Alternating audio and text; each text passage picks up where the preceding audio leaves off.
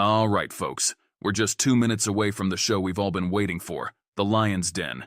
You know it's about to be crazy, interesting, and downright hilarious tonight. If you've been here before, you already know why this is one of the few shows that keeps you glued to the screen the entire time. The host, fearless. What can I say? The man's a legend. Handsome, well-built, and an intellectual powerhouse. Quick-witted doesn't even begin to describe him. This guy handles every topic like a pro and never misses a beat. And you can't forget Keenal from Black Man Travels. Deep thinker, always dropping knowledge, bringing those big conversations that really make you sit back and reflect. He's all about opening up your mind to new perspectives. Oh, and when Ronan steps in, it's a whole different vibe. The man brings balance, discipline, and humor all wrapped into one. He's the kind of guy that can crack you up 1 second and drop wisdom the next.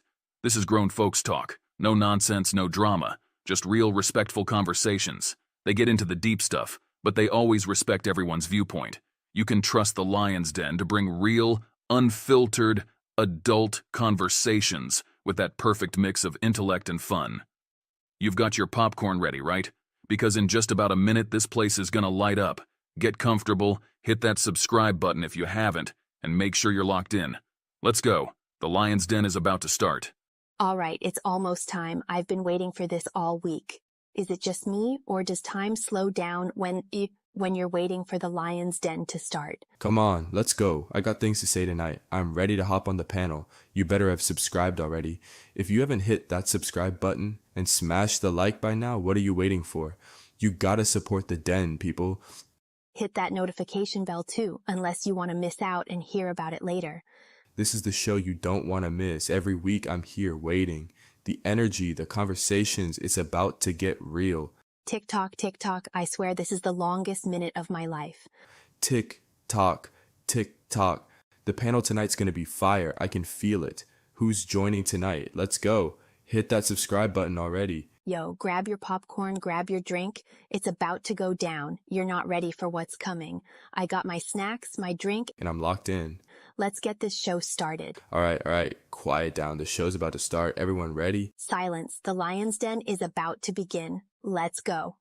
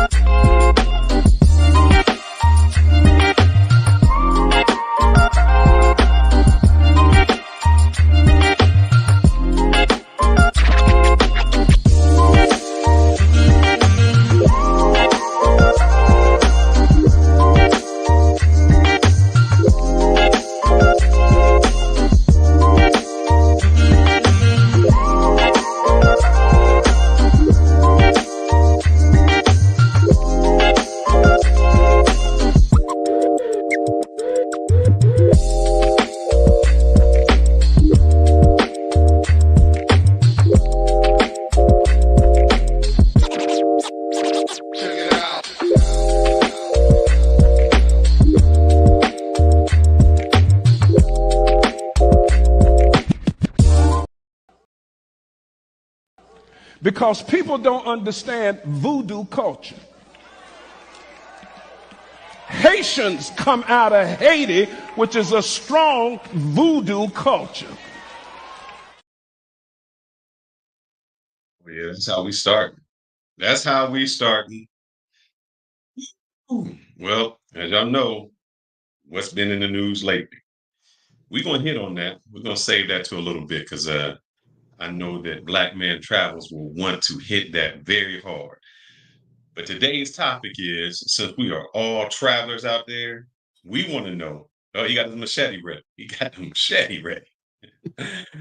We want to know, how does politics shape your travel and your cultural perceptions? We're going to play some clips. We want to know about that.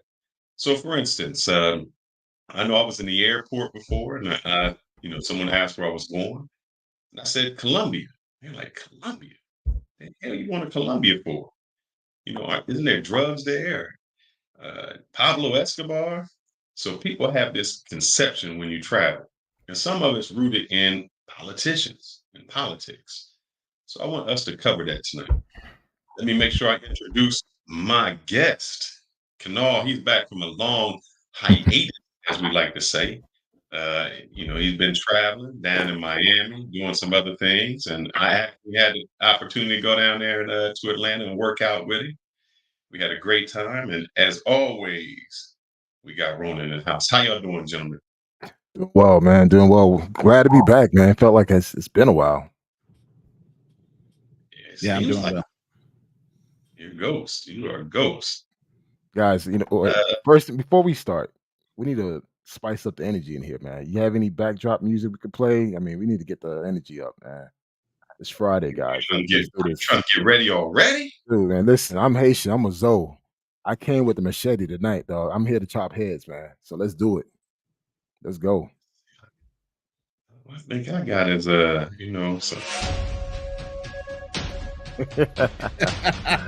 I'm not Native American. I'm a Zoe. It's a big difference, man. Play some kumpa. Now play some kumpa, man. Play some reggae. Play some of that. I love hip hop. Hey guys, what's up, man? This is your boy Kanal, aka Black Man Travels. I've been gone for a minute, and I've been traveling. I've been taking care of family stuff. So glad to be back on the Lions Den. Super excited to join this conversation. A lot of you folks been talking about my Haitian people, man. So I'm here to set things straight. But before we get to that hot topic, man, we have a variety of different topics that we're going to talk about.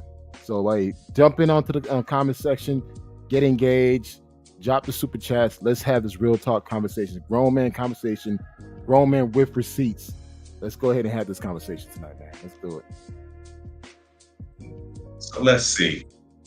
What do you think when you think of Colombia? I was just in Colombia.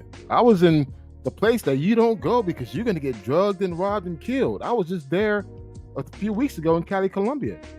And I had an amazing great time. But based on what social media and all some of these YouTubers are saying, don't go to Colombia. It's not safe. I mean, dude, even though Colombia is the size of Texas, don't go to Colombia. But hey, I just got back from Colombia with amazing great time. Went for the Afro-Colombian Festival. Great food, great people, great music, great everything. But if you let the media tell it, don't go there. You're gonna get kidnapped. You're gonna get drugged, robbed, killed. Your kidney stolen, whatever. Cartel's gonna kidnap you. I don't know. That is true. So let's see what they do say about it. And I think that's what happens when people who have not been, they get a perception of it. This is the perception. So what we're going to do is play a few perceptions from each country that we like to visit.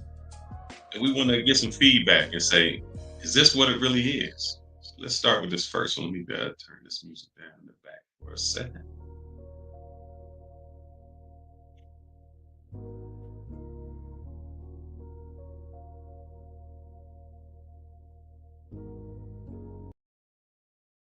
Sorry about that, folks.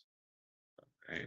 When I'm at the airport and I say I'm going to Colombia, there's two things that come to mind to people. This is the first. Seizure in Colombia. Authorities there confiscating 12 tons of cocaine worth more than $3 million US. President Juan Manuel Santos describes this as the nation's largest drug bust. Hundreds of anti-narcotics officers in 4 simultaneous operations found the cocaine buried underground at various banana plantations. Now, it's a stereotype. I've been there plenty of times. I've never seen drugs. I mean, I've even went to the grave of Pablo Escobar. Wait a minute. You sound like you were looking for it. You out there looking for it? Well, I was looking for something to get me high, but it wasn't actually drugs. Okay. Well, I mean, Fearless, before you continue, let the world know what cities you've been to in Colombia. Let's do that first. Cali, Bogota, Medellin, Cartagena, Santa Marta. I can't get the B one correct. The one that I have not visited and you have is San Andreas, the island. So it's been on my list to go and I haven't been there. And to some small other places, but Okay, Oh, okay.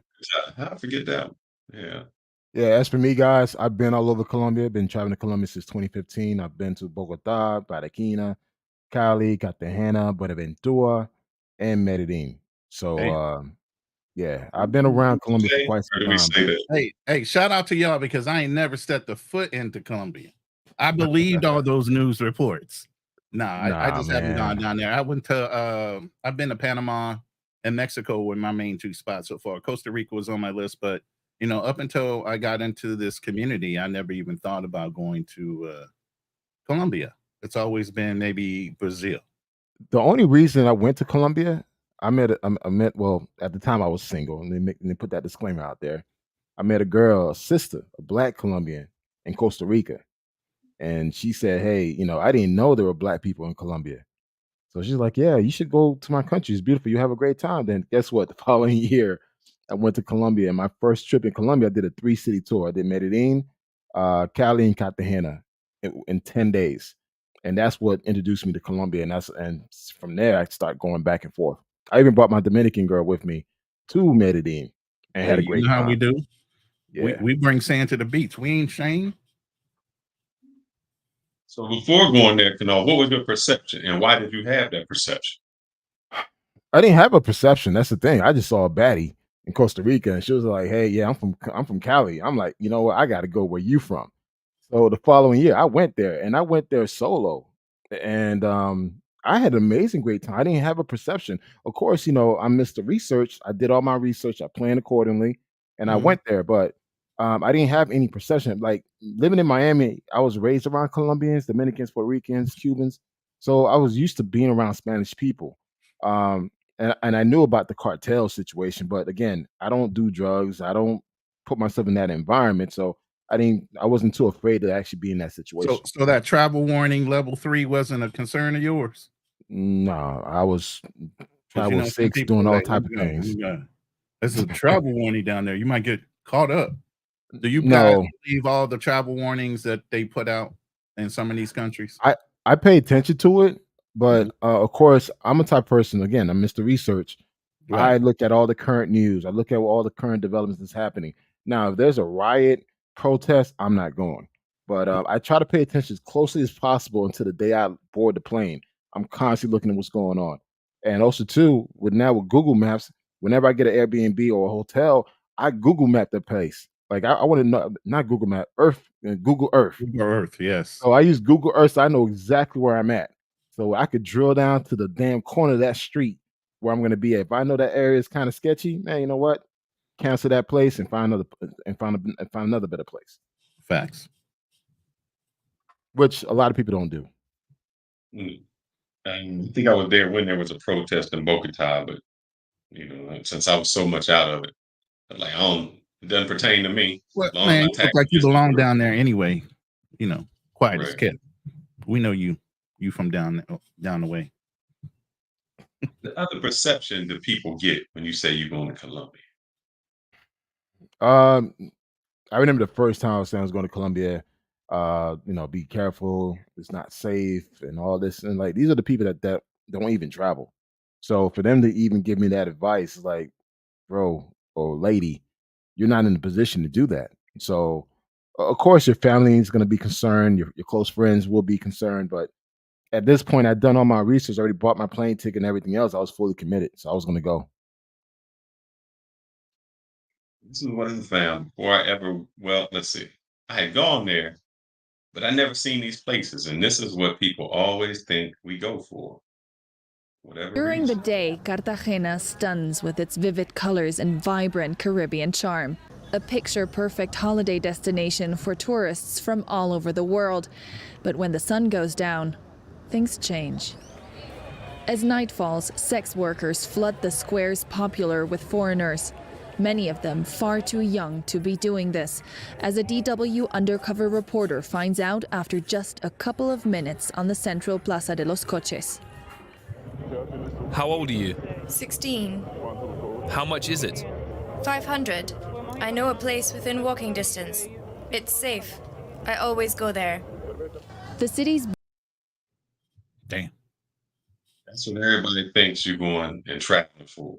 So when you say, "Oh, I'm going to Colombia," they never think of the culture, Guadalupe. I'm going to the museums. I'm going here. It's always that aspect. Do you think that's the news that does that? Do you think what's the perception or you think we've done it? Social media. I think social media did it because when I was going to Colombia at the time, no one wasn't studying Colombia like that. It was like I think Colombia started to pick up during the pandemic and after the pandemic when all these Passport Bros content creators or travel content creators will start showing these videos. Keep in mind, a lot of these activities that goes on in these countries have always been going on for like decades, and no one knew about it until social media popped up. So when I was going Cartagena, it wasn't like that at all, and that 500, that's grossly overpriced. But again, Do pesos. I was like yeah, dollars. that's what I said. Is it pesos or dollars? Because 500 mil pesos is like, okay, $500? No. But even then, it's just like the police in Cartagena, they're very strict, man. They constantly checking for IDs and everything else. So the fact that the so-called news reporter was able to meet someone instantly, underage, 500, come on, that's like what a coincidence. How many people did he talk to before he actually found that one chick? Yeah, I mean, they say in minutes. So literally, by the time they got there, the first person that they approach is okay. This person's on. It's like, come on, it's not even like that. And it just seems that we really I think that the politics and other things alter the way we travel. I know we say it doesn't, but there's places that I've thought twice about. So I'm like, I don't know. And I know we have one of our good friends, a friend of the show. There's a place that he just will not go to. He said he will not. And this is what he thinks this place is like for whatever reason. What? Are you Thai? Yes. How old are you? 20. 20. Yes. You look great tonight. What are you wearing? Almost nothing. Is that your real eye color? No. No? What color is your eye lens. normally? Oh my god. No, face not beautiful. You are beautiful. No. Yeah. What? But I'm Everyone. not lady. You're not a lady? Yes. What are you? I'm lady boy. You don't believe me? People think you go to Thailand and everybody you see is a lady boy. Woo! That's Andrew is rolling around in his seat right now. Look, guys, understand Thailand is so massive, and I've been to Thailand. Fearless been to Thailand. Roland, have you been to Thailand? Absolutely. I've been to multiple cities. I'm not some of your typical travelers that just go to Pattaya. I've been to Bangkok, Chiang Mai, Chiang Rai, Phuket, then Pattaya. And if you're looking for lady boys, you're gonna find them. If you're not looking for them, you're not gonna meet them. That's what it is. I mean, they're out there, you can see it, but they're all staggered in one particular area. So if you constantly bump into lady boys, you're literally in the area where you're not supposed to be in. I had to question why you in that area. Yeah. So the whole fear of because the lady boys, and especially someone that doesn't do their research and really understand, like, hey, listen, there's a whole country beyond the red light district. You're not gonna meet the lady boys outside the red light districts. It is what it is. Drew, what we talking about? We can get there. We talking about your perceptions when you go somewhere. Perceptions of this. One is because we're going to transform into the big news that Donald Trump was talking about, but we want to set the profile. Good catch, because you got stuck on the transport. People started to wonder, you about to what? What news you about to break up out of here with? Correct. I mean, guys, all right. I'm gonna say this. I was in Thailand for 2 weeks, and I was able to explore the country, from different sides of the country. If you see a lady boy, it's just like whatever. Like I guess because I'm from Miami, I'm used to seeing certain lifestyles. That didn't bother me. And again, they look at you. If you look at them back and you give them the goo goo gaga eyes, like, "Hey, I'm open for business." Yeah, they're gonna freaking come and talk to you. But if you just ignore them Oh like no thank you. man. That's one thing too. The lady boys, they're not aggressive. So it's like, hey, listen, no thank you, dude. They walk away. But again, if you're constantly meeting lady boys in Thailand, you're in one particular area within the red light district that where you're not supposed to be at, Correct. because they only hang out in key areas. If you're in that area and you're constantly meeting lady boys all over the place, brother, you probably suspect. And there's so much more to do in Thailand, man. I did the elephants, the tigers, monkeys, the islands. I mean, there's a ton of stuff to do. So I think people just get this perception, and and that's it. And we live with that perception. I mean, people say DR, you think of one thing. It's crazy. It's I crazy. mean, one thing the guys keep in mind: what about the perception people have of us as black men in these Correct. countries? Yes. There's a growing perception of black men outside the U.S., and a lot of it is not positive. And some of these dudes ain't helping it. So it's like, again, while you guys being so concerned about the perception of these other countries, you probably need to be focused on the perception that they have of you. Because right now, since the whole post-pandemic, a lot of black men have not been putting themselves in a good situation. So, most of us here on this panel are black. I mean, according to us, You according sure? to some, we haven't been. So, when you think of Africa, what is it you think of? Because this is how Americans perceive Africa. That when you go eat, this is going to be one thing you're going to do.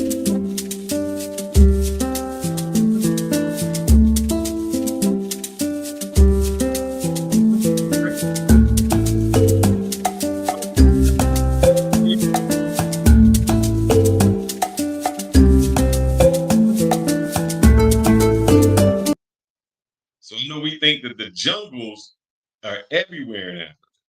And if it's not the jungles, I swear, and this is what I really, man, I ain't gonna lie, this is my perception of Africa. Man is the greatest Nigerian prince scammer ever, managing to sell an airport that doesn't exist for $242 million. Emmanuel Nwood pulled off the third largest bank fraud in history. Nwood was formerly the director of the Union Bank of Nigeria. Using his experience as a bank director, he impersonated the Central Bank of Nigeria and set up a meeting with a Brazilian bank. Nwood convinced the bank to invest in a yet-to-be-built airport for 242 million USD. When an audit of the bank found that $242 million was just sitting in a random Cayman Islands bank account, a huge criminal task force was put together. Nwood received 25 years in prison and his assets were confiscated. However, after his release in 2006, Nwood filed a lawsuit and was actually able to recover $52 million worth of his assets. And now you know that. Wow. People thinking there's a safari going on with some lions chasing me and the gazelles are after me, or every brother I meet over there is a Nigerian prince scammer. So I'm part of it. Well, the thing is, I've been to the continent of Africa, and it's not what you think it is. I've seen Bentleys, Range Rovers, mansions. No, not mansions, compounds. Compounds. That's what they call it. No, it's not. Everyone's not starving with flies around their faces.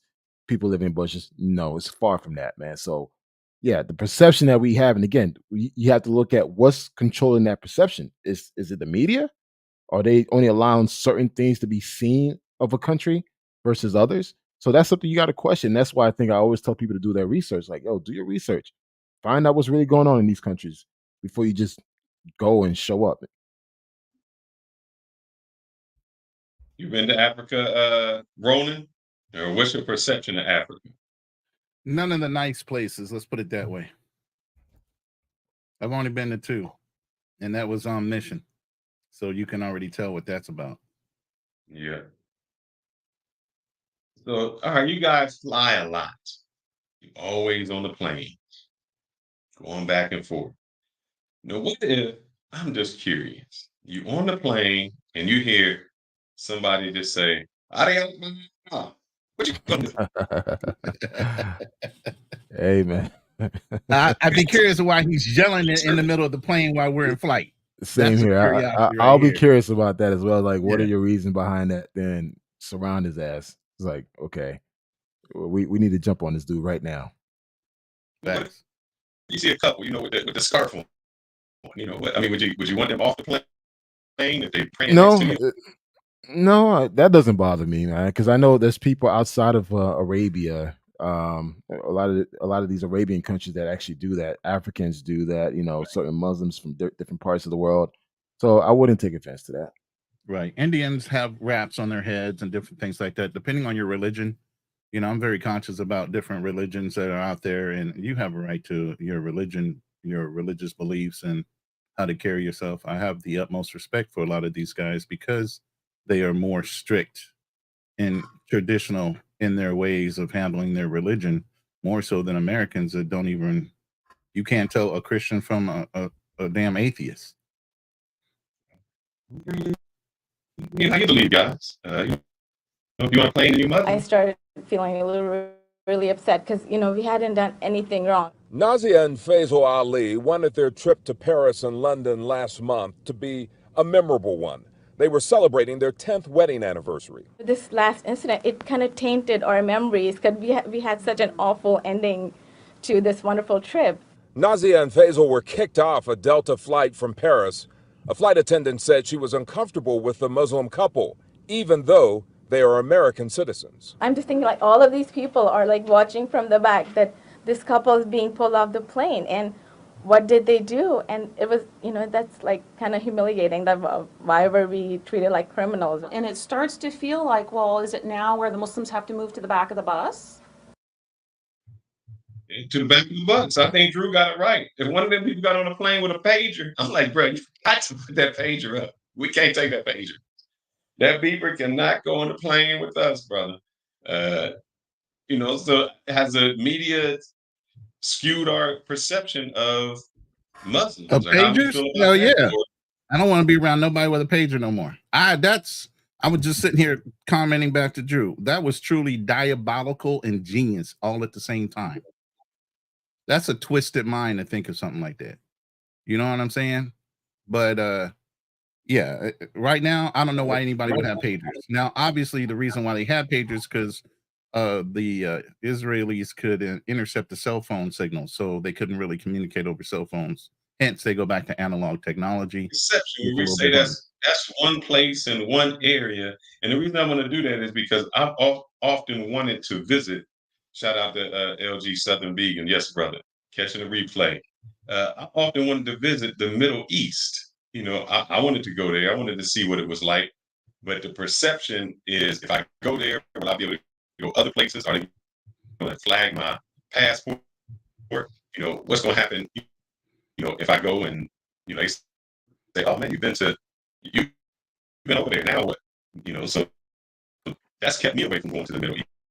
Hey, Fearless, there's something wrong with your sound. I'm hearing a lot of static on your end. And you're speeding up and slowing down. Right. Let me take all this off, my brothers. I'll play this video and I'll switch it. So this is what has kept me from the Middle East, my friends. And I think it's we're still hearing the static, man. The static and the speed play. Give me a second, friends. Let me remove myself, and then you guys talk. Give me 2 seconds. All right, guys. So I'm gonna go ahead and take over. Hey, so all right, so we're talking about perception, and the thing is, it's like a lot of people who have all these perceptions about certain people, culture, places. These are the people that never travel. That's why you really got to be mindful who are to the people that you're currently listening to. If someone's constantly giving you advice or giving you tips and whatever, and they never actually done those things, don't listen to them. Like, don't waste your time. You'd be amazed the fact that you're able to travel as much as frequent as you want and do the things you want. A lot of people within your circle as well as outside will hate on you. So always be mindful of that, man. When you're telling someone where you're going, oh, be careful, or this and that, whatever. Like shit, I could go pump gas right now in Atlanta and get shot, robbed, or whatever. So the thing is, am I safe here in the States or overseas, we don't know. But the thing is, always keep your head on the swivel. Pay attention where you at. And again, if you're overseas, guys, and you're an American, don't be fucking cheap. Stay in a place where it's safe. Oh, I want to experience the culture. So you're gonna stay in some cheap ass $25 a day hotel somewhere in the damn central area where you could get robbed, drugged, get your kidney stones. I don't know. So guys, if you out there traveling, man, look, treat yourself. Don't cheat yourself, man. Make sure wherever you staying, you know what? Wherever you rest your head, make sure it's a safe place. Make sure there's 24-hour security, cameras, they check IDs. Put the effort. Because guess what? When you come back home, do you stay in a rundown neighborhood? More than likely, no. So why would you do that overseas? Right. And whatever perception someone may have of you traveling to a particular country, don't listen to them, especially if that person never traveled or doesn't even have a passport. You say that. And I'm gonna we about to switch gears here in 2 seconds because what you say, I think we all have been skewed. So let me play this one clip if I can find it real quick. If not, let's forget about it. Let's get into what we really came here for. Our friend, our Still ex-president, happening. I still got stuff. Yeah. That's what he said. I don't know if you got too many windows open or No, what I you're have no doing. windows open, and my speed is at really fast. Maybe because you're about to share something, that's when it does it. Nope, I ain't even opened it up yet. Let me see my camera. Nope. I don't know, my friends. Let's see if I turn this You're off. fine right now. So whatever was, I don't know. See, now we're hearing feedback. Oh, guess I turned something off now. Let's see if I turn this on. No feedback, right? Check. No I feedback. guess Good. I guess the there's I forgot what I was gonna say. The world wants It's us the to go ahead and ex-president. get to the topic. Yeah, they're not ready. So let's do this. Let's see how we start. This is how my man started. Yep, it is when he's about to play something.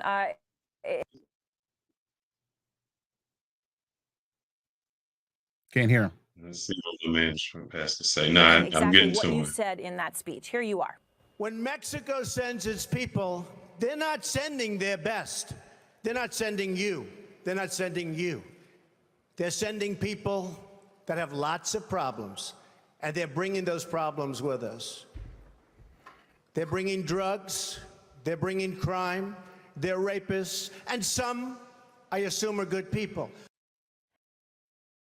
So I know we said perceptions don't matter. He wanted to build a wall because of that. We have a whole group of people that's saying Mexicans are coming over with drugs. Some don't even want to travel to Mexico. So how do you think our politics have shaped our travel? It's affected it. In regards to what? Like people not traveling or People not traveling. Not only that, people not traveling. Mexicans that get here, what do they say? You rapists. You bringing drugs over. What do you think? I mean, Americans will always have a negative stereotype towards certain immigrants. If you're an immigrant coming from Europe, hey, they probably favor you more than an immigrant coming from South America or Central America. Let's keep it, let's just keep it real as much as possible. You know, I don't know what's the fearfulness of immigrants coming here or Americans not traveling. Dude, that's your life. Don't let someone else dictate the way that you should live your life. And when I was in Mexico City in April, there was a lot of Americans living in Mexico right now. They left the United States and having an amazing expat life right now because due to cost of living and healthcare, a lot of people are actually moving to Mexico where Mexicans are actually protesting that gringos are taking over their cities. Yeah. So I think that's completely false because Mexicans right now in certain cities in Mexico are literally protesting against gringos. Yeah, we're running up their cost of living. Yep. So we're running up their property values. I mean, DR same way, Colombia same way. Every country we've gone into, we've run up the values to where the locals cannot afford to live anymore. And I'll tell you this right now, when I was in El Salvador a couple of years ago, there's a growing expat community of Americans. Ecuador, growing expat communities of Americans. Panama, Costa Rica, tons of Americans are leaving the U.S., especially the more high income folks. They've taken their resources and going to these countries for cheaper living and quality of life. And that's a fact. True. We say that, but I think that it does have an effect, a real effect. Let's talk about hate. We might as well go ahead and open that can of worms. You know what Ain't no can of worms, though. You talking to a Zoe, dog. I tell you, bro. Listen, we stay ready, bro. We stay ready. We stay. Look, let me tell you something. Hey, hold up. Let me tell you something about Haitian people, dog. You fuck with us, you're gonna find out real quick, dude. I keep one in my house, and I still got other weapons. So it's just like, hey, listen. I wish the N word would. He'll get his hand chopped off, and trust me, they're all sharp. So let's hear what they said about the Haitians, my brother, and see if you agree. In Springfield, they're eating the dogs, the people that came in. They're eating the cats. They're eating the pets of the people that live there. And this is what's happening in our country, and it's a shame.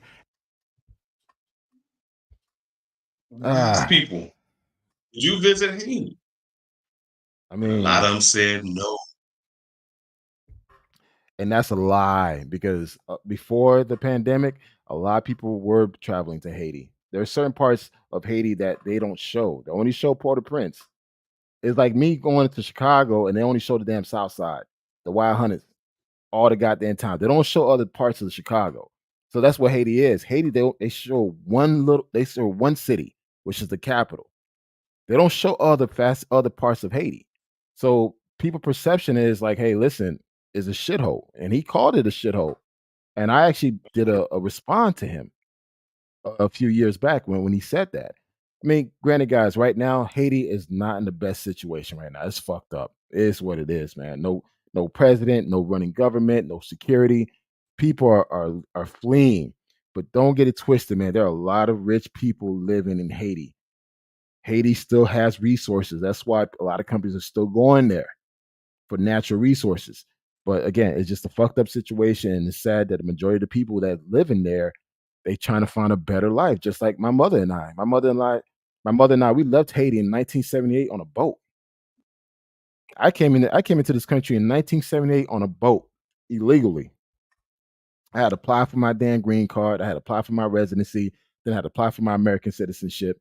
And again, a lot of people wouldn't know that because I don't have an accent, but I've been here since 1978. And the Haitians that do come to the United States, we are hardworking people. You don't hear a lot of bad shit about Haitians doing this, Haitians doing that. It's just now that you're hearing this so-called cat eating thing. But most Haitians that come to the U.S., we're very hardworking people.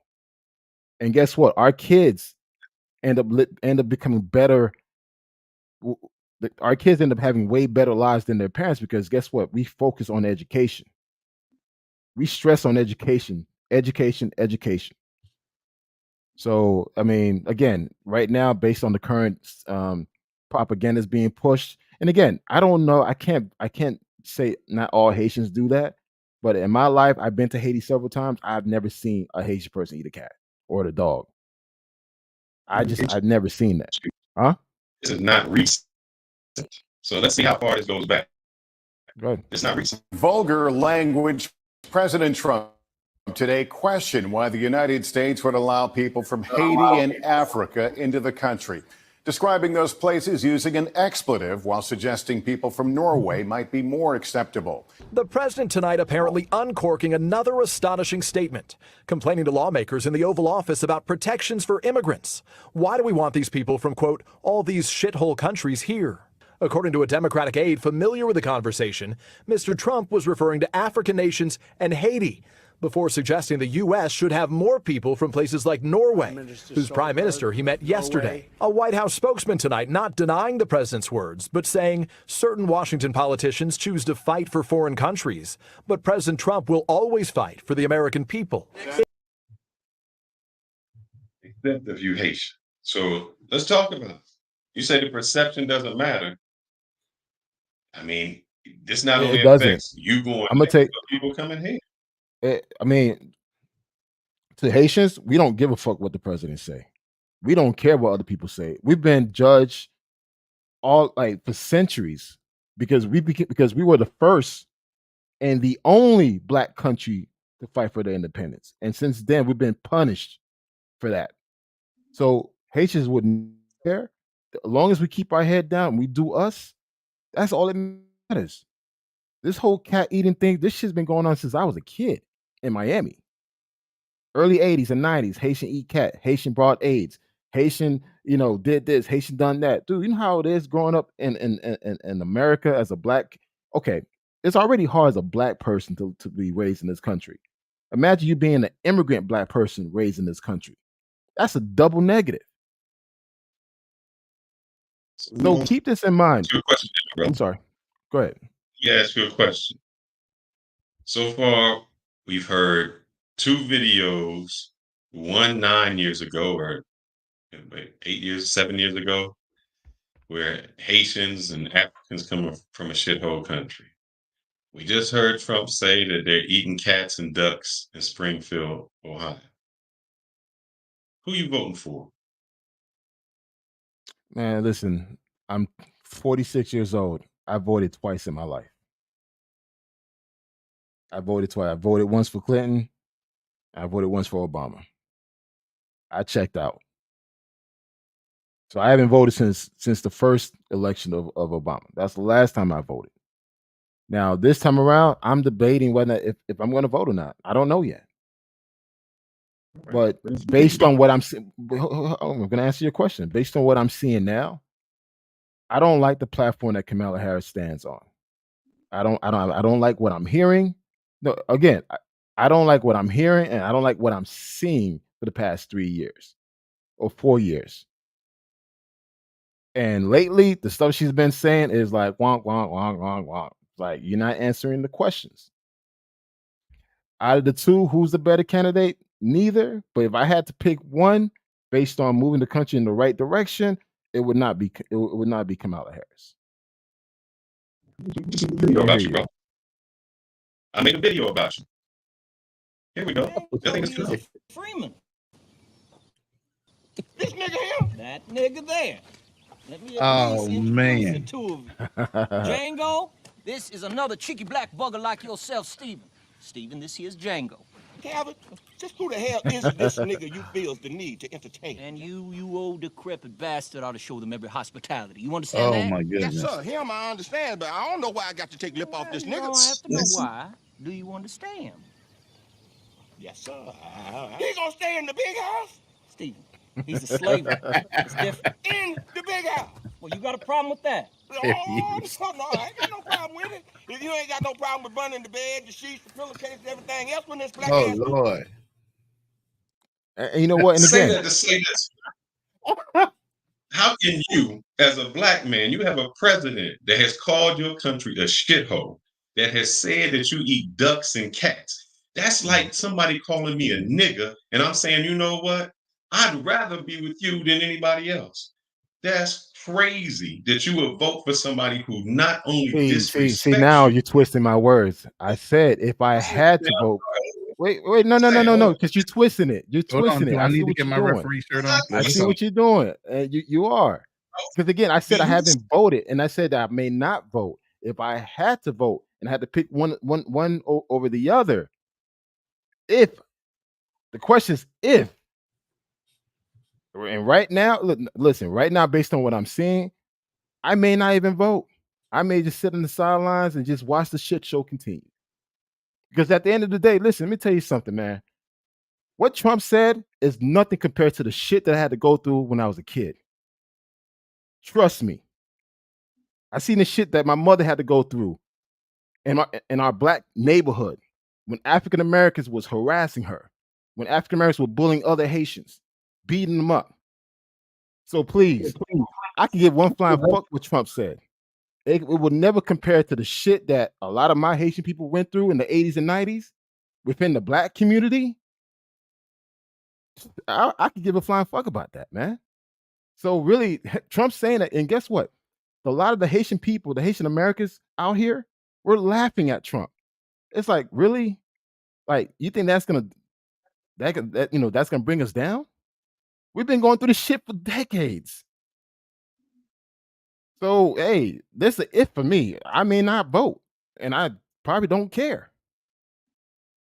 So I can't be a hypocrite or a Trump or a coon when I don't. If I checked out.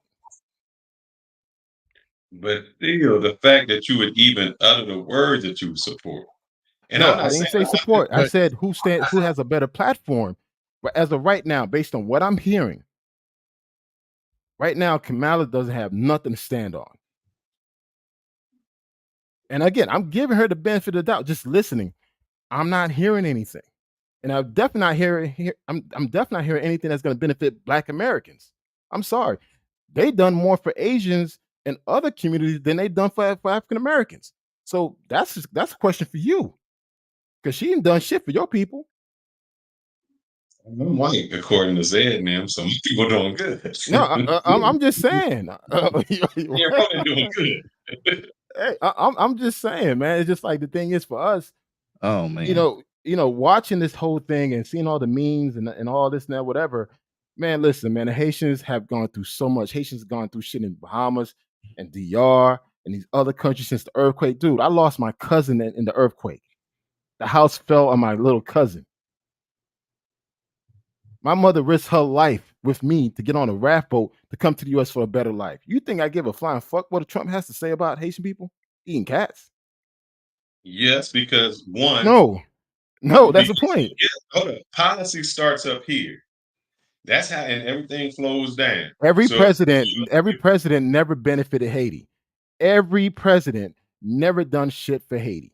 Never. And they never will. It's what it is. Haitians have to build Haiti. We can't rely on Americans. We cannot rely on any other countries.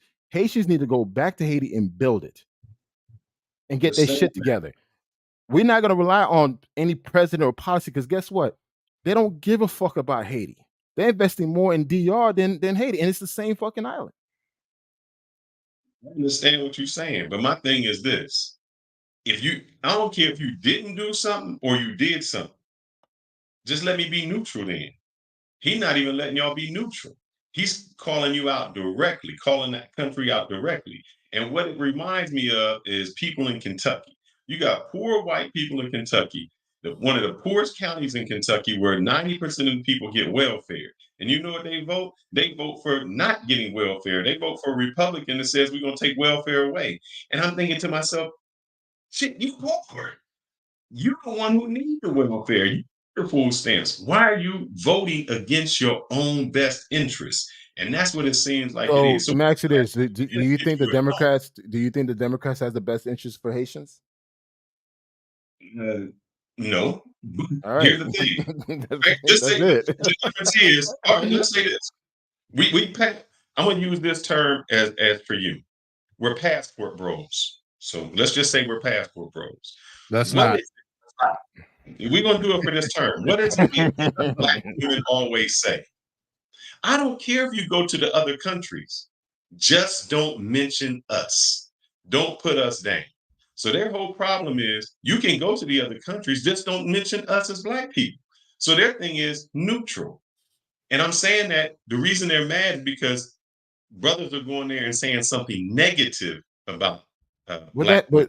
But what that has to do with Haitians, That's the though? same thing with him. If you say, look, if you ain't going to help the country, that's good. But why even say anything negative about it? And again, I'm still in the Haitian community. We don't give a fuck, man. We don't care. This has been going on for decades, man. We don't care. We got our heads down, focus on, making sure our family's okay, get an education, and just trying to get a better life. That's it. You got the first Haitians that have been here for decades. They just want to continue their family legacy, becoming doctors, lawyers, engineers. Because in a Haitian household, if you're not a doctor, lawyer, engineer, you're a failure. And the thing is, somebody who really don't like you, or and the reason I say that is I'm gonna play this clip, and this is what I want to show you why there's a big difference. There's a big difference, and I want you to see the difference. I'm gonna play one clip, Now I'm going to play another clip, and then I want you to comment on the first clip. So this is the one that you sent me. Let me see. This is the sacrifice. 1 second. I'm sorry. Sacrifice. When I saw the debate the other night, and I heard what President Trump talked about eating cats and dogs, I thought he had gotten senile. But there are things that people don't know and understand that he was strategically trying to put out. The illegal immigration policies that are going on in this nation is getting ready to reshape America like never before. And y'all don't see it because you got a corrupt media that won't tell you the truth. They are bringing millions of people into this country, and they are shipping them around to different cities all over the United States. And the media won't tell you nothing. Because people don't understand voodoo culture. Haitians come out of Haiti, which is a strong voodoo culture. He coming for y'all's neck. Even the Venezuelan gangs are bringing their culture to our nation, and they are taking over cities right now, and the police can't do nothing with them. Wow. Voodoo culture requires sacrifice. In other words, bring me an animal, and that represents you, and I want you to lay it on the altar and give it to me as a sacrifice. But in voodoo, you eat the animals that you bring to the sacrifice. They give those animals because they need them for sacrifice. They kill the animals, and then they are taught that if you eat the animal, you will get more power inside of you.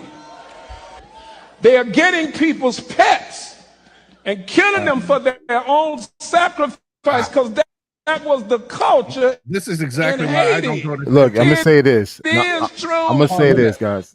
Go ahead. I'm gonna say something. Before you say that, Organization gap. No. He was Just smart stop. enough to put it out. before you say that, I want to show you a difference. I want to show you a difference, and then we'll comment on them both. No. Wait. I want to comment to this one first before you play the next one. No, we're gonna go back. Just give me a second. I just want to do a comparison for you. Just 1 second. A rooftop in the old city to carry out a controversial practice, ritual sacrifice. Under the watch of high security, the sheep is brought to a secluded area. Religious followers continue to make final preparations. Out of the eye of the public, the sheep is slaughtered. Its blood is brought out for ritual use. To complete the sacrifice, the lamb is skinned and displayed for the group. The body is cooked to be eaten later that night. The reason I wanted you to listen to both was because you said it doesn't matter. It does matter because you got two different people doing the same exact thing. One is called voodoo and they're worse and they bad, and the other is called, oh, this is our religious thing. So that's why I said it always comes from the top down. So that perception that we killing it because of we want to do sacrifice and we voodoo. If you saying the black people that you grew up with came at you, it's because it came from the top. We're going to do voodoo. We're going to kill animals and we're going to sacrifice. But if somebody over in the Middle East does the same thing that somebody in Haiti does, it's viewed as different. It's viewed as religious. I understand, but when you're talking to a group of people that is currently in survival mode, they have a very tunnel vision, very tunnel mindset. They could care less what's going on around them. Because they trying to focus on surviving. They trying to focus on getting their shit together. So that's why when I say we don't care, because we've been hearing it for ages. So I mean, right now you have this whole thing. The reason why Haiti is the way it is because of voodoo. No, is the way it is because it's poor economics. That's the reason why it's in the current state. poor economics and bad dictatorships and resource stealing. They stole a lot of our resources out of that country. So it wasn't voodoo. And in regards to that pastor, this is the type of shit that promotes hate. Because when I was growing up, Haitian kids got jumped by African American kids. We got chased, thrown rocks at, got hit, everything. Let me show you one interesting story. My mother was taking me to school. It was pouring and raining. And at the time, my mother lived in an immigrant community in Miami called Attapata. And my mom's waiting the bus. She's late already for work, and she's taking me to school. The bus pulls up, a bunch of Haitians at the bus stop. The bus driver heard my mom speaking Creole, and guess what he did? He closed the door and pulled off. My mother had to walk me in the fucking rain a few blocks to catch another bus. And she was crying because she thought she was going to lose her job. I was a fucking kid. I never forgot that shit. You have Caribbean people in South Florida who would not fuck with African Americans because the hardship and the shit they've gone through in their childhood. You do this, you do that, you do this, and not knowing that we all live in the same community, in the black community, but yet we're treated different because you know, I'm from Haiti or he's from Jamaica, he's from Bahamas. We're treated differently. So a lot of people don't pay attention to that. A lot of Haitian folks don't pay attention to that, and as well as the Haitian Americans, the influent Haitian Americans, they're laughing at it. It's like, are you serious? We're going back to that again? So, I mean, my thing is like, yes, there's a different perception when a lot of countries do practice sacrifice and voodoo. You got Cuba. Cuba does it. DR does it. Puerto Rico does it. Mostly a lot of the Caribbean countries do it. African countries do it. But somehow Haiti is all negative. But yet, Cuba and Puerto Rico do Santeria, which is voodoo. But it's not negative. It's positive. It's a religion. But it's the same exact thing. So for me, back to why do you think that is? Meaning, because it's we're okay black. to go to It's called Cuba. melanated people. We're black, That's man. why. Come on, man. We're black. Melanated people All are right, treated so now different let's in get to political where do you lives. think that comes Hold on, from? Judith. Who Hold do on, you think hold on. is shaping your travel? Don't you Hold on. think that's the perception of politics shaping your travel? You No, think it a black doesn't. dude said, "I don't like black dudes because they black" It when you came doesn't. over It doesn't. If that was the case, then I should just stay in my house and don't go out. Shit, me going to work, me being a black person, the corporate level as a VP, shit, I'm treated a certain way.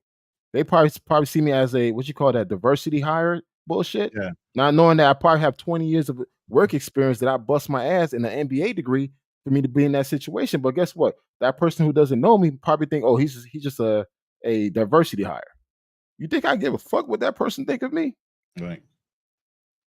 I could care less, especially overseas. Dude, come on. How often have we gone to Europe, even certain parts of South America and even Asia? You walk in the store, they following you because they think you have no money. You can't afford this. They assume those things.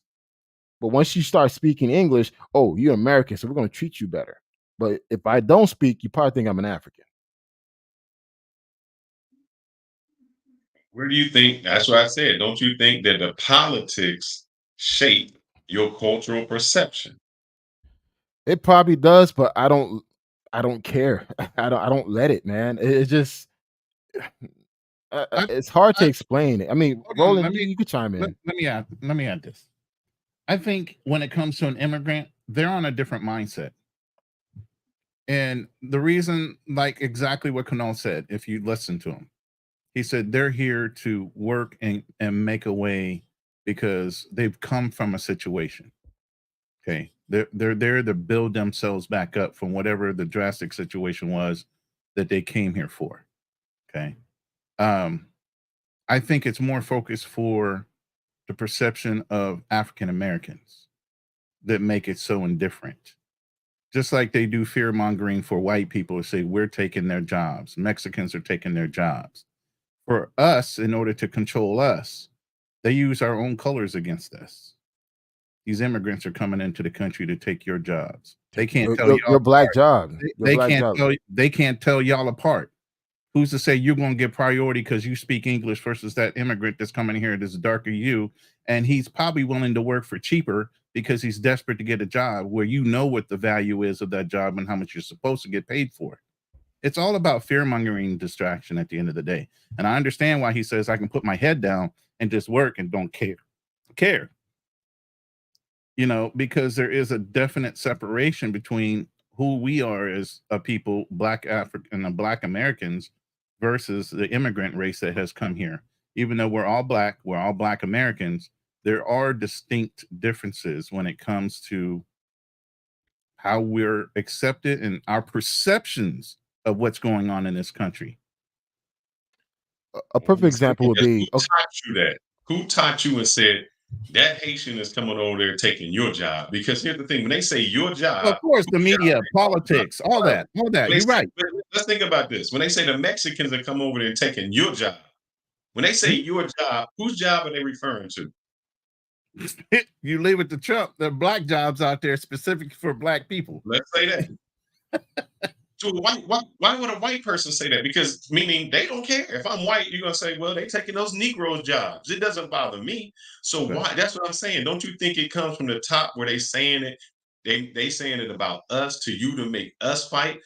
It doesn't affect a white person because they're not taking your job. If you listen to the way he worded it, I would agree with you. He worded it in such a way to turn Black people against Black people.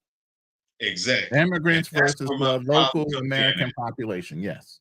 He used it in that way. He didn't say overall white people should be affected by this. He's saying they're taking Black jobs from Black people, not white jobs from white people. You saying you grew up and Black people came at you. But why do you think that was? Why would Black people have an issue? Because we were taught that way. They put in your mind that we in come competition. on. All right. It's like this, man. You live in the hood, bro. I lived in the hood. I lived in the projects in Miami. So we already crabs in the barrel mindset in the hood. So you have a group of Black folks coming into your projects that have less than you. They're easy target, easy prey. Is what it is. It's the survival of the fittest. So I mean, I understand how things play now, but as a kid, I didn't understand that. Like, why we're getting picked on? Why we're getting jumped every day after school? It got to the point where we started carrying knives in our pocket, and dudes were getting stabbed.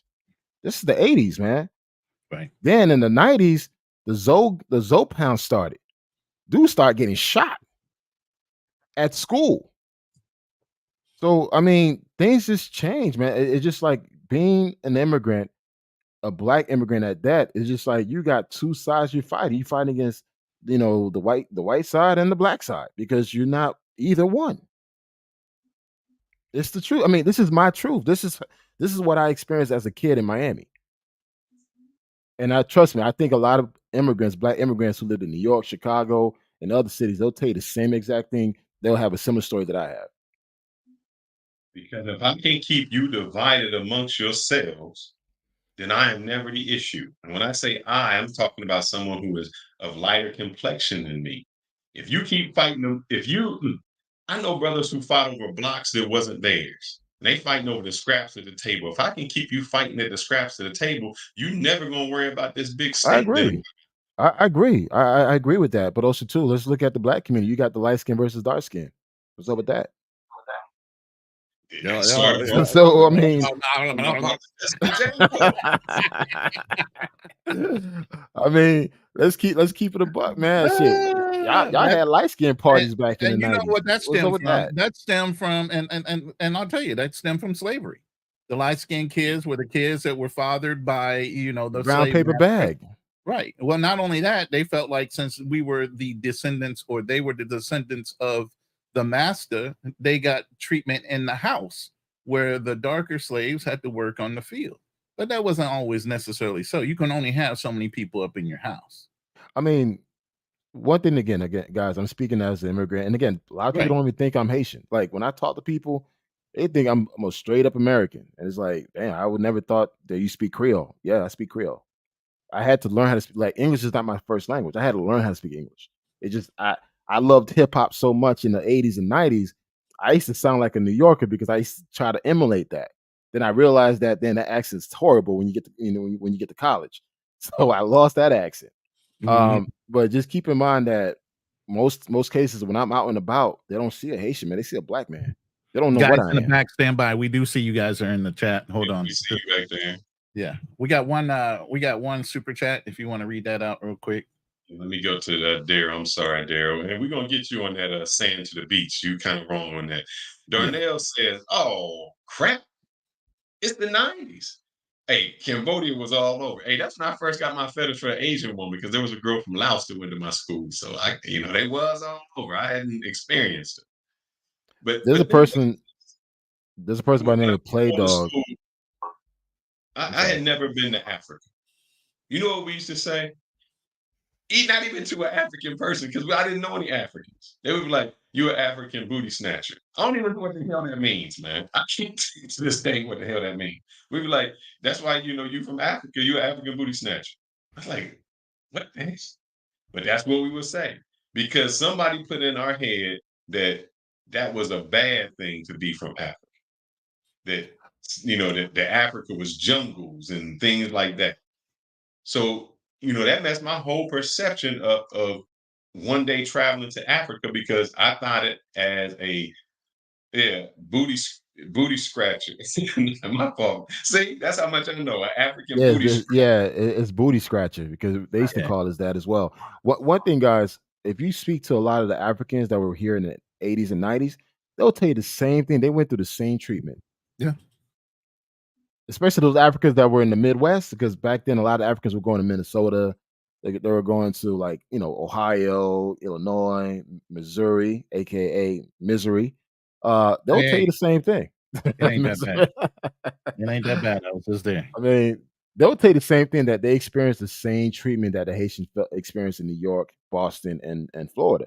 So it is what it is. It's just we're different. But Hispanics don't do that. Hispanics, they click up, man. Hey, they don't care where you're from. Hey, you're Spanish. I speak Spanish. All right, let's do this shit together. But blacks, we don't do that, man, at all. We got the Caribbeans on one side, African Americans on one side, Africans on one side. We don't come together as one. And to be honest, and to be honest, it would never happen. This whole unison, African unity bullshit, that should never happen because we're all crabs in a barrel on each side. Yeah. Even within our own race. When Latinos come here, they at least share a common language. So they share a common language and a common culture. So they can, somebody from Mexico and somebody from DR and somebody from Venezuela can both listen to Bad Bunny. Bad Bunny and dance together and celebrate. Well, we can't. Where we all divided like that. Our food isn't the same. We're gonna eat soul food. You're gonna eat Caribbean food. I know people that never even seen plantains. They still call them bananas because they don't know what the hell it is. So you want to hear something crazy? I was with my ex-wife at the time. She's from Chicago and she's African American. And we went to a restaurant. I never forget. We went to a soul food restaurant. I saw collard greens for the first time. And I was like, "Yo, what the hell is that?" And the dude looked at me. He's collard greens. Like, "What is collard greens?" He's like, "You black? You should know that." I'm like, "Nah, dude, I'm Haitian." He's like, "I don't know what the hell that means." And even like chitlin, I had chitlin for the first time in Mississippi. Like, what the hell is this? You didn't like that shit. I tried it. I spit it out, and they all were laughing at me. Yeah, and I it was spit it like, out too. Don't worry about it. Everybody don't. No, like but I'm just saying, because even though I'm black, again, people look at me, they'll assume that I'm American, but the culture, a lot of the African American experience, I learned that through my ex-wife, being with her, going to the house parties, doing the picnics and all that stuff. I mean, that was my experience of like, okay, wow, not every black person is ghetto, because my exposure to African Americans in Miami were all ghetto. I was in the projects. It was all hood dudes, grilled up, goatee, de las, choppers. That's the type of black people that I grew up on. I moved to Chicago. I'm exposed to a whole different set of black people. Oh, yeah. Middle class, upper class, elite, fraternity, sororities, doctors, lawyers, engineers, scientists, professors. Dude, night and day difference. And it's like, by being exposed to that type of African American, that made me proud. It's like, wow, I could do that too. But when you're living in Miami, again, guys, Miami was hood. People think of South Beach, Miami Beach, but once you cross over that bridge, Miami's hood as hell. And you're not gonna see that what you see in Chicago. So for me, I've got more appreciation for the African American culture and the African American contribution to this country because I start seeing and hearing positive things. Before it was all negative. But it didn't shape your perception. Or I'm It was saying my it did. environment. It was my environment. I was in the projects. I was in the hood. And I Do you wasn't think around that white people. when they write stories and you get, and that's what I'm saying, we write Bro, stories. I was When you seeing this outside my overseas, block. no, but when you people, all right, let's talk about this. We're talking about how where we travel. But I know you've gone to places, and what's their perception? I know. Look. Somebody showed a video of with Kendrick in Cartagena, Mhm. and what they doing to him? I know you've been to Cartagena, and I said, man, you know how many times I have raps about me? Them brothers walk in the street, and be like, there he is, they're the Rock, the Mike Tyson. I'm like, so they automatically think they can be like, yo, what's up, my nigga? What's up, bro? So don't you think that they are shaped by the culture? Because I know a lot of brothers don't go in there and say that to them. So if they shape, don't you think the politicians shape how their perception of us, our perception of them? I was told We're gonna bring you guys I, up right after. I was told by several Africans that when Caucasians was going to, like those missionaries were going to Africa, they were literally telling Africans to stay away from African Americans. They were telling the Africans, hey, don't be around African Americans because they're low lives, they're not educated, they steal and all that stuff. So that's the perception that the Africans coming into the US because they were taught that, hey, don't be around a certain group of black folks. Be, because you are better. And again, and that's why during the 80s and 90s, the Africans kind of kept to themselves, man. They never really try to, like, you probably seen it, Roland, Fairley, they kind of kept to themselves, even at the university level. They kept to themselves. They didn't join the black student unions. Like even that, like even I went to undergrad in Miami. The Africans kept to themselves, the Caribbean kept to themselves, and the African Americans kept to themselves. It was never any unison on the campus. So, hey. Oh shit. We got 3 people waiting to get involved in this conversation. We're gonna do 2 things before we do it. I'm gonna play our tagline, but before we do that, I just want a 30-second before we bring the group up, your perception of how politics may have changed your travel experience to the good or to the bad. Kanal, let's go. You go first, my brother. Politics made me more aware. It made me more subconsciously aware as far as where I'm going. Yes, there is a perception of me. I'm dark skinned compared to these 2 light skinned dudes on the panel. So I am treated a little more harsh, where I'm being followed, and they probably think I'm broke. If I'm hanging around Roland and Fearless, I'm the broke one. So it is what it is. But I think politics does play a role. I pay attention to that, and I think based on our current environment with social media, information, especially false information, is being spread a lot quicker. So whatever the perception that the media is giving us about black men or American men is going to be shown across the world, and it's what it is. Hence the passport bros. I mean, a lot of you guys are not being liked or being looked at in a positive manner based on what's being pushed out there. Your perception, right? How your perception changed where you want to go. I know you've been in the military, so it might be a little different. Well, being in the military, they force you to go places. It don't matter whether you want to or not. They don't ask you. You just go. But all of them have been pleasurable to me. I've never had a bad experience while I was in the military, while I was traveling. The biggest thing with politics is the biases that all the politicians put out there. For whatever reason, in order to control the masses, the fear mongering and the biases, and the biases are heavier on the melanated countries than the European nations. The lighter the European nation is, the more preference they're going to get. And even to the point of Arabs. Arabs actually have a good are being brought over in good opinion, and they're actually giving a passport that says white. They literally are being included in the white portion of America coming from Arab nations, especially the OPEC nations. Okay, so I mean, there was a whole thing with the Egyptian teacher that came over, and he refused to have that moniker, and he was going to an all-white, well, he was teaching at an all-white school, and they were proud to boast to their parents that this was an all-white school. They had all-white headmasters and teachers until this Egyptian guy said, no, I'm not white. I'm other than white. I'm not white. So that started the whole thing. So yeah, there's a lot of biases when it comes to that. And you can call that part of the white power structure when it comes to America and not wanting to lose control of America through the good old boy network, even though the white race is dying off a little bit more every year and other races are catching up to them as far as the majority. And that's what they're fearful of. They're basically outbreeding the white people. That's why part of the politics is to outlaw abortions. Why is that? Because more white people are getting abortions than people of melanated skin. So yeah, there's political driven things even in our own culture, let alone going to other countries. And of course, like I said, all melanated countries are shithole countries. All European nations are great. When we know that's a load of crap. We know there are just as many advanced melanated countries as there are European nations. So absolutely. And I'm done. It affects, I think it affects my travel, how I perceive, the same way that Kanal said that we light skinned, we're going to be rich. They're going to look at him like, he can fight and he probably swinging a mandingo, that. And you know what? I don't mind that stereotype because I deliver. Because I get it. Shit. Hey, you know what? Hey, you know what? That's one stereotype I don't mind having, especially in Asia and Europe, boy. I don't mind that stereotype.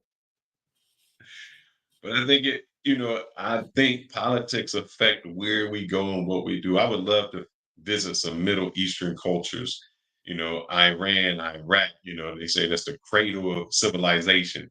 But what I've been told, don't go there. Hey, stay away from it. I'd like to go to some other spots, but even, politics kind of plays a part in those stereotypes. They get into it, even though Haiti is right next to DR, and I've seen pictures. I'm always hesitant because people there still have a perception of, oh, that's Haiti, that's this. They do that. No, Iran. Oh man, we're Iraq. Oh, Iran. That's what people don't know. The Persians were there, man. That is what we don't know is when we invaded Iran, there was things that was so historical from Mesopotamia, all of that. They are historical. We don't hear that. Just like somebody says, why go to Africa? Why go here? You wouldn't know because what you've been told is don't go there. I say this, man. If you're allowing the media, social media, or other people dictate how to travel, how to live, stay your ass in the house. Like really. Stay in the house. Don't even try. Don't even bother Springfield, Ohio, traveling. anytime soon to eat some barbecue? The sky is falling. What's that? Is he gonna go to Springfield, Ohio, and eat some barbecue? I would. I wouldn't would. give a fuck what they serve me. You know how many different things I've eaten all over the world? Monkey meat, dog. I've eaten dog already. I've had everything. You name it. I was a Marine. I got dared to eat whatever the fuck was put in front of me, especially when you joined. Hey, listen, I've eaten shit. I was in South Africa. I ate a springbok. I ate an ostrich. I ate a wildebeest. I ate a lizard. I mean, again, I can't look. I'm not saying that Haitians don't. Me personally, I've been to Haiti several times, different parts of Haiti, and I even show different parts of Haiti in my Facebook group. I've never seen anybody who ate a cat or dog. And now, why all of a sudden in Ohio, Springfield, Ohio, there's tons of Haitian eating cats and dogs, but in the island, we don't really see that often. Yeah. So again, but at the same time, I don't know what suffered from that for years. Yeah, Why is there no not cats new. and dogs in the Asian neighborhoods? Because they're frying them all up in stir fries. You don't know what you're eating when you go to the fast food Chinese place. I mean, you've had those kind of stereotypes for years now. But I can tell you some facts. There's 22 countries that actually do eat dog. Horse meat was a delicacy in a lot of different places. Even America, we used to eat dogs, cats, and horses. Rolling Fearless. I just shared this with you via WhatsApp. Idaho just passed a new law that it's okay to cannibalize your goddamn neighbor. Right. I can eat my neighbor now. There are human. Why you guys are worrying about Haitians eating cat? You should be worrying about your neighbor trying to look at you and probably have you as the on their side plate in the coming months. There are people eating human meat in America. Look, I'm gonna be honest with you guys, and then I'm gonna let these guys go. I've eaten a lot of cat in my life. I've eaten some kitty. You got to be the fool, man. Hey, you know I've what? had all kind of flavors for kitty. I can tell you that much. I'm gonna say this, man. Kitty. I put a post of me eating cat and the other cat. Man, I got so many damn likes from the ladies, man. I had to take it down, man. The wife was like, "Oh, why all these girls liking your damn post?" I was like, "Okay, let me take it down." So, hey. Let me play this for you guys, and then I'm gonna bring you guys from the back up front. Give us about 1 minute and 7 seconds. Hey, those other cats purr too. That's right. Warning, some viewers may find the following footage deeply disturbing. Welcome to the Lion's Den podcast. Before we dive into today's episode, we have a brief disclaimer to share. The views and opinions expressed by the guests on the Lion's Den podcast are their own and do not necessarily reflect the official policy or position of the Lion's Den podcast, its hosts, or affiliates. All content provided by our guests is of their opinion and is not intended to malign anyone or anything. Additionally, by participating in the Lion's Den podcast, our guests grant permission for their likeness, voice, and views shared during the podcast to be recorded and used in future episodes, promotional materials, and any other content produced by the Lion's Den podcast. This permission is granted without any expectation of compensation or royalties. Thank you for understanding, and we hope you enjoy today's episode of the Lion's Den podcast. See this?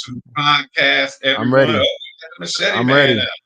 Hey, this is what we stand by. This is what the Zoes stand by. Zoes, we stand by this machete. Hold on. So hey, all my Zoes, we stay up with machetes, bro. So it's like, listen, man. Hold on. This is our culture. This is our culture right here. I gotta hold on for a second. You know what I'm saying? I got it right here. You know what I'm saying? See, this is our culture, dog. Ain't no fucking voodoo, dog. You come fuck with a Haitian dog and find out what the fuck's gonna happen to you. This is our culture right here, dog. Look, you gonna get chopped the fuck up. There's one in my office and one downstairs. The one downstairs is larger. It's a compact. You feel? See, bruh. See, that's what Zoes do. That's what Zoes. This is our culture. So, hey, sir. See, now this shit's about to get wild up. Now, let's go. Okay. What's going on, gentlemen? Since you are so welcome to the show, we got a passport blueprint and Darnell we'll get to. But I want to ask you a question, sir. Do you think that somehow he got the shield? He got the sword and the shield. Okay. Do you think somehow what Trump said affects your community, affects how people perceive you, and do you think that some of those things affect how people travel? Well, if I could go first, I think the perception has always been there. This is not new. It's just that they have a magnifying glass on it. Now, this is stuff that has been said for years about Haitian people. So it's not new to us. We grew up hearing it. We heard it, even though ourselves we have not, indulged in the feline or the canine. We've heard stories about people indulging in that for whatever reason, and we've just kind of be like, okay, well, I've never seen it. I've never had it in my house, so technically, to me, we don't indulge. So that perception is just always going to be there because ignorance is just going to feed ignorance, and we just rock with it. It's just that now it's getting a big spotlight because of this presidential race. So do you think that comes from the top down? Do you think leadership? Hold on. Don't do a follow-up question. Let everybody else answer the first question. Oh, I'm sorry. It gets deeper. Blueprint, go ahead. Just to share with you guys a story. When I was living in Israel, 2018, they have this contest similar to American Idol. It's called Eurovision, and in 2018, I forgot the name of the singer, but an Israeli singer won the competition. Basically, what the rules are is that if you win it, the next country hosts the competition. So this Israeli singer, she won it, and obviously Israel's going to host it. Obviously, with the situation that goes on in Israel with the Palestinians, a lot of people didn't go to Israel to see the Eurovision. And so with the whole concept of what you guys saying about politics affecting travel, yeah, that does play a role, because a lot of people didn't go to Israel to see this the 2019 competition because of the way Israel has treated the Palestinians. Okay. So to answer the general question of the conversation, yeah, politics do play a role in that. Okay. So has it ever played a role in your travel? My travels, when I plan my travels, politics do kind of play a role in terms of which destination, I have to be careful about where I'm going. Like currently, like right now, I want to go back to Israel because I went to school there in Israel. But because of the current situation that's going on, which is really, really bad, I don't want to go there because, what they're doing right now, it's, they basically not following the rules of war. They're not following the Geneva Convention. They're just doing whatever they want to. And if they're able to do whatever they want to, what do you think they're going to do to me when I get over there? They see now African American, the economy sucks right now over there. What do you think they're going to do? They're going to start scamming. They're going to take advantage of me. So why should I go over there? Okay. Over to you, sir. Darnell? Well, absolutely. Politics, does play a role in travel. You just look at, anytime there's always, something that happens. Like, I think they were two Marines that got, they were assaulted in Turkey, for example. I mean, let's face it, the American policy in the Middle East has never been very popular, and our support of Israel, again, is one of those issues that's not very popular. You have that, and then I think Black Man Travel said it earlier, the term ugly American. That's very true. I mean, the term ugly American, where you got Americans that like to go out there. Some of them were service members, but majority of them are just, I want to say, entitled Americans that just like going overseas. But one of the things though too is that when our nation does certain things, you got to remember, when you travel, it's like going to somebody else, going into someone else's home. When you're in their home country, it's like going into their home and stuff, right? So there's certain things, anytime you go visit someone's home, you're always on your best behavior. And a lot of times Americans aren't. And I always say, like, when foreigners come to my city, my city's starting to blow up now where we're getting foreigners. I try to treat all the foreigners with respect. I want them coming back. I want their tourist dollars coming back into my city. We're growing. So I always try to treat them with respect. I don't like places that rip them off and things of that nature. So, I try not to, because me being a traveler myself, I don't like when that stuff happens to me. I see that Black Man Travels has his beautiful wife there. I wonder how she even shows she's married to a Haitian. I wonder how her stereotype is with Haitians. But before we go there, Buck Travels, how you doing today, sir? Question is, before we get deep into it, does politics affect your travel? And if it has or has not, what has been your experience with it? So, first off, salute to the panel. Salute everybody in the panel. Politics. I mean, I just avoid countries that have problems, issues with the United States. So, like, I'm not gonna go to a country like Iran, for example, or Russia, or some of our, adversaries, like China, for example. So, I completely avoid those countries, and I also, when I go to the other countries that don't have problems with the U.S., I don't talk about their politics. I don't bring up their elections and all that. So I kind of avoid that aspect. I have my fun, respect the locals, do my thing. But to piggyback on the Haitian issue, I actually live 30 miles away from the Springtown, Ohio city, and I haven't seen that issue. Where are you at? What is it? Where do you I'm live? in Lewis Center. And Are you where? familiar? Delaware. Delaware. Are you familiar with Delaware, Ohio? I know Delaware Beach. Well, it was a small place when I get there, the Delaware Dam, right outside of Columbus. So I'm about up north. Uh, so Delaware County.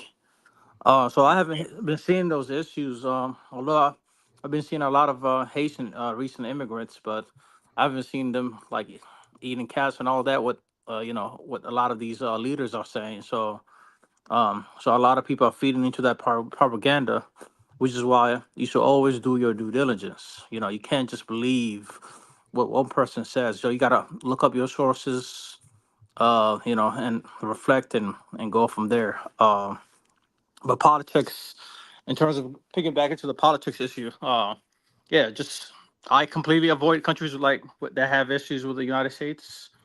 Um, and I play it safe, and yeah. Hold on, real Let's say quick you're before in you Columbus, wait, right? Phyllis. Let me ask this real quick about, because he has a unique perspective, because you still work within the government, correct? Don't you have to move a little different because of that? Buck.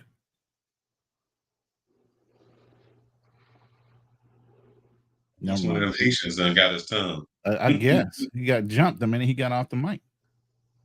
Go ahead. He over there with them Somalians. So this is for the panel also. So what is your perception of Haitians? I mean, when I was growing up, I didn't have a lot of Haitians. I don't think there was any Haitians in my neighborhood. That would be more of a Miami thing. So if you had new immigrants that came there, what was your perception? And Buck, I want to ask you that same thing, because you're in, I think, Columbus. There's a lot of Somalians. I know a lot of Africans that have come there. So has that changed your culture? Because that's one thing that everybody is scared of, that the immigrants are going to change their culture. So Hank, have you been treated differently? Do I know you are Haitian, but is there a perception that you Haitian from the island and I'm Haitian and I lived here? Do y'all separate yourselves like that? Um, that separation definitely exists. Um, because you run into, well, at least I can speak from personal experience, because I was born in the Bahamas to Haitian parents, so I had a unique upbringing. Um, so coming from an island that is not Haiti, and you grew up in a Haitian household, to encounter Haitians in the United States, it was a culture shock to them, because they're not used to hearing a certain accent come from a Haitian person. They're like, "Oh, you're not Haitian enough." I've definitely encountered that from my own people, because my Creole had a little bit of a Bahamian twang to it. So, well, not a little bit, heavy. So they were like, "Oh, um, you're not one of us. You're not from." Uh, this is from people that were not born in Haiti. They were born in the United States. Their experience was different, and they have the nerve to tell you, "Hey, you're not Haitian enough. You're not really part of the crew." So that's that's what I've encountered in my own community. But ultimately, we're all viewed the same at the end of the day, because that red and blue flag, once you wear it, that's who you are. Understand. Passport blueprint. With everything that went on, what's your perception of Haitians or people that have come? Do you think that, the big thing is they changing the culture? Whomever that is coming to your place. I was born and raised in New York City, and we had just different cultures, and I've interacted with Haitians, and it didn't bother me. I just looked at them as, you know, just people. And I think that's the problem, even with this. I think the issue right now is we're dealing with is this open border crisis that's caused the problem that for us to have these perceptions. Because if the if this current government would do its job and control the borders like they're supposed to do, I don't think this would be an issue. But because of the fact they just open up the borders and let everybody in, and we have all these problems, that's when the biases start coming out. So, you know, for having these biases and stuff, you got to blame the government for this. Because before, I will be honest with you, if you were Haitian or whether you are Mexican or whatever, it wasn't that strong. It wasn't even really an issue. But because we have this border crisis and they just open up the floodgate and letting everybody in, you're having these biases and stuff like that. And it's even like that overseas in European countries, they having these biases with Africans and stuff like that. But the thing is, sir, the Haitians that in question, they're actually here legally. They're not here illegally. They're here legally. They have authorization to be here.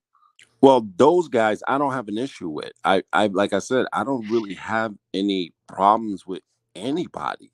But what I'm saying is that even the ones that are here legally, they're getting bunched in with the ones that are here illegally because of this whole border crisis. And that's the problem. Is this whole border issue that this administration just decided to let the whole borders open up because you got different groups of people coming in these borders, and it's causing a lot of problems. That's the issue. So would you travel to Haiti? Nope, I wouldn't travel because that's a level 4. Haiti's is a nightmare right now. That's unsafe to even travel over Haiti, there. I'm sure that Port-au-Prince or other places are nice. So what would keep you away? And when we say level 4, what level is Colombia? 3. Would you go there? Depending on the city. So why you make that distinction for Colombia and not for Haiti? Haiti's a level 4. That means do not go there. Where Colombia is level 3, it's reconsider traveling. So it's basically you can go, but you really got to be cautious about making your decisions and go there. Whereas 4, you pretty much don't want to go there. Blueprint. Let me ask you this. So you saying you would not go to a level 4, but you will go to a level 3. But how about the level 1? What countries would you consider level 1?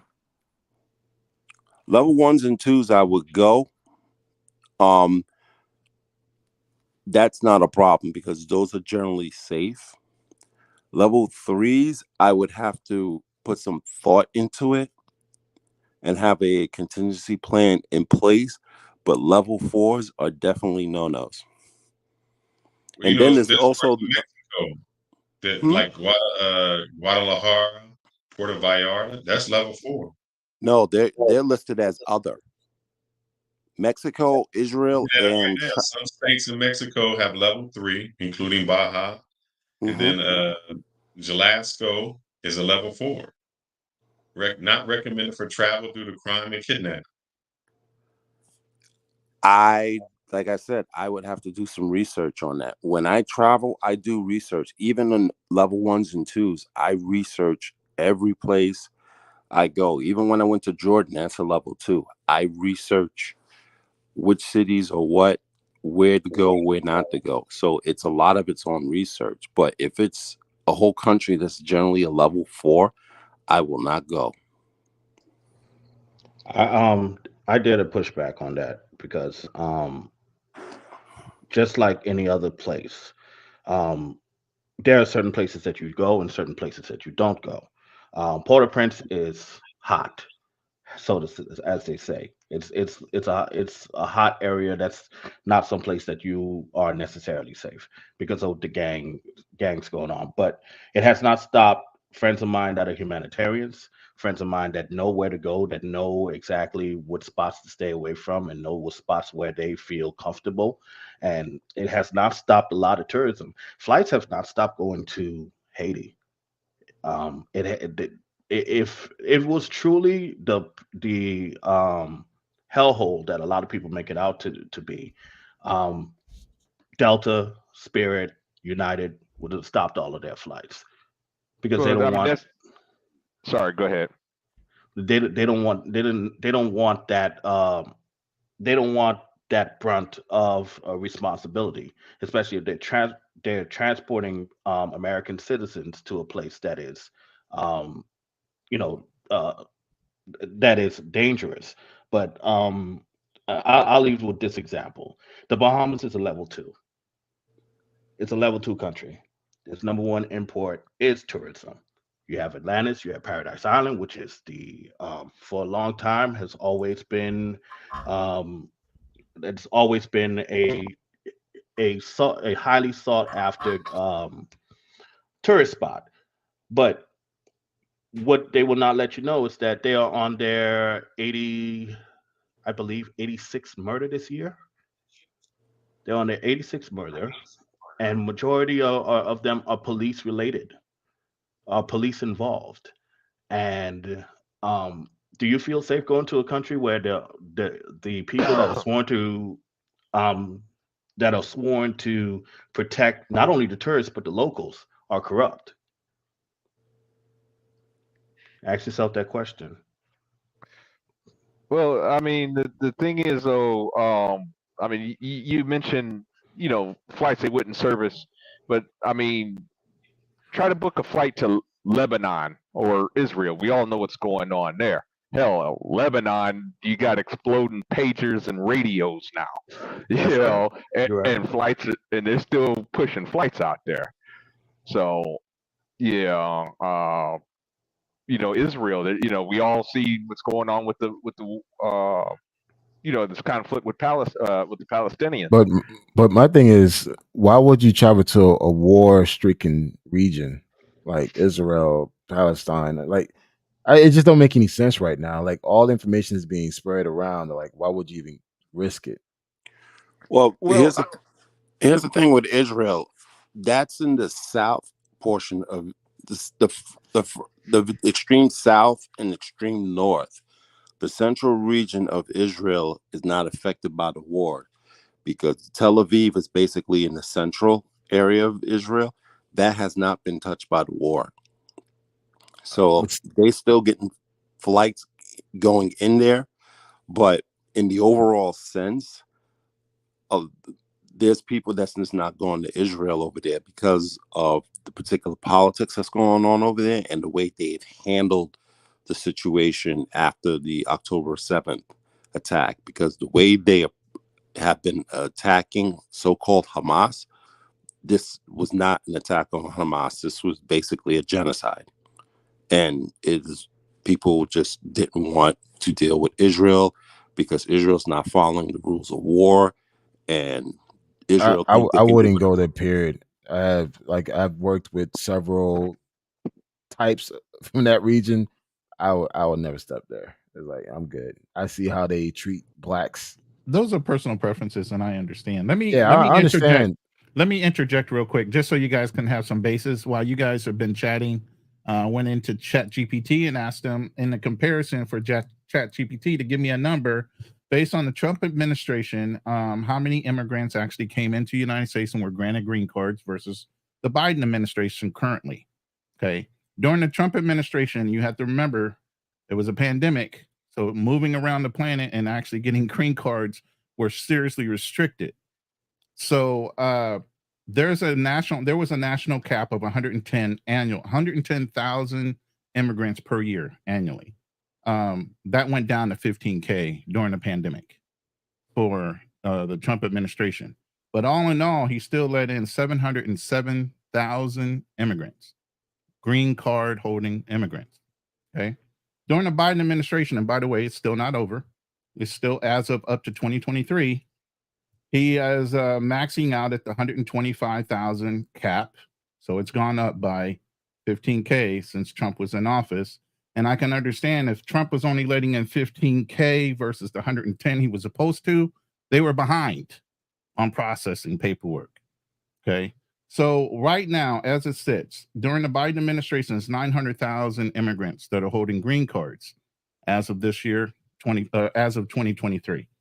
So you're only off by less than 200,000 with no pandemic versus a pandemic. So did Trump really hold back people, or was it because of the pandemic that caused it to appear like he was really holding back people? That's a question you have to ask yourself and think about for a second. Okay. So where you guys, the reason I'm saying that is where you guys are holding on to this thing where, you know, yes, the immigration policies need to be changed. There needs to be a lottery system. It needs to be a strict one. We are letting too many people in. Did Trump really do something that was so severe to hold back immigration? Now that you hear real numbers versus what's going on right now with the Biden administration, that basically almost 200,000 more than Trump, but with a non-pandemic 4-year term versus a pandemic 4-year term. And that's all I wanted to say. Go ahead with your discussion. Before you go, my question is this. What are we afraid of? Are we afraid of we let people in and the culture changes? Because that is what I hear when it comes from white folks, that Haitians, Mexicans, they're changing the culture. Even in Chinatown in San Francisco, there were Chinese people mad because some older Chinese people had come and set up cardboard boxes on the street and was selling stuff like they do in China. So is it our culture that we so scared of? What culture does America have? Because that's what they say. Y'all changing the culture. You know, so what culture do Americans have that we don't want changed? I mean, I was hearing this when I came here in the 70s, how the Haitians and other immigrants were changing the culture. We didn't do anything. We literally kind of find our little spot and build our own community. Hence why within the United States, you have tons of ethnic communities. People stay in their own little group, so it's not affecting you at all. Yes, it may give you some competition in regards to the job arena, but this is where, as an American, you should not be doing the jobs that a legal immigrant could do. That's why you should go to school, retool yourself, pick up new skills. So this whole thing. If I went down to Miami right now, how many little Havanas, Haitian town, Chinatown, There's a lot. But didn't y'all just change the culture down there? Y'all changed the neighborhood. You changed where food spots are at, you know, all of that. All of what No, we didn't change the culture. The people left. No, people left. There's no different compared to the white flight back in the 60s and 50s. White flight when black folks start moving in, all white folks picked up and left. So it's like, all right, hey, this is our community now. We didn't change it. We didn't force it. Well, why do you think they left you? But I can't understand. Why do you think they left? Because they don't want to be around you. That's it. Yeah. That's I mean, it's fear and prejudice is all it really is. I mean, you had mentioned white flight. That happened in Detroit, especially. Detroit was a highly, believe it or not, a lot of people don't know this, but Detroit used to be a highly segregated city.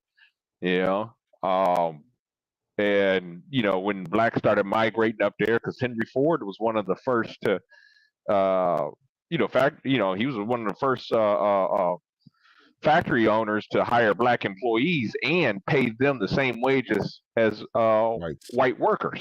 Yeah, he was one of the very first ones to do that.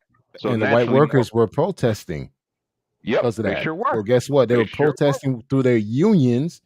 So more black folks start coming from Mississippi, Alabama, Arkansas, Georgia, Texas. Mm-hmm. Yeah, but I can't. You're at you are where you're at now. Let's just say, you know, you're a secure secure in your finances, would you go back to Haitian town in Miami? Little Haiti right now is being gentrified. Heavily. Yeah. I'm not And surprised. it's being gentrified because the area where it is, it's prime area. They've even renamed it. Yeah, what Little District, Miami District, Lower District, or something along See, those lines. I mean, they're literally trying to take back those communities because the real estate is so strong. They moved that way out in the suburbs near the goddamn Everglades. Ain't shit out there. Everybody want to be by the water. And Little So Haiti is just, if you cross the street in Little Haiti, you're in the suburbs. yeah. So I mean, personally, it's just like I still go back to Little Haiti. I still go hit up the Haitian restaurants, get my pates, get my Haitian cake. I still hit up the community. If ain't, it just got bigger. Now we have Haitian community in North Miami, Pompano, Lauderdale Hill, fucking Broward, West Palm Beach. There's the Haitian community started from Little Haiti are now everywhere. And I wanted to expound a little bit on what Fearless was asking about the cultures. For a very long time, I think it's everybody's understanding that white culture has been the supreme being, right? They controlled the music, they controlled the television, they controlled the radio, they controlled the messaging for a very long time. Despite Haitians coming in, despite Italians coming in, despite Cubans coming in, and all these other cultures coming in, they still had a certain status quo. I think after a while, fast forward to where we are now, that's all has all to like that's all began to dwindle now because so many cultures have their own media, so many cultures have their own genres, so many cultures have their own way of messaging and getting their word out, so much so that it influences the mainstream. And I think that's where the culture, their culture, is threatened, and that's why they feel so threatened because I hope I'm not offending nobody, but that old rinky-dink radio that used to play nothing but Alan Jackson and Johnny Cash is playing commercials in Spanish. Hey, I'm a big fan of Johnny Cash. What's wrong with I'm you? a big fan of Johnny Cash. Don't get it twisted. George Strait, all of them. Look, but I got to be honest with you, though, sir. I mean, you mentioned that like white culture was king back in the day. That's not true. Why do you think they were ripping off the black community? Well, yes, they were. That's the thing. I'm not saying that they were not. They were definitely taking, but you got to look at culture. But you got to look at who was controlling those airwaves. Look at you look at Temptations. You look at all of these different music acts that had their music ripped off and had white equivalents that had more airplay. Why is that? That is because they controlled the narrative. They were able to go ahead and rip them off without so much of a band-aid. So you have to remember the white demographic was a larger demographic. It always has. It's still even to this day the larger demographic. So if you were, especially back then, if you were a black group, i.e. the Temptation, or actually let's use Big Mama Thornton for example. Okay. Yeah. Oh, she sung the song Hound Dog. Okay. Yeah. Mm-hmm. Oh, all right. Then you had Elvis Presley. Elvis Presley's known for Hound Dog. But here's the thing, is that Big Mama Thornton is lesser known about Hound Dog than Elvis Presley. Why?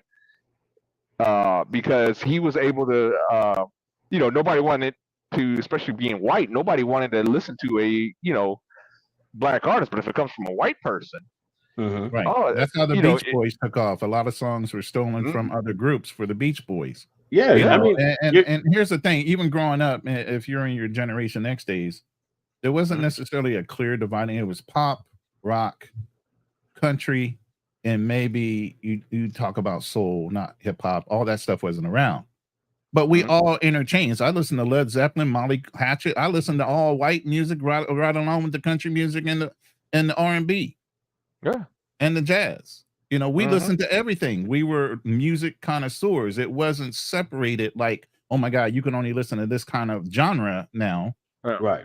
We were listening to everything. And we enjoyed everything. You're muted, Fearless. When I say change culture, let me ask you this. Why is it as Black people, we are pigeonholed to only listen to R&B, maybe some jazz and hip hop? Oh, yeah, yes, we are. I mean, No, I'm telling you you, might be. I'm not. No, I've listened to it all. But I'm telling you, if you drive down there, well, you in Houston, but you go to New York and you're a Black dude, you got a cowboy hat and you playing some Conway Twitty, they gonna say, brother, what the hell is wrong with you? They gonna look at you crazy. Yeah. So you're gonna tell me that that's not true. Matter of fact, we can take Beyonce, who had the greatest country hit, and they said, yeah, you ain't coming to the country music awards. You're not getting nothing. Doesn't matter how many records you sold. So you say we're not pigeonholed. We are pigeonholed. My first culture shock was I was in the Marine Corps in California on a base, and I heard this bumping music coming down the street. I'm expecting to see a Black guy. It was a white guy driving the car. I was like, what the? Why is he listening to our music? Mm-hmm. So we talk about changing the culture. We don't even want our culture changed. We don't want Eminem singing rap. And it was crazy for me. I went to Columbia and I went to a club and it was a techno club. He's honorary. He's an honorary member. I have a question. I mean, Eminem, you know, he still got the. I think he has the best-selling rap album, actually. I think of all time. He's an honorary member. You can't include him in the conversation. You can't. Yeah, Eminem is. He's one of ours. He's one of us. He's white Black. I have a question. I want to get back to the Haitian topic, and this is a question for Hank. You being Haitian, I was born in Bahamas. You were born in Bahamas as well. Yeah. Well, how are Haitians treated in other countries? Let's pick Bahamas and the Dominican Republic. Well, based on your experience, how would you say that? And I'll chime in as well based on my experience. Okay. Well, again, I can speak. I'm going to speak from experience and from what I've seen. Growing up in the Bahamas was inside the Haitian community that I grew up in, and I'm talking about my house, my church. Everything was lovely. When I'm around my people, everything was good. I knew what fellowship was. I knew what art and theater and literature and all of that stuff was nurtured in there, right? When I stepped out of that, I quickly hit the wall of people that looked like me, telling me that I ain't shit. That you're not supposed to be here. You'll never be anything. Your people are just known for eating cats and dogs. Y'all just shit in the street. Y'all eat out of the garbage can. Was that in Bahamas? That's the Bahamas. That's the Bahamas. But they were saying cats and dogs back then when you were growing up. Absolutely. Yeah. Wow. Absolutely. So this is not an old rumor. This is not something new. This is an old thing. Like I said at the beginning, it's just not Americans that were saying that. So these are actually Bohemians that were saying that to you. Oh yeah, and even till this day, I guarantee, I dare you to go onto Facebook or Twitter and look up the terms Bahamian and Haitian and read the comments. This is still very much going on today. The vitriol is still very much there. But Bohemian people are dark-skinned people. They are. Absolutely. And one thing, guys, all the time. So I'm kind of confused. Why would there be a distinction? Look, listen, and they will look you in the face as another dark person and say that you are lesser. Why? Because their queen told them that, don't mess with the Haitians. The English versus the French kind of thing. And here's the thing I think you said also, Hank, and I want to bring this back to BMT. You said that when you came to the United States, Haitians would say, you're not really a Haitian. Right. Just like the same thing, you a house Negro and you a field Negro. Right. So there's somebody out there that's trying to divide us because they say you aren't really what you're supposed to be. Exactly. I'll say this, guys. I say this because I was born in Bahamas, so I was born in Nassau. I went back to Nassau to see if I could become a Bahamian citizen. Go there. They told me that I'll never become a Bahamian citizen because my parents are not Bahamian. Right. Wow. So they created a special clause in order for you to become a Bahamian, a Haitian person become Bahamian. Your parents have to be Bahamian. However, that does not apply to the white folks. No, it does not. It does So, not. and that's why to this God day, damn, and if that's you why don't call to this that day, racism, and that's why to this day, I never claim Bahamian. I never claimed Bahamas. I'm from there. I was born in Nassau, Bahamas, at the Prime Minister Hospital. I'll never claim Princess that island. Margaret. Princess Margaret. Yeah, they changed. Yeah, Princess Margaret. I will never claim that fucking country. I'll Simple show as you that. something. I'll show you something right now. That's a beautiful country. To show too. you, Like I to show you said, I love exactly it. how bad it is. This So is this my includes long your form. perception. This is my long form passport, There's which is multi-pages only to that. multiple pages, all the way till I was a damn infant. Wow. This is what they give to Bahamian kids. I mean, to Haitian kids that are born in the Bahamas. They don't give you a birth certificate. They give you something that says that you're Haitian. You're not Bahamian. Yeah, Right here. I got that too. And guess what, guys? When I became an American citizen, guess what I did with that form? I ripped it apart. I ripped that shit I apart. keep it. Like, listen, I said I made a vow I will never step foot there, and I haven't since I left. I keep it. You want to know why I keep it? I keep it as a reminder. I keep it as a reminder, and I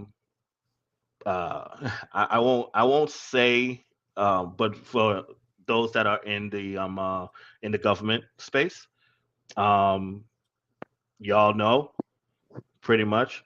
But let's just say it's full circle.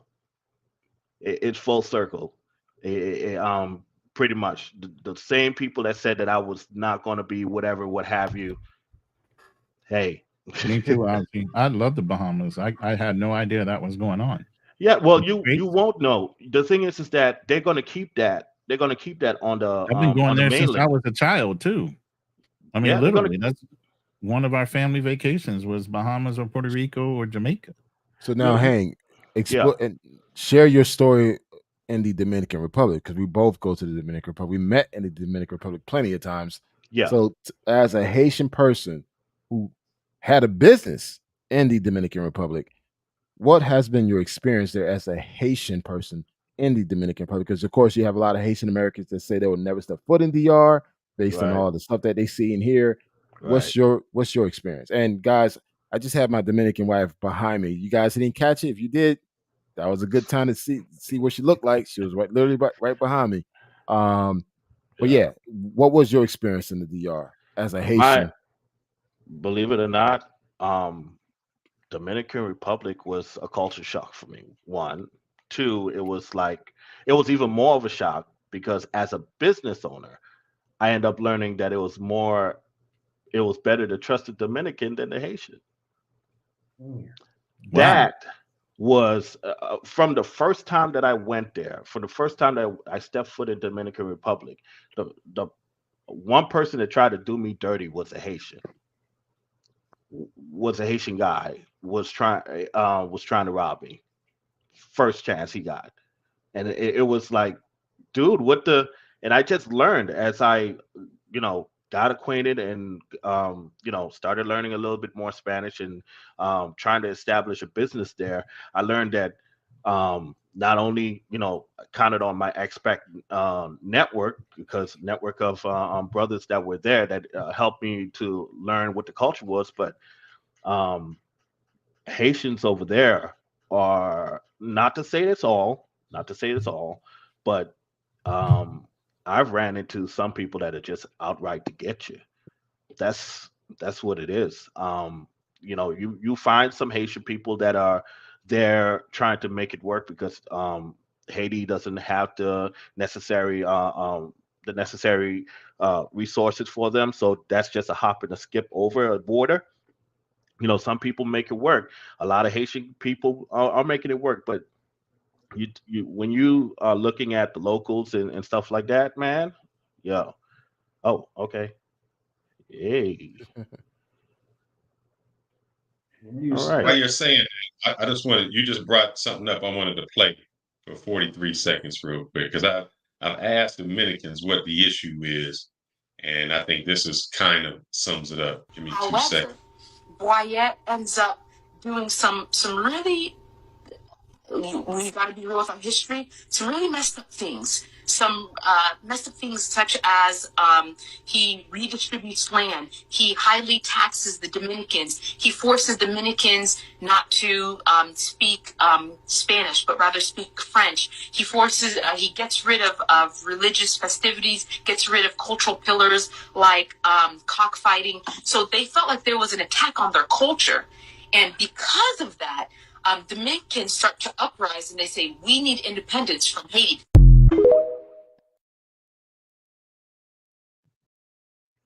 Because I was told by my wife who was there, why is there something between the Dominicans and the Haitians? And they said it went back to the time that they were conquered. It went back that far to say, hey, you had us as slaves, you had us this. And so there was a power struggle thereafter. And it's just been like that ever since. And when they say, hey, when you look at, you look at their land and look at our land, it's vastly different. They've used their resources and now they're coming to do this to our country. And I think it goes back to how we would look at Mexicans coming to the United States, the same way they would look at Haitians coming to Dominican Republic. You say, oh man, you're just using our resources. Can I say something about that? Then I'll let Hank do it. A lot of that is false. I've actually attended a history from a professor in Dominican Republic. He kind of told me the real deal. But the thing is, in regards to the jobs, most of the jobs that the Haitians doing in Dominican Republic are the jobs that Dominicans don't want to do. Right. All these sky rises that you see in Santo Domingo, Santiago, who work in them damn buildings? Haitians, because they work longer hours.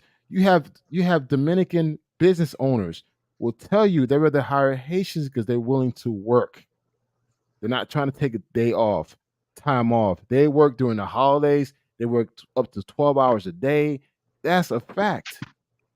So this whole notion that they come in here to utilize their resources, it's no different than Dominicans coming to the U.S. trying to utilize our resources. So at the end of the day, it's just people trying to find a better opportunity. The Haitians going there committing crimes and all that. Majority of that's not true. I mean, yes, you always have a small minority of people who do that, but most of the time, man, they just keep their head down, do the bullshit job, and go home to their family. And trust me, you speak to most Haitians, they'd rather be back in their home. They'd rather be back in their own country. It's just things just not right, man. And understand, guys, I've been to the border twice, in the north and the south. What separates Haiti and DR is the damn dirt. I could have 1 foot in DR and 1 foot in Haiti, and you wouldn't even know the difference. And one thing too, huh? Do you think there's a difference the way Hank said, where, and I don't want to put words in your mouth, Hank, where you trusted the Dominicans more than you trusted people who you would say would be your own people? Yeah, that was, well, let me go ahead and give context to that. That was when it came to business and doing business over there. There's a lot of Haitians that are there that are trying to make ends meet and that are just like Kanal says. They work their ass off and they are just working to build up enough money so they can go back. They have no intentions on staying there. That clip that you played there is very interesting because she was talking about the General Boyer, who at one point he assisted the Dominicans in getting their independence from the Spanish, which they wanted. But the thing is that what ended up happening, of course, with any military might, if they feel like they're bigger than you, that they can control you. So what ended up happening was that just like any dictatorship, he had some set rules. Look, I just helped you liberate yourselves from the Spanish. Let's get rid of everything that is Spanish, everything that is your former oppressors. Do you want to keep any of their customs? Not to say that that was right, but that's what he did. Um, and they took offense to that. They wanted to keep the things that gave them an identity, and they felt that a French led not a form. It's the battle of oppressors. It was a battle of oppressors, pretty much. It was like we just liberated you from the Spanish. Well, you used to be ran by the French, and it was like they were fighting against each other when they were really trying to get the same damn goal.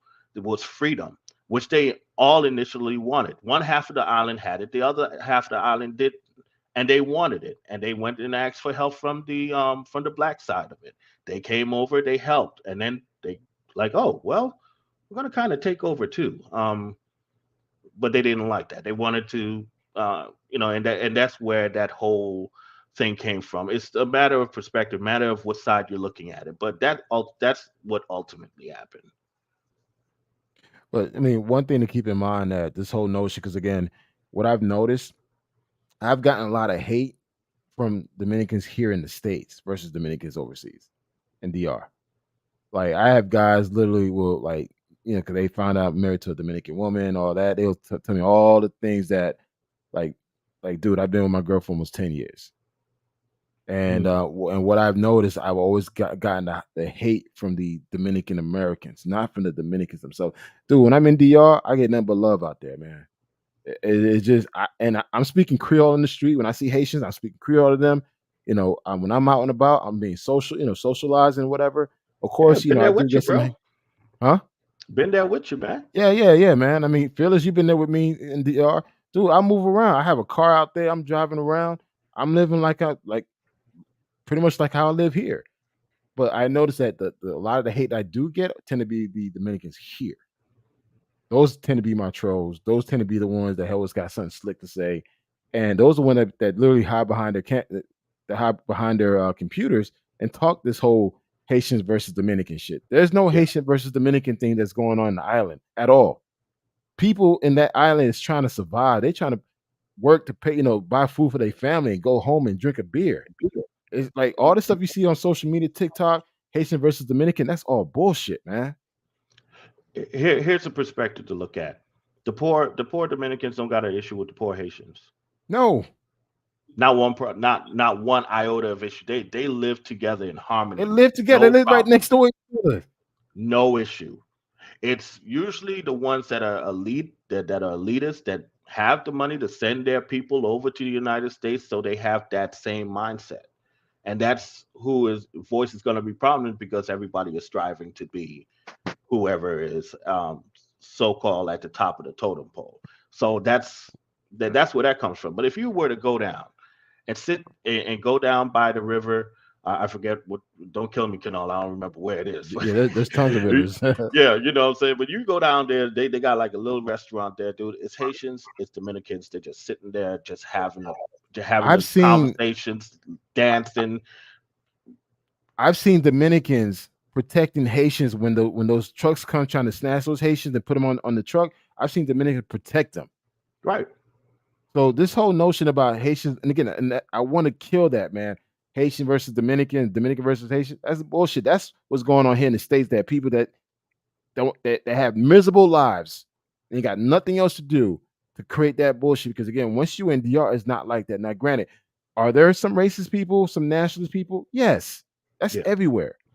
But when you out and about and seeing what's going on, there's no tension, man. Haitians doing their thing, Dominicans doing their thing. The multiculturals, they talking to each other. Haitians speaking Spanish, Italian, German, all type of shit there. And the thing is, they stay on one side, the other stay on the other side. They mingle here and there. They work together. They have a drink together, and that's it. They go home to their families, man. This whole thing about, there's a war, a takeover, and all this bullshit. These is coming from your Dominicans here in the States, man. And this is the thing. Ignorance is only as loud as you give it volume. Um, and I'll taper off of this, and I'll kind of land my plane. But um, the two of my mentors are Bahamian men. Two of my mentors that taught me business and what have you are two Bahamian men that gave me my first job when I came to the States. Two Bahamian men. Now imagine the dichotomy of what I experienced to come here to find two people that were of that culture that gave me a chance. Not only that, living in the Bahamas, um, we there was at one point that my whole family was rounded up by immigration and put in a camp for nearly a month, and we pretty and I want you to hear this clearly. Our home was pretty much left open. So our family valuables and what have you was in there. And guess who came running to come and take everything? The whole neighborhood. Oh, them Haitians gone. Let's go ahead and take everything. It was the one drug dealer that was like kingpin in that neighborhood that sat on that porch with a sawed-off shotgun and said, "Nah, y'all ain't taking Mr. Frank's family stuff. I'm gonna sit here. I'm gonna make sure nothing happened until they get back. They some good people. Poor ain't gonna fuck with poor. You know what I'm saying? Pardon the language, but it's always going to be like ignorance. You don't really necessarily know where it comes from, but most of the time it's from an elite status or from people that feel like they're better than you. But you will find people that they may have different backgrounds or what have you, but kind of the saying "real recognize real." They didn't, everybody pretty much lives in harmony until somebody starts speaking that stuff and spewing that stuff and misconstrue everything. But I'll land my plane there. That's and it goes back to the Haitians here in the States. Haitians that have been coming here since the 60s, dude, we continue to do what we do. We keep our head down, we work, we build our family, we focus on our wealth. That's it. Now it's time for the new Haitians that's coming in to learn the same exact thing. They're gonna have to learn now what we gone through. And the thing is, they actually have it easier. We didn't have that easy. When my mom came here in the 70s, dude, she didn't have it easy. These Haitians coming in now, they got it easy. They got government aid. these new Haitians, man. Whoo, mentality, um, Entitlement. the entitlement. And this is another thing that you'll encounter. And this is not only Haitians that have this mentality, Dominicans have this. They feel like when you are in the United States, you are skating on gold, on a gold lawn. Okay. You're in the United States. Oh, you got it until they come here. Yeah. And when they come here, they realize that Uncle Sam, taxes, and hard work is mandatory. I mean, dude, a perfect example. I had to tell my girl, listen, you're not gonna work. You're gonna go to school. I'd rather have you focus the next 2, 3 years learning a trade, learning a certification where you can make $45, $50 an hour than you going rushing to go work at McDonald's or Walmart or Amazon. You're not gonna do that. Because she has friends now in New York, of course, in Washington Heights, who've been there for 10 years, don't even speak English. They've been in the States for 10 years, don't speak any English, and work at McDonald's because they stay in their own little community where they don't have to speak English. And guess what? She's working at McDonald's for 10 years. Mm. And I told her, listen, what type of life you want to live? You want to have an easier life? You want to have a hard life? I mean, Fearless, your wife came in. You guided your wife in the right direction where she's making money. She's in a position. And that's one thing I told my girls, like, listen, you're not going to come here thinking like an immigrant. You're not going to do that. You're my wife. You're not going to come here thinking like an immigrant, thinking that you just need to go find any type of job. No. So guess what? I put her in a position where she could go to school. Don't worry about paying no bills, none of that. We take care of everything. Get your certification. And when you're done with that, you can make money. Then you can start worrying about that. But her friends in Washington Heights in New York, dude, it's like 5 families in an apartment while working. They feel like, hey, I got to pay bills. I got to pay bills. I got to pay bills. And it's just, you got to be smart about it. And I think a lot of the immigrants are coming in, they're coming in just to work because they need money. But if you are the right immigrant, you come here, you realize, you know what, hey, there's certain government grants I could apply for as an immigrant. Special programs I could get. Those are the ones that are going to go out there and get those apprentice jobs, those free grant money, so they could go to school. So guess what? Within 5 years, they could take your job. I got a question for both Black Man Travels and Fearless when they get a chance. Sure, go for it.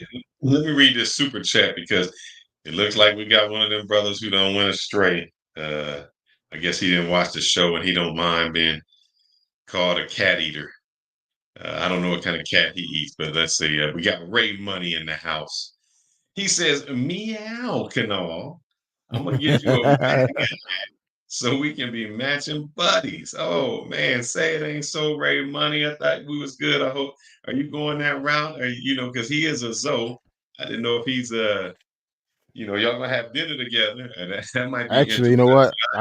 Hey, Hank, take out the machete, Ray.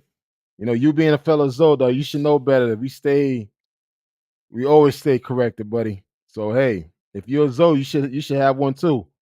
And yeah, man, I wouldn't mind marching with you. Oh man. So it's all good, man. About travel, but we talk about that culture change. So do you think that somebody somewhere like that when you was in the Bahamas, did they say, hey, that the Haitians are messing up the culture? When you were, when you came to the States, was the Haitians messing up the culture? There goes the neighborhood. So somebody is pulling the strings out there, wanting you guys to not be there or keep us fighting amongst each other. So do you see that? And is that had changed your perception? Because if you What I used go to there, hear a lot, what I used to hear a lot was that the Haitians were here to take their jobs. And again, I'm a kid, so that's what I was hearing a lot. They were here to take their jobs and that whatever. So that was like the big push. But like I said, in the Haitian family, man, if you're not a doctor, lawyer, engineer, you're a failure. Yeah. So most Haitian, and that's why like you see a lot of Haitian women are nurses. So it's like if you're not one of these three fields, man, you failed in life. Like you graduated, like your mom and dad's like, okay, whatever. But your brother got that damn doctor degree. So he's gonna be the favorite child. So I mean, that was the whole thing back in the 80s and 90s, like Haitians coming to take the jobs. Of course, we brought AIDS into the country. I don't know how we brought AIDS into the country. So these were the things that stuck with us. And that's why now you still have Haitians Americans that will not be around African Americans. They're like, yo, we got our own community, we got our own music, our own clubs. We're not gonna fuck with y'all. There's a lot of I'm sorry. Sorry. I'm sorry. I was just gonna say, you said you don't know how the rumor about how I don't want to repeat it, but it's okay. This is being said by the former president. I mean, I don't know what started it, to be honest. Well, I heard it a lot. You had the 4 H's. That's what started the 4 H's at the time. That's what started that rumor. I mean, I don't know. I was a kid, but being a kid, you're running home, you're getting jumped, you're getting picked on. If you like a girl and she knows you're Haitian, she'll tell you, "I don't date Haitians. Y'all stink." Yeah. All this. I mean, you hearing this, and this shit plays a role. I mean, I can share a good story. This one girl that I like in freshman year, I liked her a lot, man. So I went to her. She said, "No, I don't date Haitians." Guess what? 4 years later, I'm a senior. Guess who's trying to talk to me? Mm-hmm. So I was like, damn, from you not liking Haitians to now, back then, 1996, Zoe Pound's in, Wyclef is on. Dude, all the Haitian people, Flag Day, we come out with our flags. We were proud now. We're like, yo, yeah, come fuck with us. And of course, we had the machetes. Were you playing ball? Huh? Were you playing ball like basketball? No, I was in high school, man. This is high school. It's just I got no, taller. But were you playing high school basketball? No, I was a wrestler. I was a wrestler. Okay. So I'm 200 pounds wrestler. I grew 4 inches taller. So guess what? She tried to holler at me, and I would never forget what she said. Like, I don't date Haitians. So it's like it's amazing how all that shifted, huh? Definitely have heard that before. Yeah. So I mean, now it's like you see TikTok videos, girls, don't date them Haitians, they gonna make you go crazy and all this stuff. I'm like, yeah, because we love because we like to love. But at the end of the day, it's just like we're no different than any other man out there. It's just we want to work hard, we want to take care of our family, and dude, just keep our head down, mind our own business. Yeah. I just wanted to chime in on what you had said about you know, you didn't know how so when I said the 4 H's, what the 4 H's were, during the early days of AIDS, when they didn't know what it was or where it came from, you know, they were still, you know, trying to figure it out. You had the 4 H's. You had hemophiliacs, heroin users, homosexuals, and Haitians. See? So and again, and it goes back to what Fearless was saying in the beginning of the show. We don't care what the President Trump has to say or people think. All these stuff you see on social media, we're laughing with y'all. But we pity y'all at the same time. It's like, wow. Even with all this technology and education, you guys are running with this. And you have people talking, never met a Haitian in their life, saying that they seen this, they seen that. And I'm like, okay.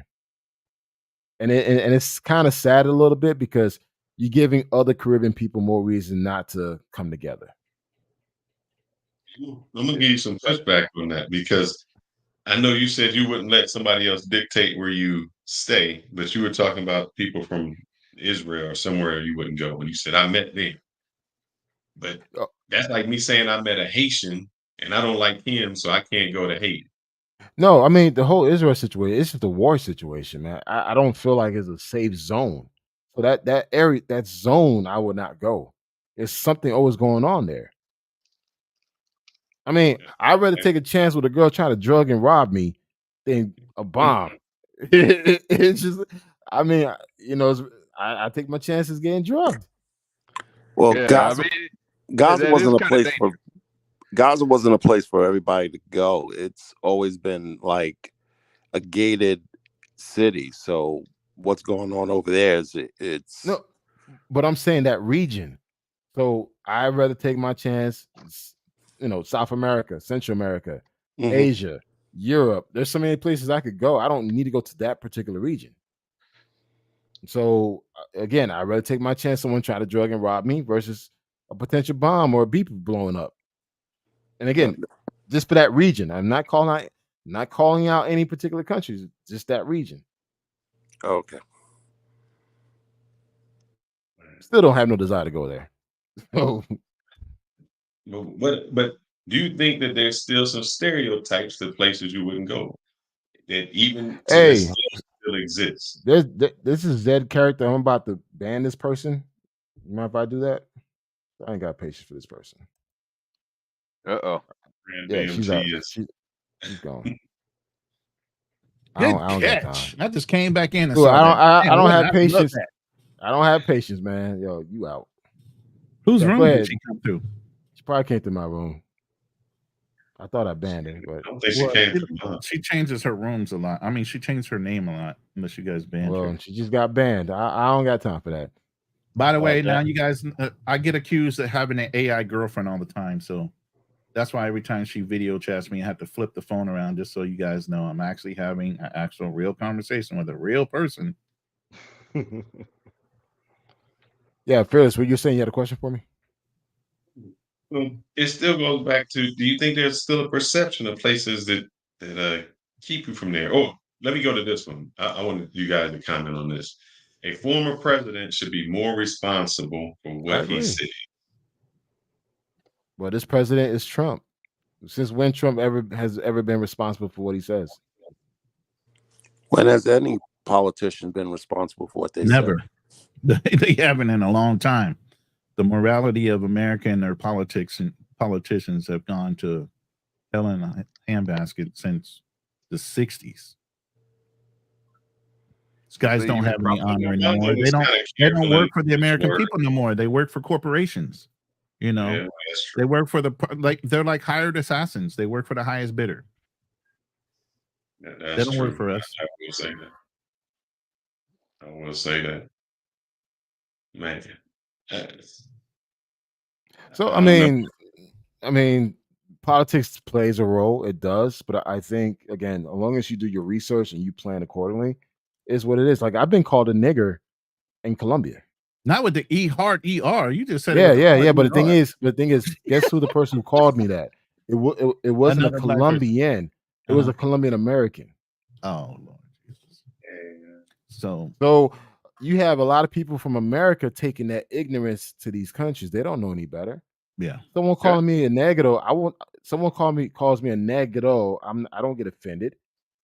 But I knew this dude called me. This dude called me the Nigger out of his mouth, and my friends, we all turned and looked at him. And guess what? He was from Miami. So it is what it is, man. I mean, politics is always going to play a role. You know, the social climate of that country is going to play a role. I mean, if you look at Latin America, look how the Afro and Latinos are treated in those countries. Yeah, they're not treated with the best, you know, civil liberties. They're not. Nope. Look at the natives. So it just, I'm not ignorant to the fact that when I go to these countries, because I'm black and I have a passport, I'm gonna be treated a certain way. Yeah, because I'm American and I have dollars. But if they would assume that I was Afro-Colombian or Afro-Brazilian, I'd probably get pulled over a lot, followed, you know, checked, because it happens in those countries. Bottom line, if I could just interject, bottom Yeah, go line, for it. I think is that there people benefit. There's a certain someone is benefiting from all the division, from all the ignorance, from all the tribalisms that has been instituted into anybody that has any drop of melanin in their skin. It is definitely something that has been instituted to make sure that we stay divided, as opposed to what it could be detrimental to the people that are the powers that be. That if we would all come together and just totally be like, okay, you're different that side, you're this side, but like, guess what? We're melanin. Let's just go hard body at these people that it's our real enemy. That's what they don't want.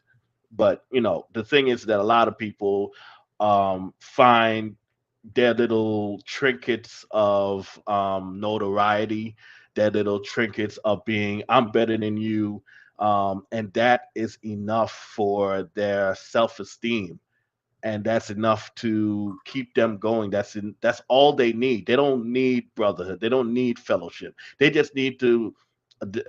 I hate to quote somebody, but they just need white mommy and white daddy to tell them, "Hey, you did all right. You know what? You all right." That's all they want.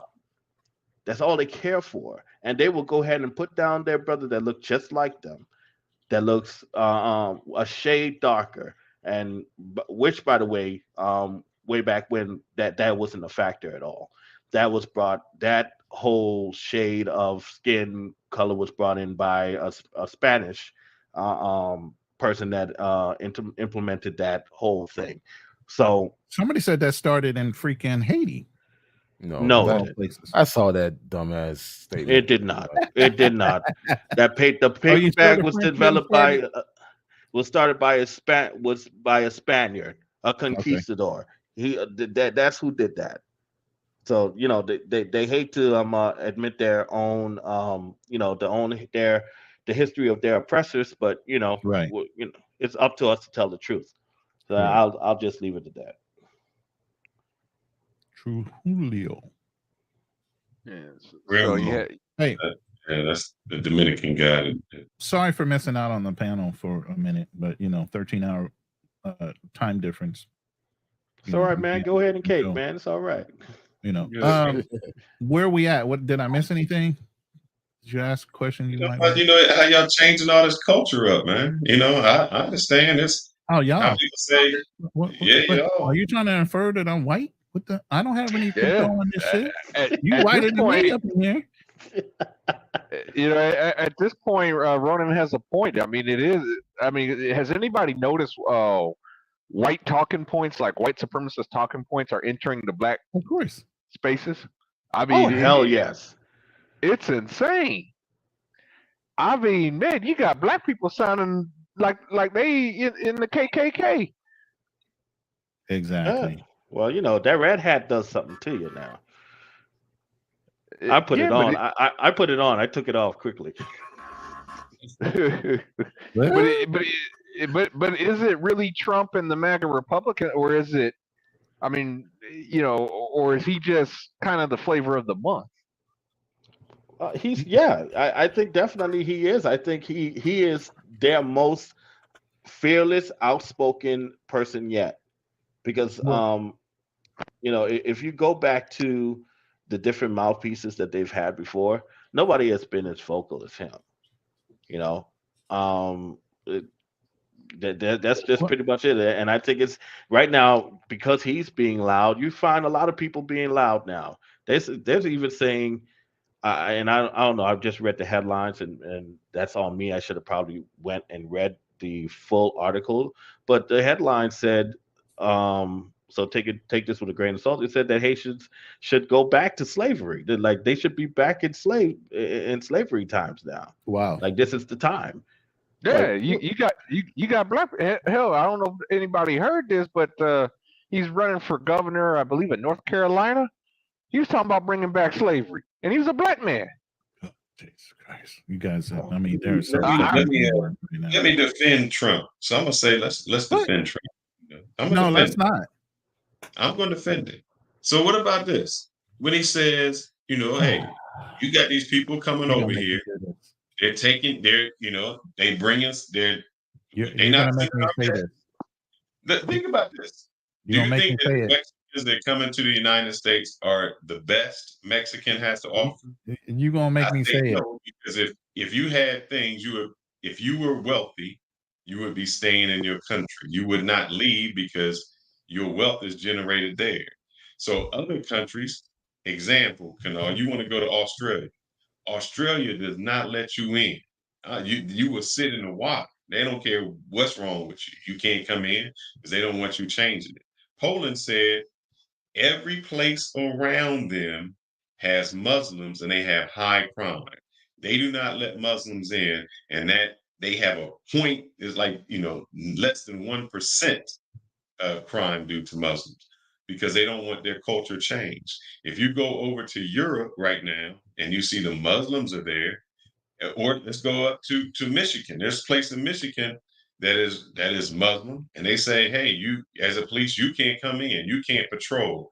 We have our own Sharia law. They've changed the culture up there. So do you think it's right for the immigrants to come in and change that American culture or say what they can have or can't have or those things? So maybe in that sense, why not? All right. Now, no. My turn. As somebody that's prior military and had to come up to a certain standard to even serve in my country, honesty, top secret clearance, 4 different levels, all the background checks and everything I had to do to be an honorable man to serve my country. You're telling me Donald J. Trump is the most honest person to rule the free world as a representation of the United States of America? He's the best and the brightest we got. You got to be out your fucking mind. 34 convicted felon, 2-time impeached president, Epstein list. Do I need to continue? Yes, because what I want to ask you is Kalama Harris. He teaches contractors out of their money, their hard-earned money. He will actually contract architects and everybody else to build his buildings and then cheat them out of their money. This is the person we want as a representation of the United States. You guys got to be out your goddamn minds. Hey, Ronan, don't forget. You guys are looking all past that bullshit. You looking past all that bullshit. This is the best we got in America. This is what we want everybody else to see over Kamala Harris. Now, here's the thing. Y'all got a thing against women. You got a German woman that's the ambassador of Germany.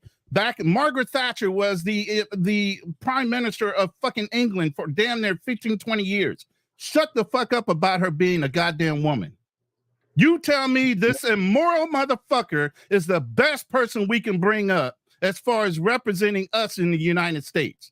Get the fuck up out of here.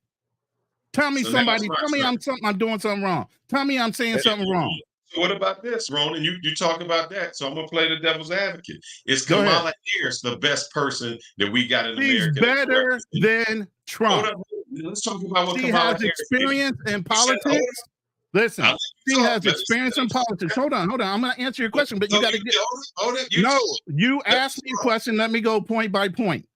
So yes, she's better than Trump. Why? Because she's experienced in politics. She at least will listen to people. Trump came into office with no goddamn experience, wouldn't listen to any political advisor tell him how things are supposed to be run.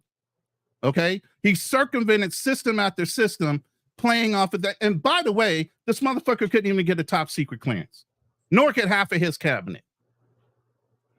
But I had to get one just to serve my country. Hold on. I had to get one just to serve my country to catch a fucking bullet. 10 minutes. We got to go point by point. Go ahead. So my point is, I ain't simping on shit, Ray. When she was the prosecutor in California, she set up something called truancy law. Because I just watched this. There was a woman whose daughter had sickle cell. They had wrote to the school and said, look, my daughter can't come to school. She's at home.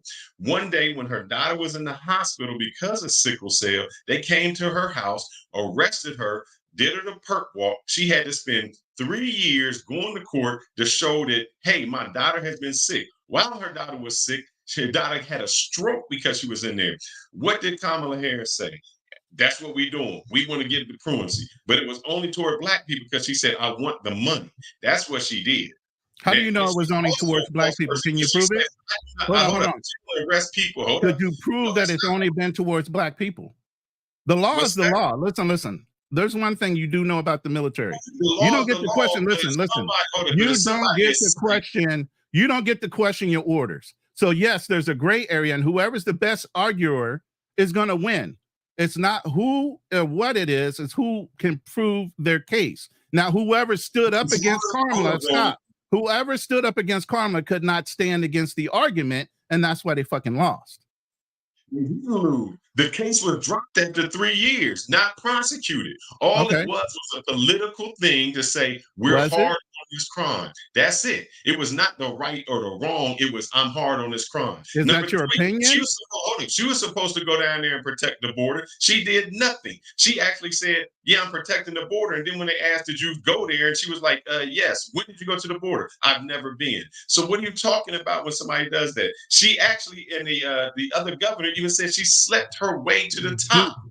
That's all innuendo. That's bullshit. Talk about this. Hold up. At least Trump was born in America, stayed in America, lived here. What did she do? She went to Canada, stayed in Canada. You are propagating every fucking rumor. We just sat here and talked about how political experience and how politics affect people's opinion. You're taking everybody's opinion based on what they're saying to discredit her and saying these are actual facts, and none of them are. They said there's more to the story. I'm gonna put I want y'all to go here. So let me see if I can get to it. I can't. Y'all don't have to listen, but there's that. Hold up. So now she said that she grew up. What I forgot was it? Listening to Tupac and all that, and the song that she quoted. I don't think she listened to Tupac. She's my age. Tupac wasn't around when I was growing up. He wasn't around when you were growing up. That's what we're saying. So she wants to have her black card there, but nothing about her culture is black. Let me say this. Every politician lies. She just happens to be fucking silly at fucking trying to lie. She might as well just tell the truth instead of fucking lying. But every politician lies. Every one of them. So you're going to hold her to a higher standard because she's black. Versus a white person that can skim over everything, and y'all fucking ignore that shit for what? Y'all are giving Trump a pass for Kamala because Trump is white daddy to everybody. I'm gonna call it like it is. Trump is white daddy to everybody up in this bitch that thinks he's okay with his fucking record right now. You guys have no honor, no morals if you think that Trump is the best person to run this country and the position that he's in right now with his fucking track record. You're ignoring all that because he's white. He's more likable. I don't give a fuck about that shit. Hey, Ronan, can I say something? Go ahead. let me just throw this in there. Go ahead. You mentioned about those 34 convictions, right? Mm-hmm. Okay. Do you know where those 34 convictions came from? It came from a misdemeanor. Okay. They built that case off a misdemeanor that passed statute of limitations. So that No, he's evidence got shouldn't have been. felonies too. He's been charged. No, He's those been are the convicted felonies of I'm felony. talking about. The felonies were built off of misdemeanors that met the statute of limitations, meaning those were evidence that shouldn't have been introduced at all. So all those 34 convictions, So case you're should saying have the never judge and everybody was on the fix? I'm not going to say they're on the fix, but I'm going to tell you this. The past district attorney for New York, where those convictions came from, he never brought those charges up as felonies because they were garbage. But this new one, and by the way, both those district attorneys were Democrats. This new one decided to bring them up even when they passed statute of limitations. So let's take out the 34. His personal morality. You okay with that? I ain't saying he's the best person in the world, because I disagree with you. All these You think that's the best person that the Republicans could have came up with? Here's the thing. This is the mistake the Republicans, and here's a Republican. I'm a Republican. I went independent for a reason. I've never been a Democrat. So if you think I'm on a Democrat side just because, I'm not. No. When I am, listen, I'm just letting everybody else know that's in the chat because they don't know me. So no, I've never been a fucking registered Democrat. I've been a Republican. I grew up in the Midwest in Kansas. You know, Bob Dole was my guy for a long time until Ross Perot came around. Okay.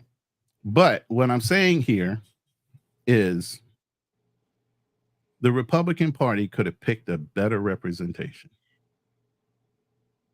You have a point. And the reason why they picked him in the first place is they thought he could be another kind of Ronald Reagan type, where they could kind of control his steps because of his inexperience. When he jumped the rails and said, "Nah, I'm gonna run it like I'm running a corporation. I'm gonna do and say whatever the fuck I want, and you're gonna fucking like it." But Ronan, now what would happen if the FBI? Now you and I both held secret clearances.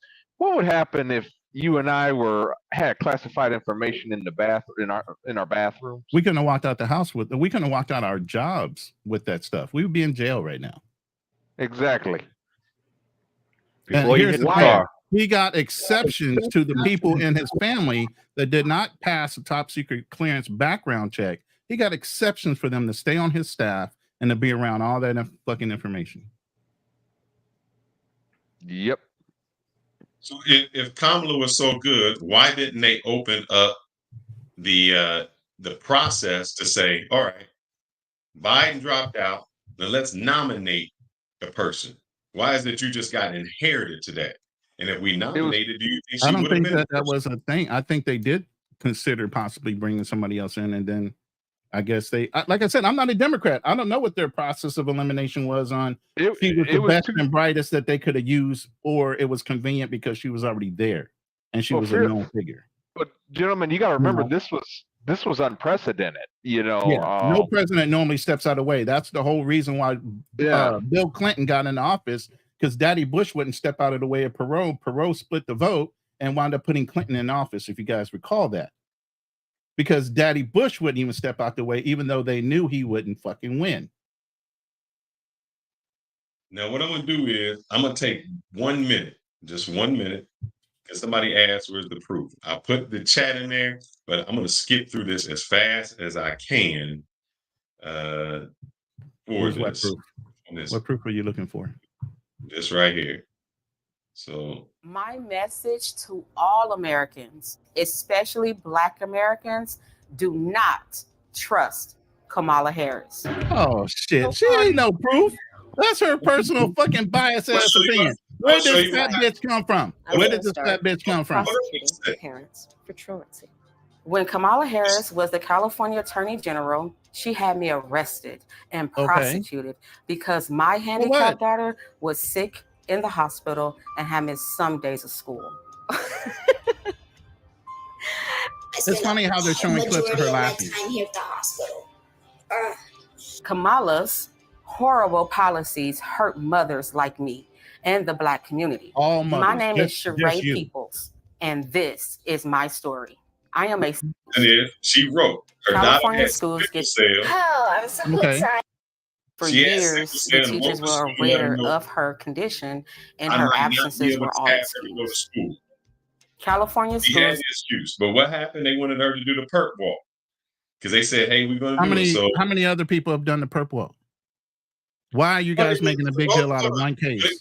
Why are you making why are you pigeonholing parents for truancy? Why are you pigeonholing her to one case? On my letterhead Donald Trump has done so many other things wrong. In 2012, like all California parents, I received a threatening letter from Kamala Harris saying we'll go to jail for a year if our kids even miss 10% of school days. It was like a crazy intimidation tactic. For political reasons. So you're saying that they don't do it.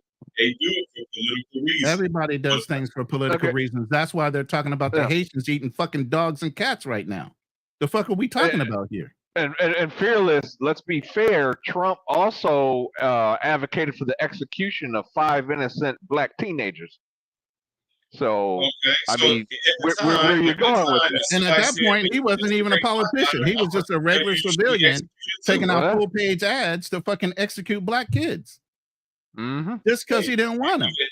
If at the time you told me you raped my daughter, I'm going to tell you that you need to be taken care of too. But again, they were proven innocent. He wanted to execute them, even though they were fucking innocent.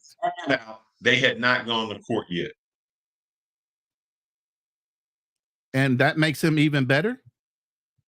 If somebody said to you, hey, somebody just killed your daughter, you're going to say, kill him. Because somebody said, hey, this is a proof. They've confessed to it. What would you say? Back in those days, you know how confessions were coerced out of people? Without attorneys, they were put into rooms for hours on a time. No, you don't want to look at the circumstances. You just want to say that they confessed. You know how many Black people got hung because they were, listen. Back in the lynching days, do you know how many brothers and sisters down south were lynched on confessions that weren't based off of anything but a white person saw a Black person walking down the street and said, nigga, you did it? It was coerced. Before they was convicted, when the news came out. But you gotta know that society is always about Black people being coerced into admitting guilt because they're not going to get proper representation by law. So it's real easy to scare. It's real easy to scare a bunch of kids in that admitting a crime they didn't do. You know how many Black kids take perp walks? You know how many Black kids are getting shot right now? What's that got to do with anything? I don't understand the question.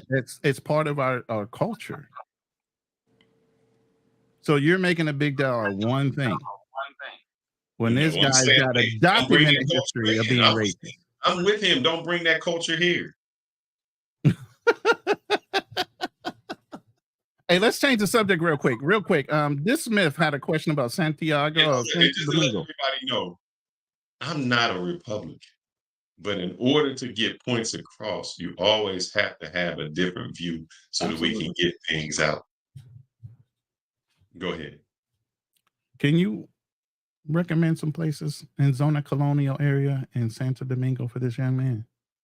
Yeah, I don't. Well, first question is, why does he want to stay in Zona Colonial? That's number one. If he's never been to Zona Colonial, I'm just curious. I have to look it up. He's looking for a guest-friendly place. I don't know if you want to have him reach out to you guys or whatever, but between you and Black Man's Travel, I know y'all know somewhere. I don't know why he's choosing Zona Colonial as an area, but tell him he stopped in here. I'll have to look at some spots. Zona Colonial is a whole big area there, so there are. You kind of get lost there if you've never been. I've gotten lost there, not being able to find that place, but you are close to Venezuela Avenue and places like that. I'll have to, and close to the Malacan. I'll have to look for a spot because it's usually just hotels, but most of the hotels there are going to be guest friendly. they're going to be guest friendly for you. Yeah, that's Smith. You might be getting me confused with Ronan the Wandering Traveler, who shortened his name to Ronan the Traveler. But that brother lives right there in the DR. So if you want to get with Fearless or Black Man Travels, that's one thing. But Ronan the Wandering Traveler is the one that actually lives in the DR. He can probably give you the best places to be. But I did want to address your question, because he followed me over from Razor Rays just so he could actually have the opportunity to ask you guys that question. So I appreciate him coming. I would have to just take a few seconds to look that up. I didn't ban Zed. Somebody else banned Zed. I'm looking at my thing. Is Zed gone again?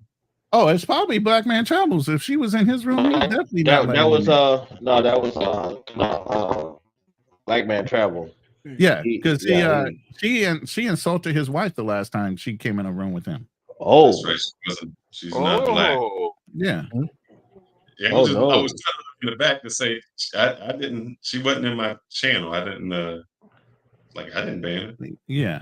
No, she's banned in my room. She can't even come in my room. So hold on, who is she? If you don't mind me asking. Oh, she's just a toxic feminist from Ethiopia that likes to, cause discord and troll people. So she can become the center of attention when she gets on a panel. She goes in every black man space possible and does that shit. I know. So let me say this. I know we talk. I know that he doesn't want any controversy, but I would like to say this. I would like to know her perspective. On what? In the sense that, remember we were talking about how, Africa has this perspective, Ethiopia. If she says it, she's going to say, oh, it's the best place in the world. It's this, Ethiopia, this. But they don't like LBGQ. There's no you ain't going to find a feminist over in Ethiopia. The way they treat Black people going to be entirely different. So that perception in that spot, because I know when I've met Ethiopians, they had a whole I wouldn't say brainwashing, what word would I use? A whole perception of how Black Americans are. And they didn't like Black Americans. It was, they gravitated toward white Americans because of that stereotype.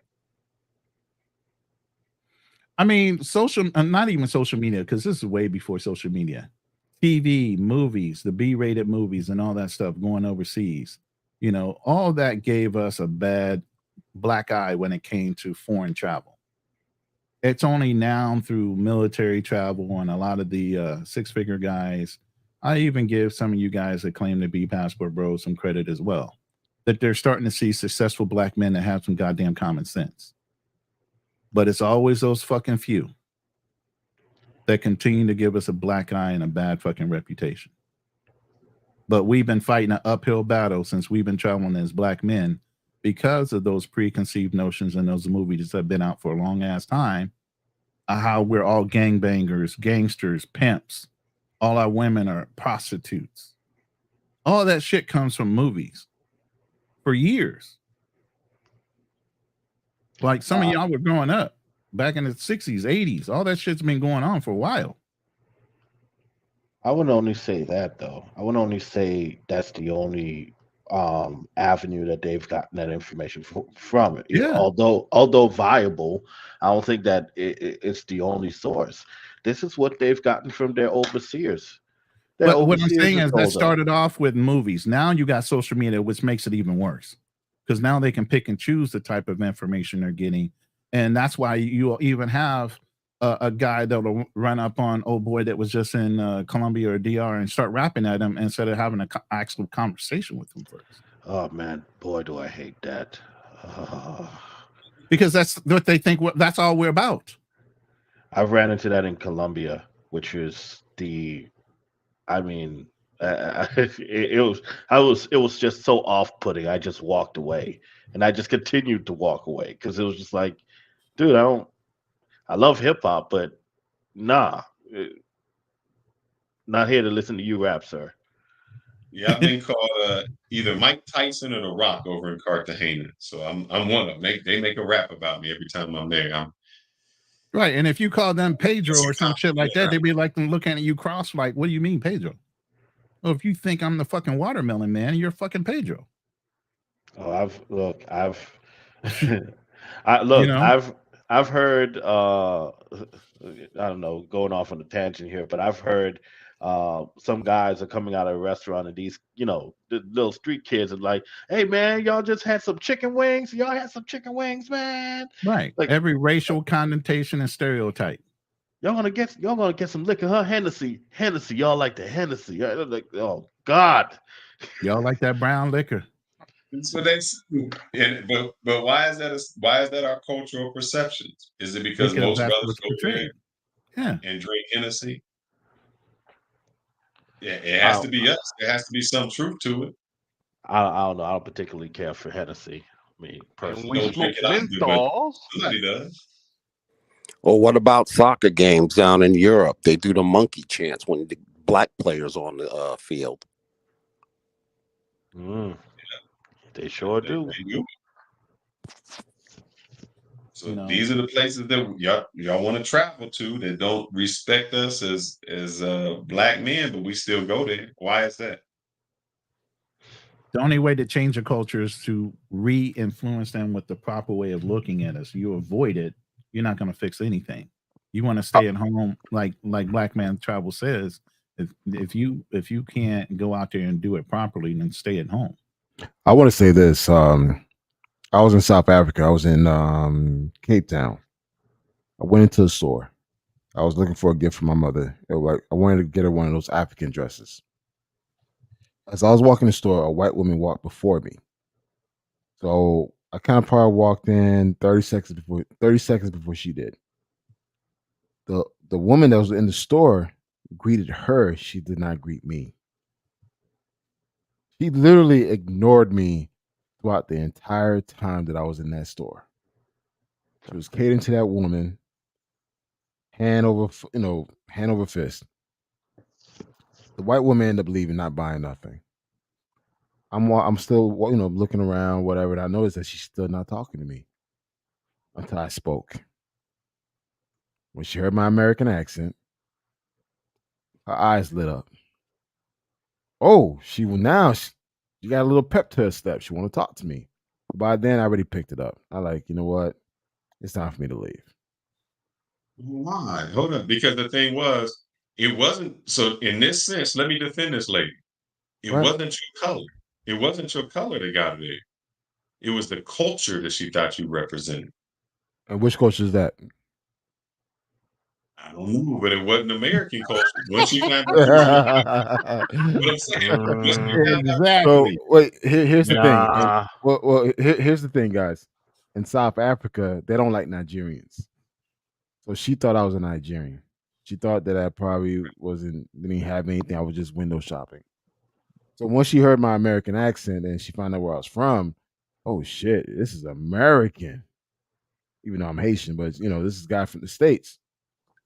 But the fact that she ignored me throughout the entire time, made no effort to speak to me while I was in the store, yet she was catering to this other woman.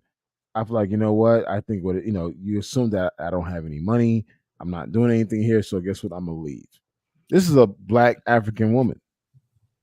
Because she assumed that I was a Nigerian. She felt like, hey, there was no need to talk to me or cater to me because I don't know any better or whatever, or I'm not going to buy anything. And I was ready to buy. Again, I was looking for a gift for my mother. So I was willing to spend money for my mother. But the fact that she did that, I went to the next store across the street and bought shit from there. Absolutely. It's just because, hold up. I got to test you then. You did that because she didn't acknowledge you. But you could, thinking about voting for a dude to say you from a shithole. Oh, shit. No, he didn't try to flip that on you? Oh, yes, I did. You see, again, guys. Again, that's a reach. This is I know. That's a reach. And I'm going to respond to this, guys. Understand this. I'm 47 years old. I only voted twice in my life. Twice. This election, it's if I'm going to if I'm going to vote. As of right now, based on the two, Kamala Harris doesn't really have any platform to stand on. And again, I don't like what I'm hearing. Trump, I mean, shit. The fact he said that about Haitians and everything else is like, all right. Those two seem like Trump seems more experienced than her, but then you know what? I'm not impressed either. So there's a possibility that I may not vote at all. And Come no, on, I'm just brother, saying. don't do that. Wait. That's something that That's no his one's not going to God-given do. right, and we fought for him to have that. He can. Yeah. And again, refuse to and I vote if he have the wants right to say, hey, you know what? I don't want to vote. And guess what? I'm okay standing on the sideline and watch the shit show. And guess what? I'm not going to complain because I didn't vote. So let me ask you, and this is Hank still here? So this is for Hank. Yeah, Hank's here. And Janal, since both of you were not born in the United States. Damn, why you gotta say it like that? No, because I want to know from an immigrant, how do they feel about Trump's immigrant policies? Since you are immigrants that came here, how do you feel about his policy on other immigrants coming here? It's no different. It's no different than any other previous policies. Shit, Clinton sent so many Haitians back home to Haiti. Under Clinton presidency, he sent more Haitians back to Haiti than any other president. And isn't Clinton what, Democratic? Yes, he was a Democrat. Yes, and was Clinton considered the so-called first black president in the black community? I don't know about y'all. I never claimed his ass. Well, I mean, I'm just saying. So, like, for me, y'all some rudimentary motherfuckers. If y'all called him, for me, I mean, for me, it's like y'all keep saying like what he said, dude. We heard like Hank. We heard worse. Yeah.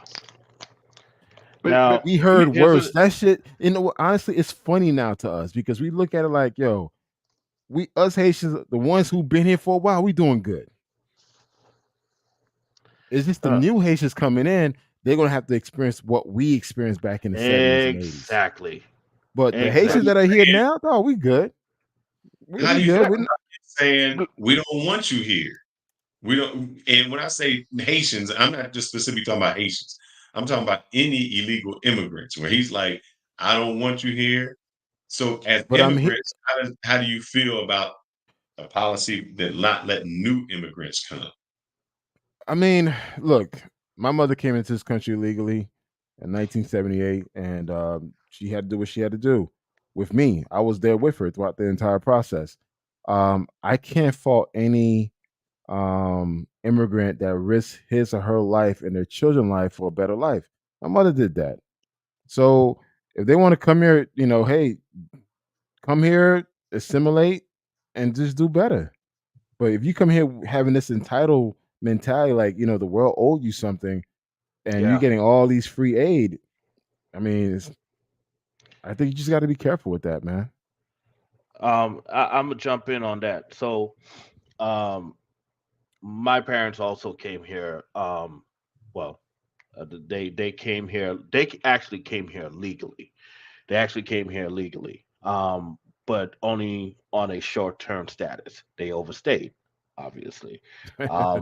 So that in turn made them illegal, right? But the thing is that I watched them toil, go through the process, pay a bunch of money, pay application after application after application, and go through what is required of them for them to get what they needed. Yep, I've done that. And believe it or not, my parents are still very much. I even have siblings that are on the TPS that speak better English than anyone. They were born in an English-speaking country in the Bahamas, and they came over here, and they still don't have their paperwork done. But the understanding is that we're in a country that has laws and that has a way of doing things, and we're going to go through that.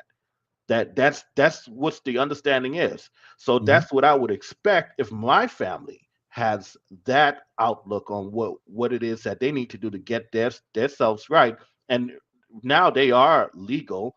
They are legal. Legal. They're not residents, but they have legal paperwork that say that they can be in the country. But they're striving to get to the next level so that they can be permanent residents and then eventually citizens. If you're following what the the laws of the country, I think that those immigrants you should allow them to do that. But I have a real pain in my ass for people that actually come over here and think that they could circumvent it. No, you go through it just like the rest of us had to go through it. I mean, that's my opinion. It's a good one to have. How many countries can I sneak into and become a citizen of? Absolutely 0. So how many countries are raking you? Wait. Let's take that one step further. How many countries do you have to go over there and not only add to, but drop a fucking buttload of money in a bank there before you can actually get citizenship? Exactly. Guys, look, listen. I just became a citizen 2 years ago. This cycle will be the first time that I'll have the privilege of voting in a presidential election. Congratulations. So who you voting for then, Hank? Who you voting? Come on, no, Hank, don't. I'm not gonna get sucked. Fearless, I'm not gonna get sucked into this. Yeah, don't do it. I'm not gonna get sucked into it. We ain't gonna tell nobody. It's just us on the panel. Nobody else gonna know. We'd be a broadcasting. No, sir, I'm not falling for that. Anyway, the great thing about this great nation of ours is that we can hold that. We could vote and vote how we want to. We don't have to disclose. So there we go. But I am definitely paying attention as someone that came from an immigrant background that went through the process, became an American citizen, and want to continue to contribute to this country so that I can contribute to the people that I care about.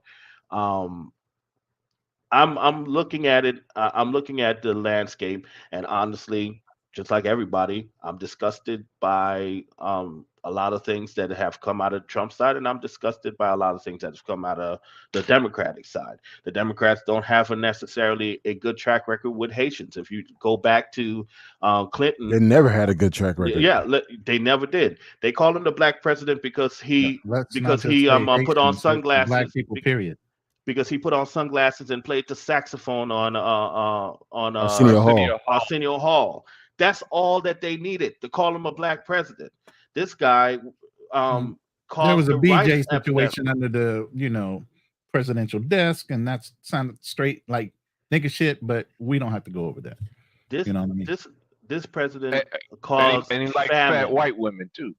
Yeah, caused famine, like something close to famine in Haiti. That was all him, and he admitted it.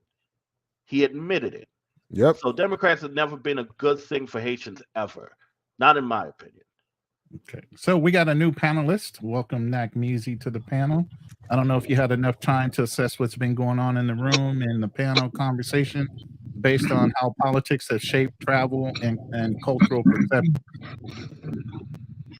Yeah, I've been listening. I'm just a little hungry. I'm looking for some cats. Oh boy! Damn.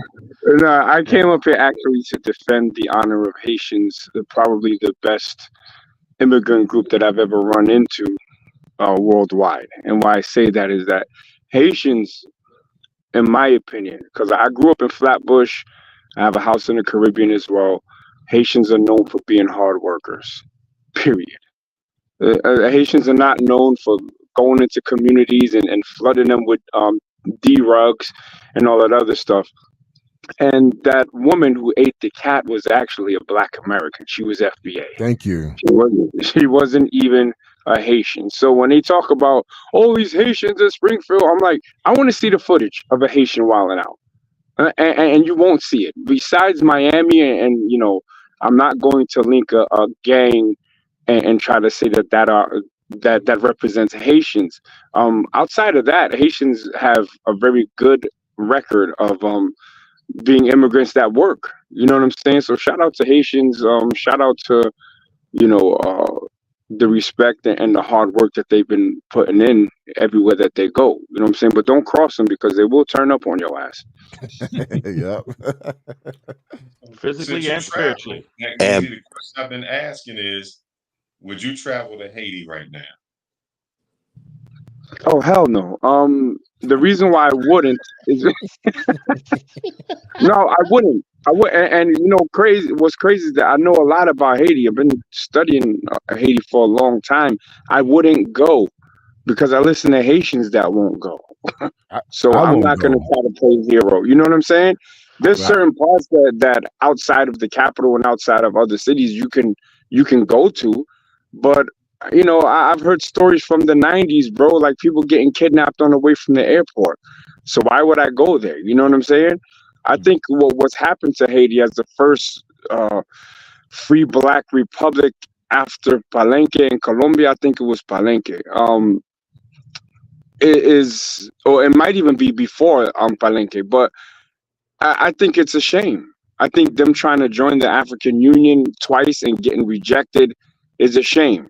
You know what I'm saying? I think the greater diaspora owes the people of Haiti at least you know, a little more respect. We got to put some respect on that island's name for real. And that's why I will never ever go to the Dominican Republic. It's not because of Sosua, it's because of the treatment of black Haitians by Dominicans. I will literally never go there. I'm boycotting Dominican Republic for forever.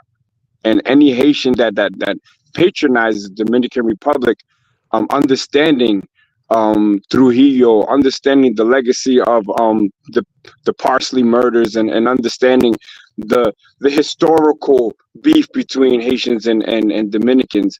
You know, I was just like, yo, man, just don't go. You know what I'm saying? But if you go, it's whatever. But I don't understand it. We got two Haitians that may want to defend their view. One is married to a Dominican, and Hank actually said that he was treated as a Haitian great in DR. So I want them to go ahead and speak. Whichever want to go first. Well, I can speak for me. I could go first. Go ahead. Me personally, I have sisters. I found out my dad had a daughter in DR. So I never knew that. You know, my dad was a Rolling Stones on both sides of the damn island. But me personally, I grew up around Dominicans back home in Miami. When I had the chance to go experience the DR from Haiti, I took a bus ride from Port-au-Prince to Santo Domingo back in 2013. And that's where I got my first taste. I mean, I was able to experience how the border is when they go through the inspections and everything else. And while I was out there, I mean, I really enjoyed my time there. Same as I was enjoying my time in Haiti. I never had any issues down there in DR. I never seen Haitians get mistreated personally. I've been all over DR. I've been all over DR.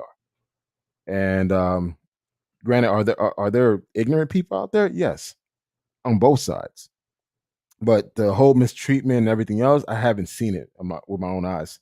Now, granted, they do check if you have papers or not. Of course, if you don't, they'll put you behind the truck and they take you back to the border. And I've seen that. I've seen Haitians get dropped off at the border, and the Haitians will walk back to Haiti side, and the next day come back to the DR side.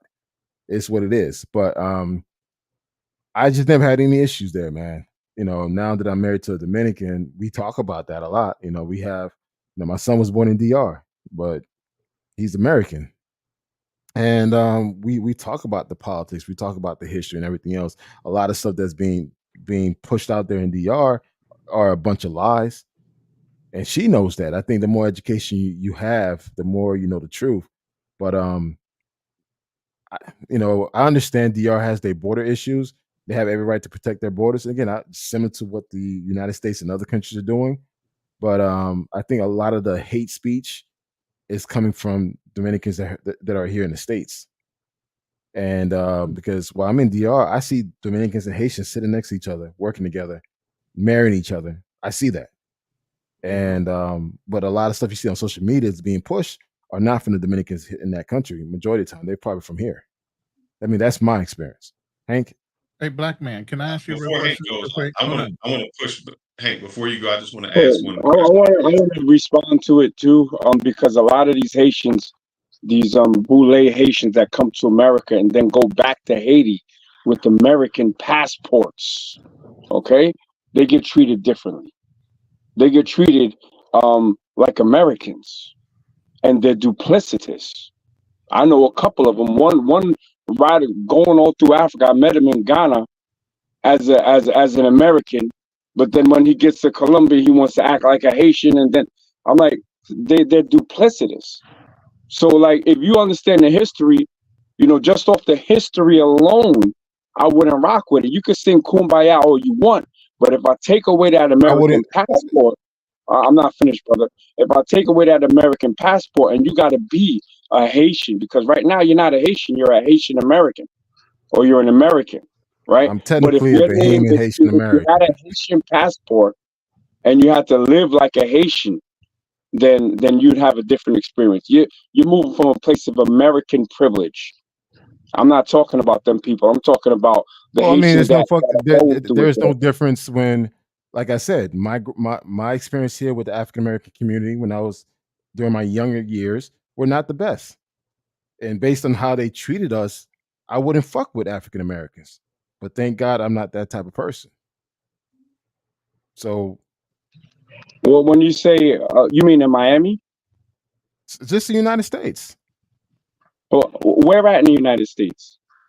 Well, I'm speaking from New York, Boston, Miami. All right. So from New York, how much time did you spend? Because I can only speak on New York. Not me per se in New York, because I have family members that basically share the same experience that I had. Okay. You know who was the hardest on Haitians? It was Jamaicans. It wasn't Black Americans. That's a whole fact. What? Jamaicans were the hardest on Haitians, and it wasn't Black Americans. From a New York standpoint, there were Black Americans and other immigrants in Miami who were bullying Haitians, which is why Zopound was created. So I get it, but it's not the same. FBA wasn't really messing with Haitians like that because we didn't live in proximity to Haitians. Okay, I guess everyone that was from New York that was saying that back in the 90s was just lying. Nope. Okay, well, they're absolutely lying. I'm from New York and I lived there from the 90s. All right, so you know it all. So you know it all. All right, cool. No, it's not that I know it all, but listen to what I'm saying. Because the thing is, you're literally saying that what they experience is not true. I think y'all both saying the same thing. You're just not hearing each other. Be respectful. I think y'all both saying the same thing, but you're not hearing each other right now. No, I understand what he's saying, but my point is about New York is that the majority of Blacks in places that Haitians live are not FBA. So I lived literally in Little Haiti, in Flatbush. I was a minority. The Black Americans left New York, especially Brooklyn.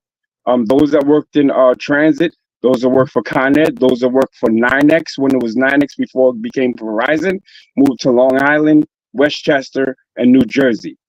In the early 2000s, in the late 90s, they moved back to the South. So what you have are a bunch of Caribbean immigrants banging on other Caribbean immigrants, and there is always an event every single year where you will see that on full display, and it's called a Labor Day Parade. It literally got shot up last year, like it gets shot up almost every year, or they stab each other and wild out.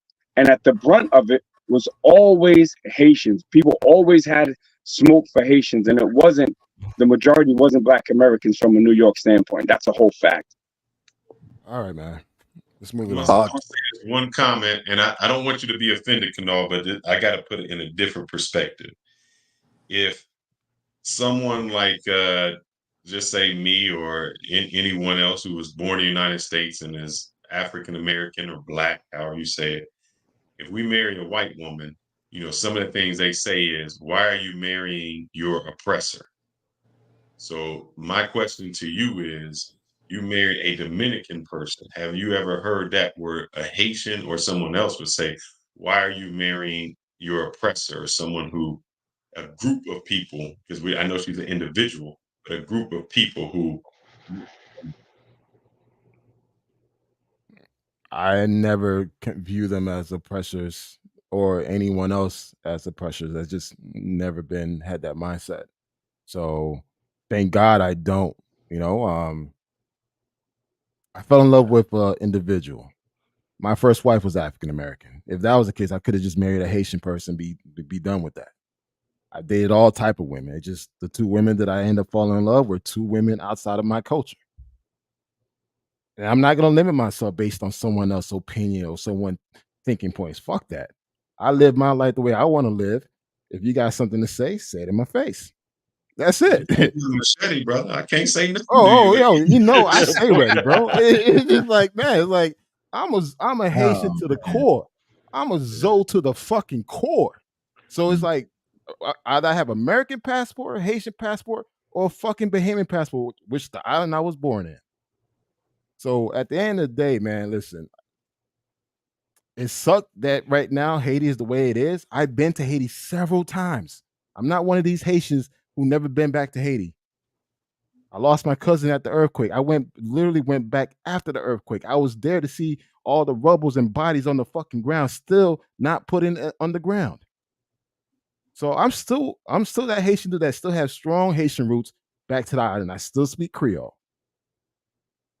It just I end up falling in love with a Dominican, and we're good now.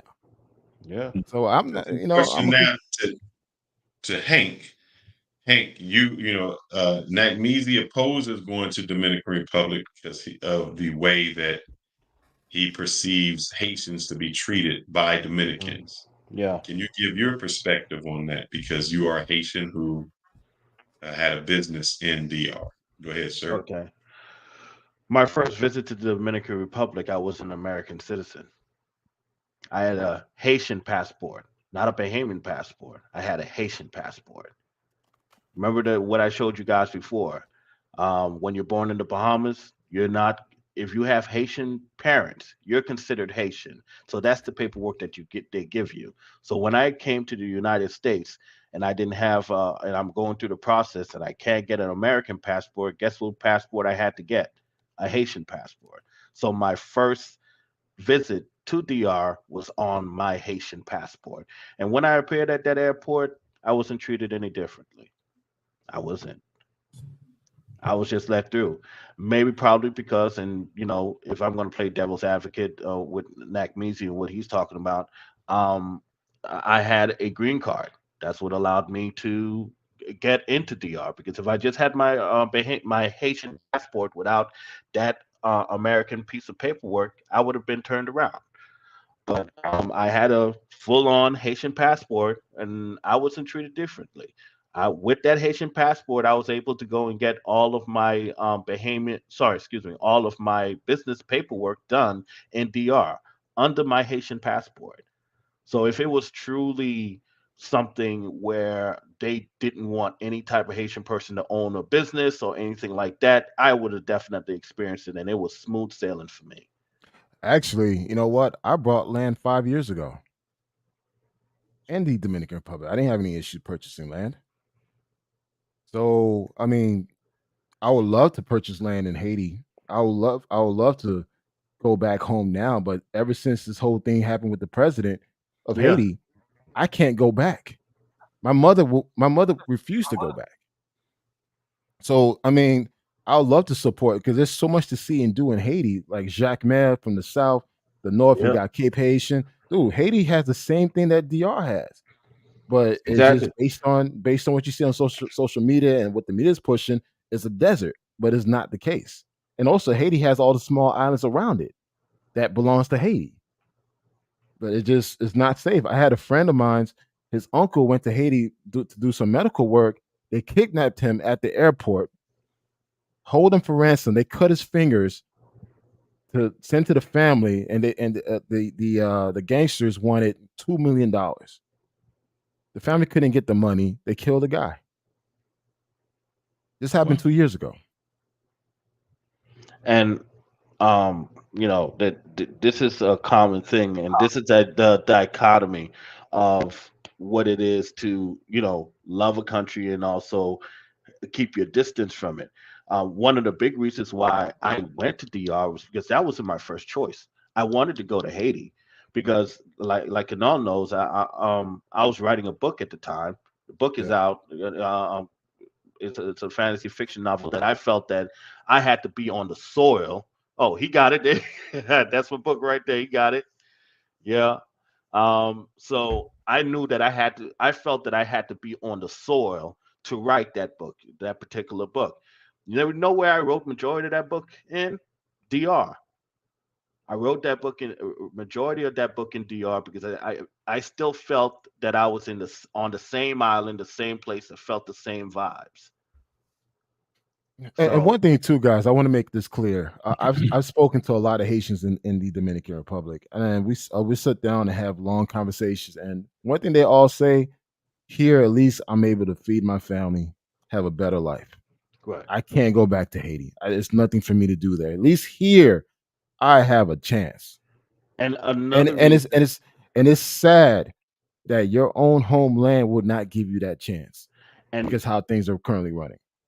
And another reason, just to add on to what you're saying, Kanal, another reason why I opened my business was not to only benefit me, but was to benefit my extended family in Haiti. I actually brought them in to DR to work at my business and end up learning the hard lesson of, employing your family members, because they'll be the first ones that will sabotage. That's what ended up happening to me. My own people sabotaged my business. So that's my whole intent was never to go to DR, but I ended up going there, ended up loving it, ended up wanting to open up a business there to help my own Haitian people. So that's my experience. So, all right, fellas, I gotta bounce. I want to leave with this though. What I'm saying has been all in the news. It's been in social media. There's a historical context to what I'm saying. You can go back a month ago.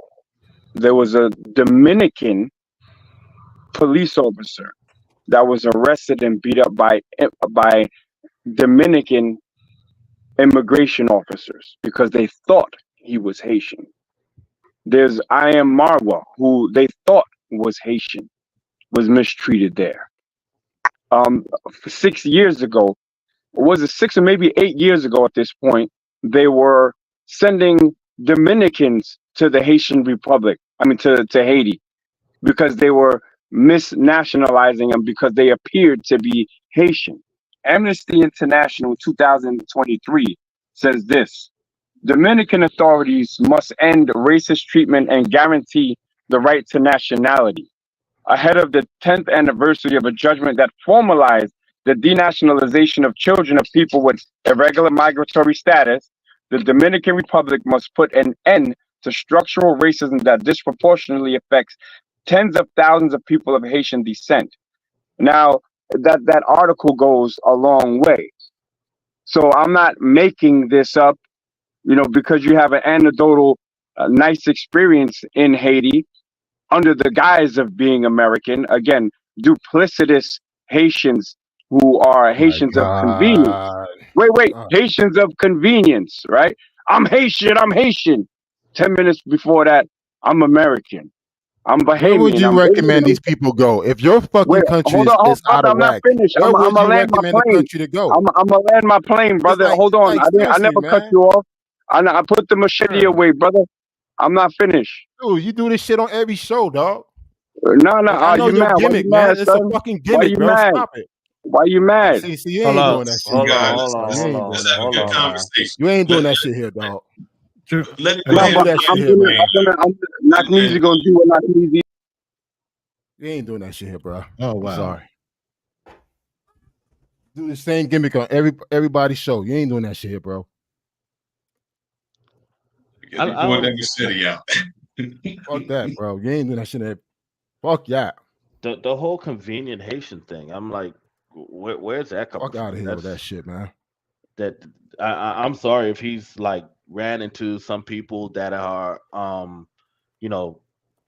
that's what they are, but never at one point ever have Kanal or myself ever denied who we are, denied where we come from. We ain't doing that here, bro. We're not doing that in this show. I just don't get the whole intent of just trying to cause disruption or calling. Yeah, that's what he was doing, man. It's like, bro, take that shit. I don't get that. Bro.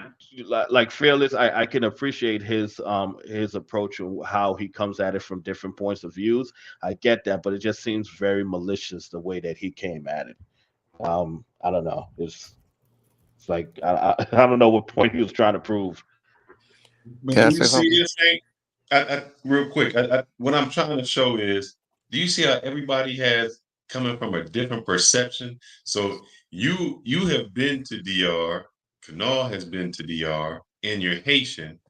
Someone who is not Haitian has not been to DR because of that. And I'm saying our perception. He might have talked with someone, he's seen someone, right? And that perception has kept him from traveling there. And I think that's really what I wanted to show, how sometimes we My can. thing is this: you never been to these places. You talk to people who so-called from these places. You read the articles and all the shit, but yet you never firsthand seen it.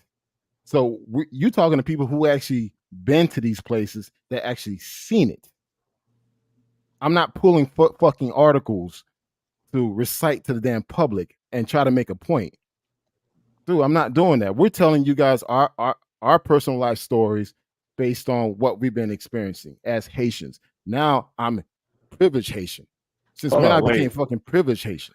Wait, hold on. He just said y'all like being good Haitian, except now. See, now that's little in fuck bad shit faith. like this. See, this is what That's I'm talking about. bad Little faith. fuck. You could have came. He could have just kept that energy. It seems like that was his whole. Yeah, that was his angle, man. That was Does his that angle. shit at every show. No, He I bounce think you should around let him. different No, platforms and do the same shit. I think you should let him back in so that we can have this conversation. No, it's not gonna ride. It's not gonna ride clear. Trust me.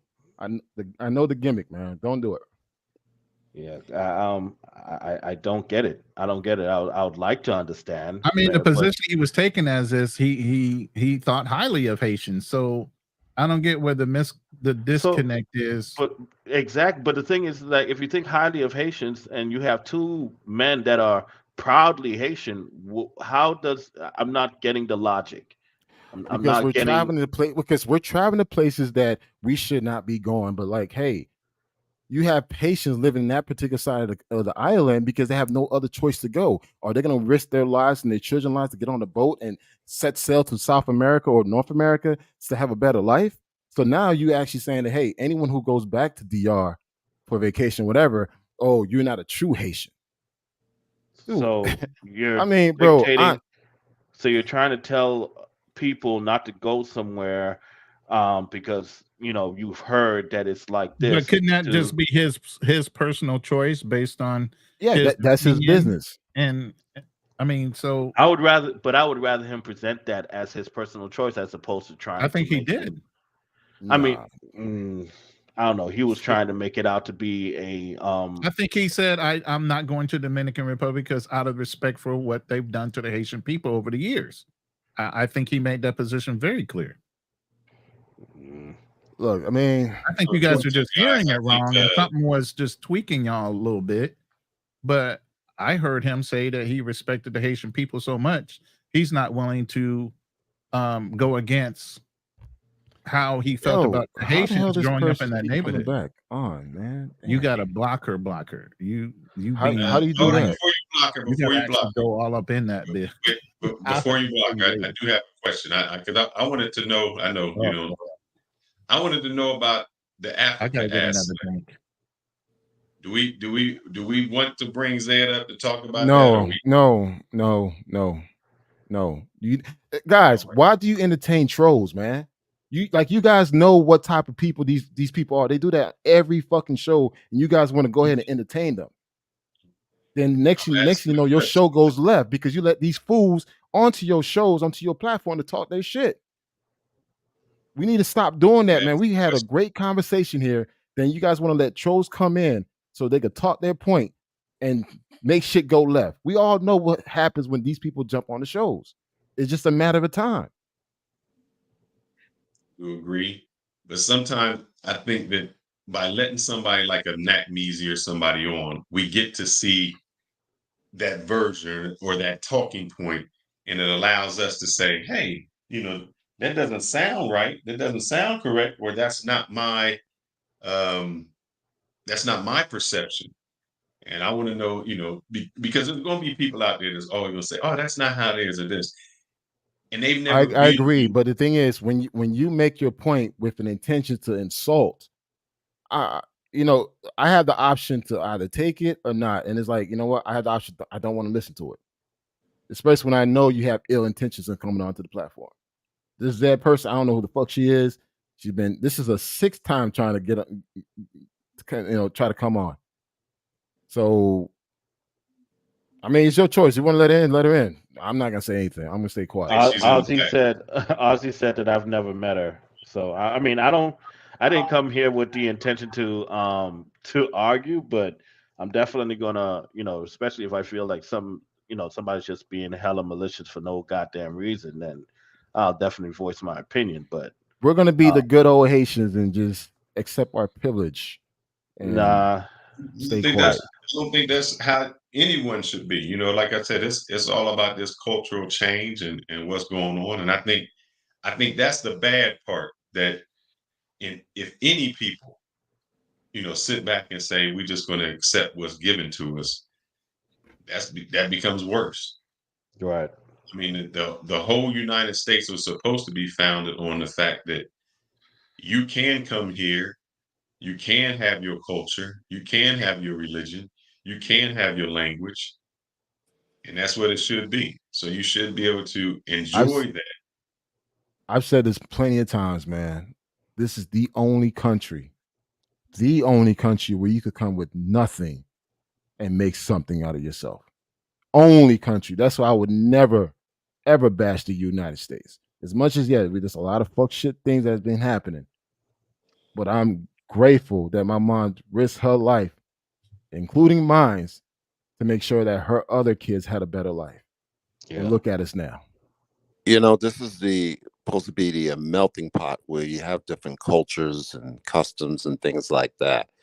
But at the same time, assimilate to the place that you're coming to, because we do have laws and standards that, you're supposed to meet, while at the same time, you can still have your customs and your own personal customs and cultures. This was why I don't have any issues with anybody. And it's kind of sad that these things are happening, because you have people who want to feel entitled and feel like they're better than anybody else. It's more of a psychological issue than anything else, because I've been around Haitians. I was born and raised in New York City, and I really had no problems with any of the people. I've lived with Dominicans in my housing projects and stuff. We were all family. When the holidays come, I get the invitation, go upstairs, grab a plate of food. Same thing with the Haitians and stuff, or anybody from the islands. We never really had beef. I think a lot of it's not so much as different ethnic groups versus ethnic groups. I think it's more of individualities or a small section of groups that just are ignorant. Correct. And it's like that. It's like that in every country. Every country, you're going to have a group of nationalists that believes that, hey, they should keep their country pure. Every country has that. So, I mean, United States is no different. We're saying, hey, we want to keep America great. Make America great again. Basically, take it back how it used to be. That's not the case, man. But I just feel that as much as people want to talk negative about the United States, as an immigrant, this is the land of opportunity. This is the land that we could make something out of ourselves. Okay, me as a parent. Okay, I'm gonna go ahead and pick up trash or clean windows for the next 20 years. This is what it is. But guess what? I'm gonna make sure my kids go to school. I'm gonna make sure my kids get an education. Guess what? Their kids in one generation will move up to the middle class, or even to the upper class, just like that. My mother, I'm gonna share this. My mother can't read or write. My mother had my brother when she was 14 years old. Wow. She had 6 kids.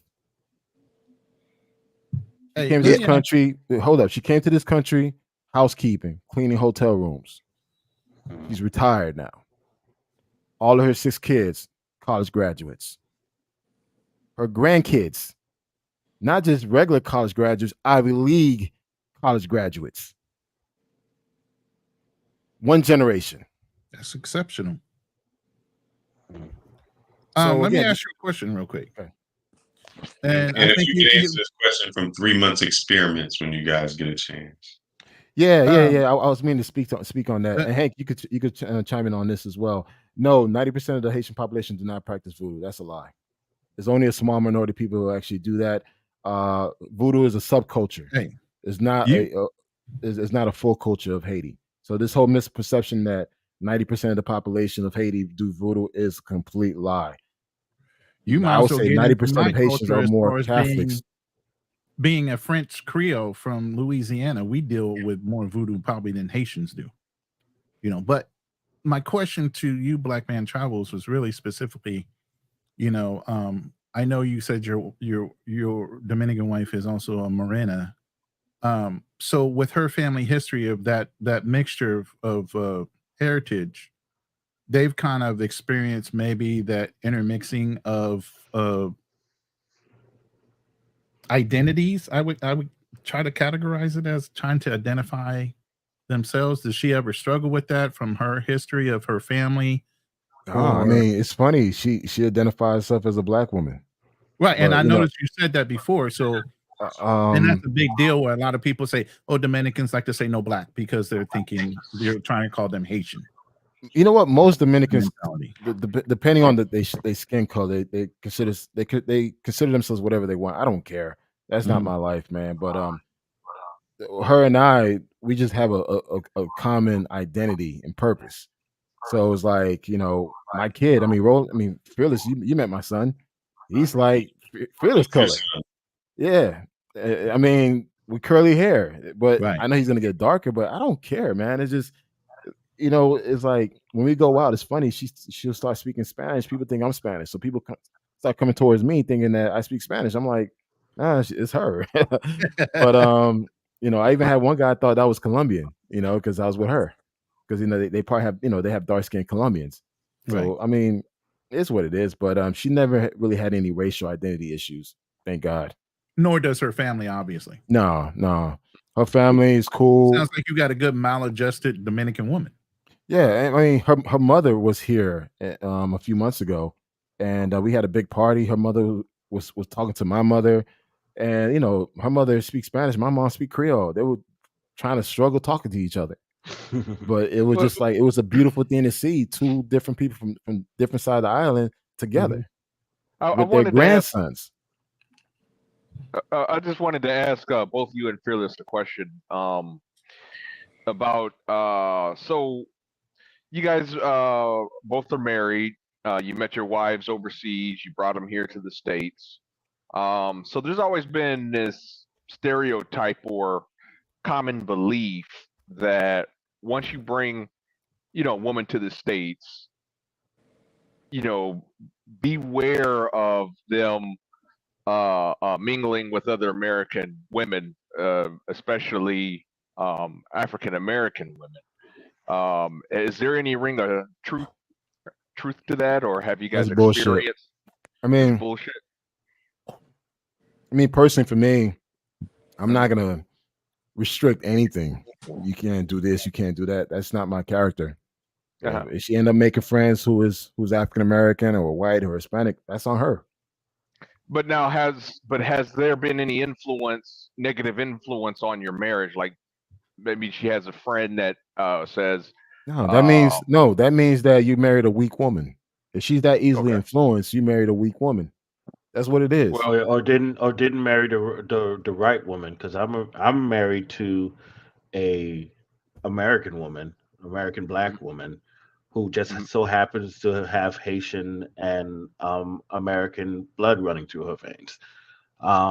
She doesn't speak a lick of Creole, but her father was a Rolling Stone, and she grew up in America, and that's what she knows.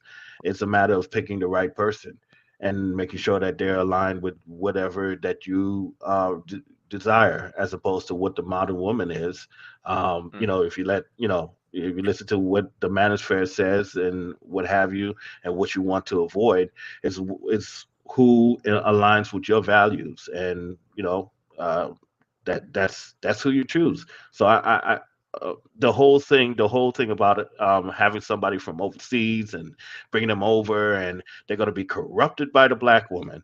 I'm married to a black woman that is not corrupted. So, yeah. Yeah, and I think most of the guys that spill this false this false story that they're going to be influenced or whatever, dude, you picked the wrong woman. Exactly. Is what it is. And let's be honest here. Most of the guys that say that, look at the places where they're going in these countries.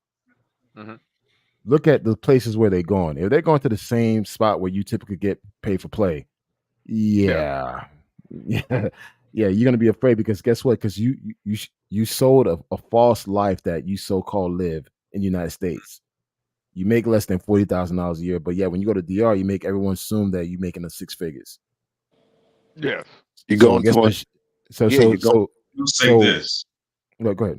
I will say this. Your wife or whomever will find people. All right. If you went somewhere and someone's going to ask you, well, why do you do that? Or why do you do this? If you're in a group of white people, why you listen to rap music? Or why is this? You will find a group of people who will question why your foreign wife does certain things for you. And it may be, why does she cook for you? Why does she clean for you? Why are you submissive? And so they will question that because they are not that.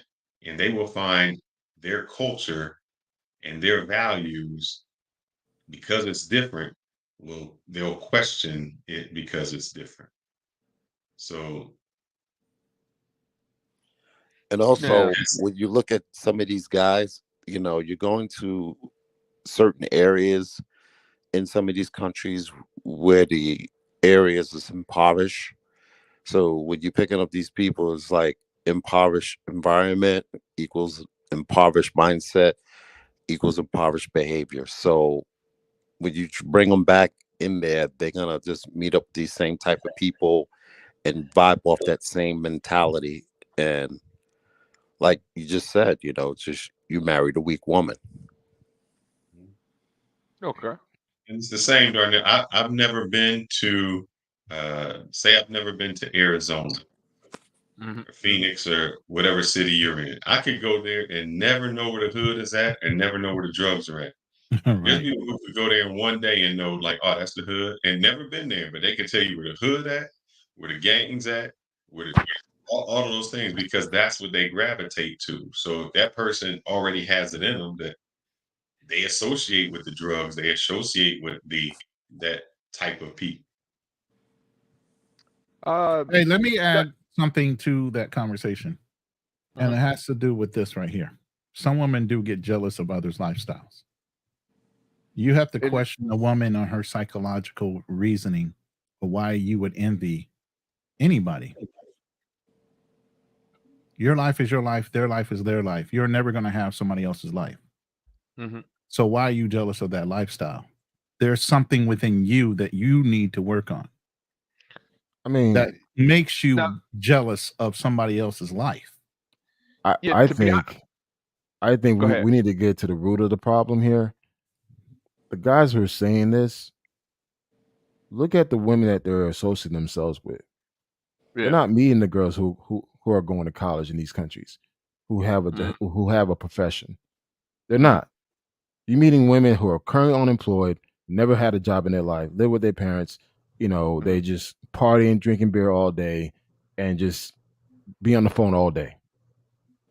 So when you get that person, you marry that person, decide to bring them to the States, they're easily influenced because they're already influenced. And these are guys that they go over to these countries because they feel like it's a cheat code, because they don't have to, because the work that they don't want to put in here, they feel like they don't have to put in over there. And in order for you to get a woman of quality over there, you have to put in the work, and on top of that, learn the language. They don't want to do that. So they would rather go to certain areas, just like Kanal says, where they feel like it's easy. Oh, this is easy. Oh, this is a whole lot better. Oh, you know what? Here's a ring. Hey, here's a passport. Come on over, and then be surprised that woman wasn't to the quality that you were intending her to be when you found her at a quality that was sufficient enough for a cheat code. And here's the thing: never roll out a red carpet for a woman. She needs to put in work, just like you put in work. Exactly. For the relationship to work. If you roll everything out for her and you just roll out all the issues that she would need to overcome, or at least help you overcome by yourself, why would she have any commitment to keeping or staying with you? She doesn't know how much effort it took for y'all to get together, how much effort it took for y'all to get your passports, all the things you need to understand. And getting a good quality, solid relationship going. You made it so easy for her. There was no struggle. I'm actually sharing a picture, guys. This is my trip from Cali, Colombia. I was in Cali a few weeks ago. No, actually a month ago now. Damn. I met this, I met her. Guess her profession is? Doctor? A EMT. Jesus. She rides in the ambulance. There you go. And provide medical and provides medical care. Dr. Kevin Samuelson. Okay, go ahead. Emotional damage. But I'm saying this because, again, guys don't meet women who actually have education and who have a job, who actually have interests and hobbies to do things. Mm-hmm. They don't care because they rather go meet with the girls with the tattoo on their neck, fake boobs, and just to have fun. But they're not gonna meet these types. They're not. And it's like, okay, and again, it goes back to you vetting that person you want to be with. And again, not everybody's is meant to be a basher, basher and banged out. I did that for 10 years straight. I banged out. I enjoyed myself, but I realized, like, hey, I'm a family man. Fearless met me. We're both family men.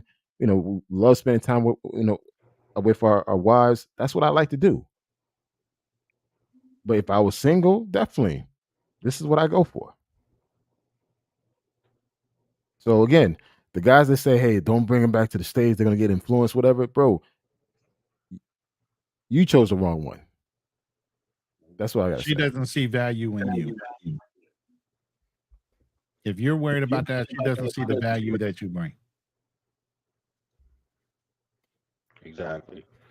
And just, I'm sorry, I just see too many examples. Canals being one of them. I'll say the latest, of guys that just picked the quality woman that was over the, in the country that they were living in, or that they learned the culture, they learned the language, they lived there for a bit, and they picked someone that was of substance.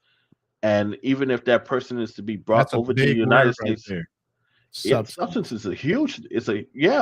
And it's something. Unfortunately, a lot of guys are not.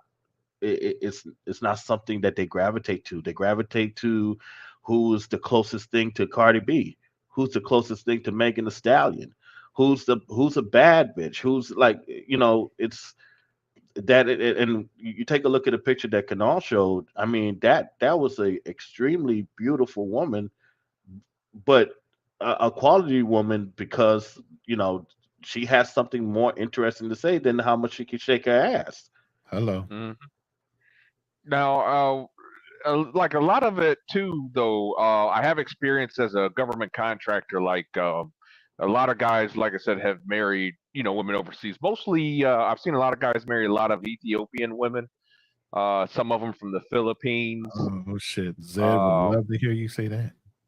Yeah, hey, it's true. I mean, a lot of times, a lot of guys, that were in the Middle East, a lot of times they would go to for R&R, they'll go to like Bahrain or Dubai or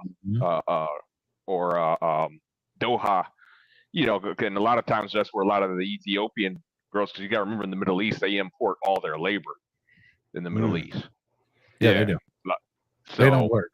Yeah. No, they don't. They hire. Yeah, exactly. So a lot of times you'll see a lot of Ethiopians going there for better opportunity, and they're somewhat close to home.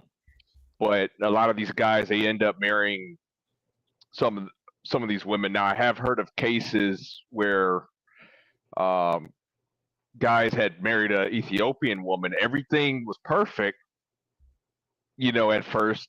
The first couple of years, bring her to the States, everything was perfect. But then after a couple of years, she got to meet, she got, naturally she's going to meet friends and people, and they see what she's doing, kind of like what Fearless has said earlier. You cook for your husband? Why are you doing all the cleaning? And next thing you know, I mean, the woman just changes. She's not the same traditional woman that they met, overseas. They start, unfortunately, complaining, things of that nature, or things that American women are stereotyped for, is the issue that I have heard. I've even heard a little bit about women from the Philippines. They've done it. Matter of fact, the thing is, you speak of people who are easily influenced. That person was already easily influenced in her own country. If it took that fast for her to change, yes, I mean, she probably already had her own goals and her own plans to do her own thing. So it's what it is. But don't let someone else relationship dictate what type of relationship that you want to have. Oh no, I'm not talking for myself. This is just purposes of conversation. I myself don't plan on living in the States myself, so I'm not bringing anybody back. But this is just for conversation purposes. But I mean, this whole thing that guys, saying don't bring them back and keep them where they are, all this, man. Like, when dudes say that, I already know where they are mentally, and also too, unless you plan to live there permanently, which most guys are not in a position to do that, you're just talking bullshit. It is what it is, and that's one thing about social media. Social media has given people a platform to talk their shit. True. That's very true. And they don't realize how ridiculous they sound if you were to apply the shit that they say in practical life. Yeah. A lot of times people, because you can't hear yourself talk. A lot of times, you don't sound, you have no idea that what you said sounds ridiculous. Like sometimes if you play back a tape, sometimes you'd be like, "Damn, did I really say that?" Man, or what was I thinking, or stuff like that. Now, I have a follow-up question, and this is based on what you and Fearless had talked about earlier. So when you guys were describing how you supported your wives when you got here, it sounds to me like both of you you seem to have vetted your women, and they seem to have been educated, had ambition, goals, and when you got them here, it wasn't what you both had said was that you sounded very supportive of your wives, and you supported their goals, their dreams. It sounds like you weren't trying to get them to just work, but you're trying to build a partner or invest. You've actually invested in the women. So what would you say to a lot of the women that are on TikTok that are I wouldn't say nothing to them. Yeah, exactly. Whoa. I don't care. I didn't finish the question. Okay. We already know where that's going. I already know where you're going at, man. I'm not gonna waste my time to even talk to them. Okay, I mean, but you understand. Okay, I mean, let's take you personally out of the equation, because there is that stereotype, or that, hey, all these men are doing is going and snatching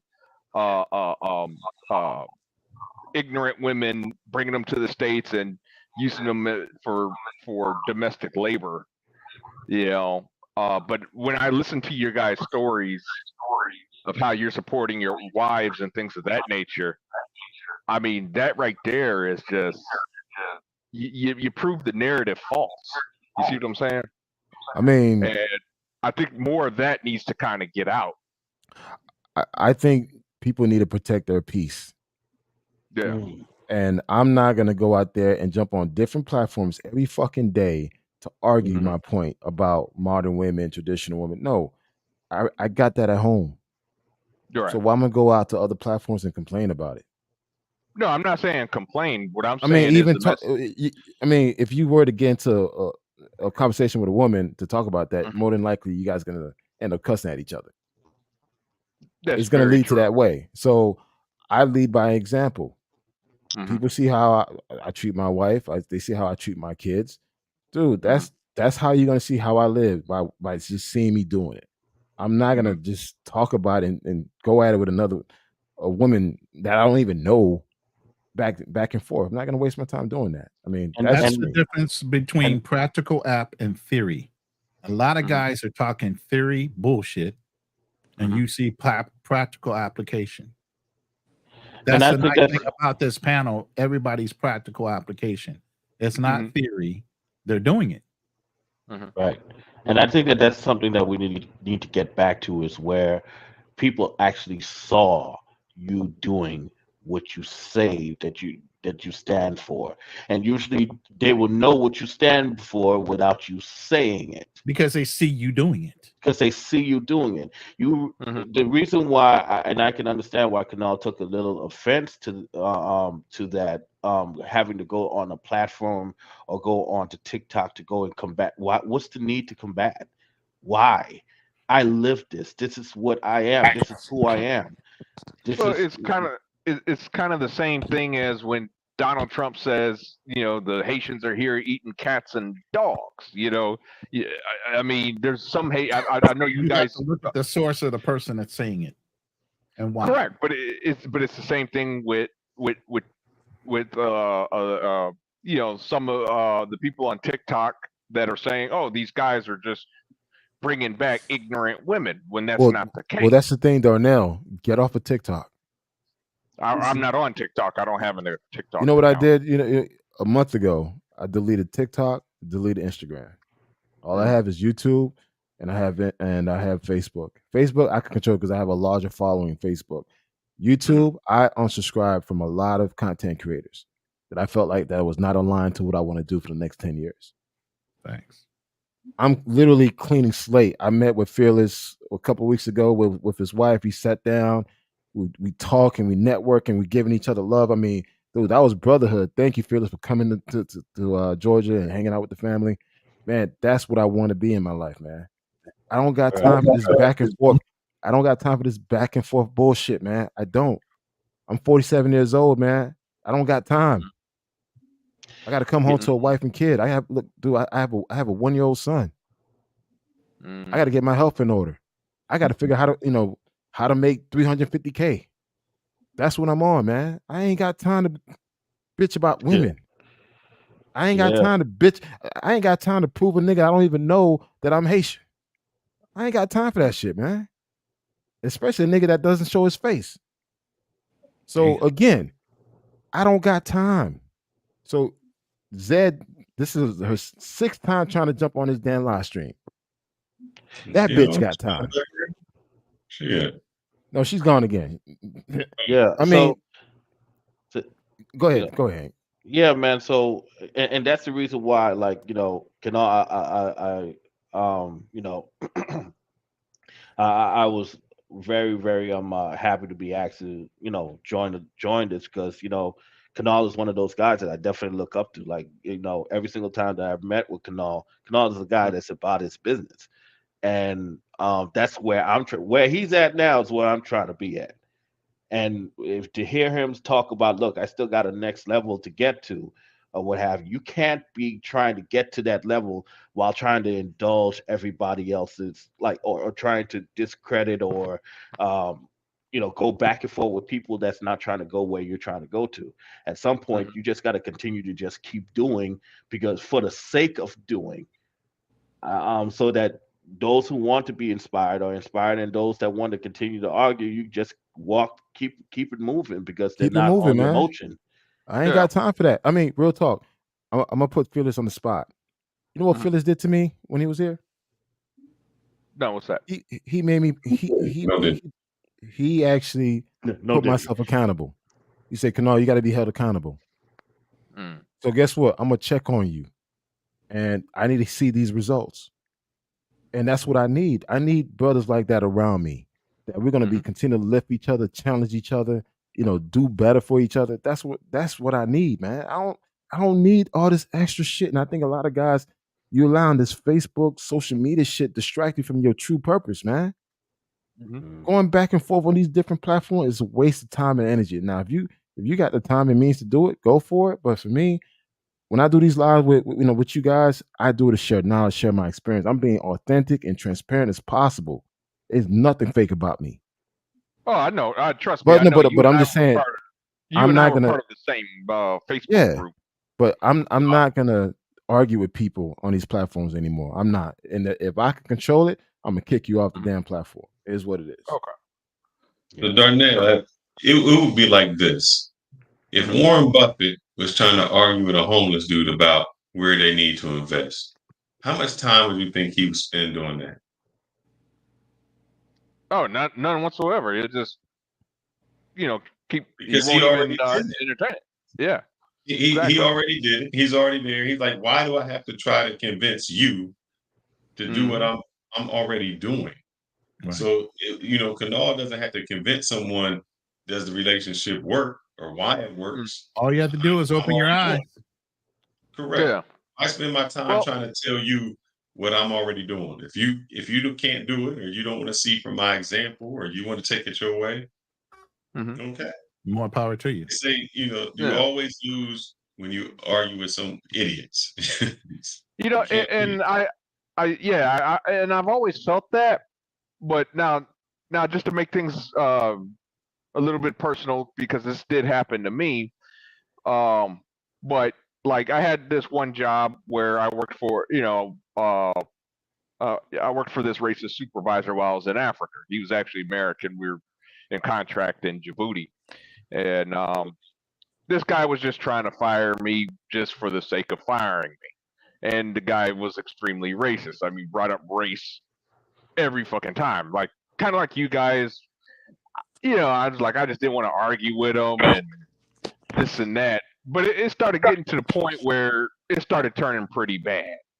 Little did I know, but he was secretly going behind my back, going to HR, telling HR all these lies about me, right? I had no idea till one day, he just let it all out one day while I was driving the car. He just let it all out on what he was doing.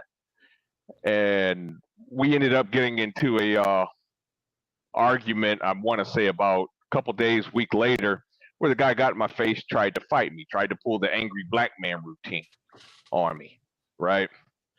And he was a brother? No, he's a white guy. When I say the angry black man routine, you know how sometimes when a white person tries to get a black man fired, they'll try to goat you. Yeah, come on, hit me. Come on, chump. Come on, hit me, punk. Stuff like that. This guy was 60. I was 29. This guy was 60. I mean, it was an obvious trap. He wanted me to take a swing. Anyway, long story short, I filed a complaint on him and everything on this and that. But what I didn't know was he had shit talked me about me in 30 days. He has said so much shit about me. And again, I was just kind of oblivious to it because I didn't think, I thought that there had to be some kind of proof. No, they just took whatever he said as gospel. So when I filed my complaint, of course, he's a white man. Yeah, exactly. And but my point in bringing that up is, I understand what you're saying about, hey man, I'm focusing on me and what I got to do, but that's a case of where it failed for me. You see what I'm saying? I'm gonna tell you why it failed for you. Two things. One, you go to work to make money, not to make friends. Correct. Second, what was you doing? I work, I have a job, but I still, and Kanal does this. He works, he has a job, but he always makes sure he has other opportunities. He's making sure that his certs are up, that he's always exploring something. If you are in a position that you need that job, they will make sure you don't have that job. So you always have to be where, go where you are celebrated and not tolerated. So you felt that you had to stay there or they did something to you.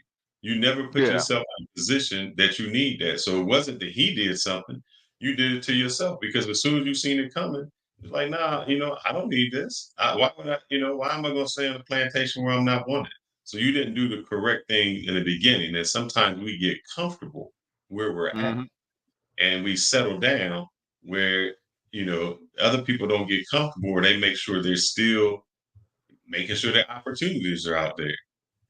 Mm-hmm.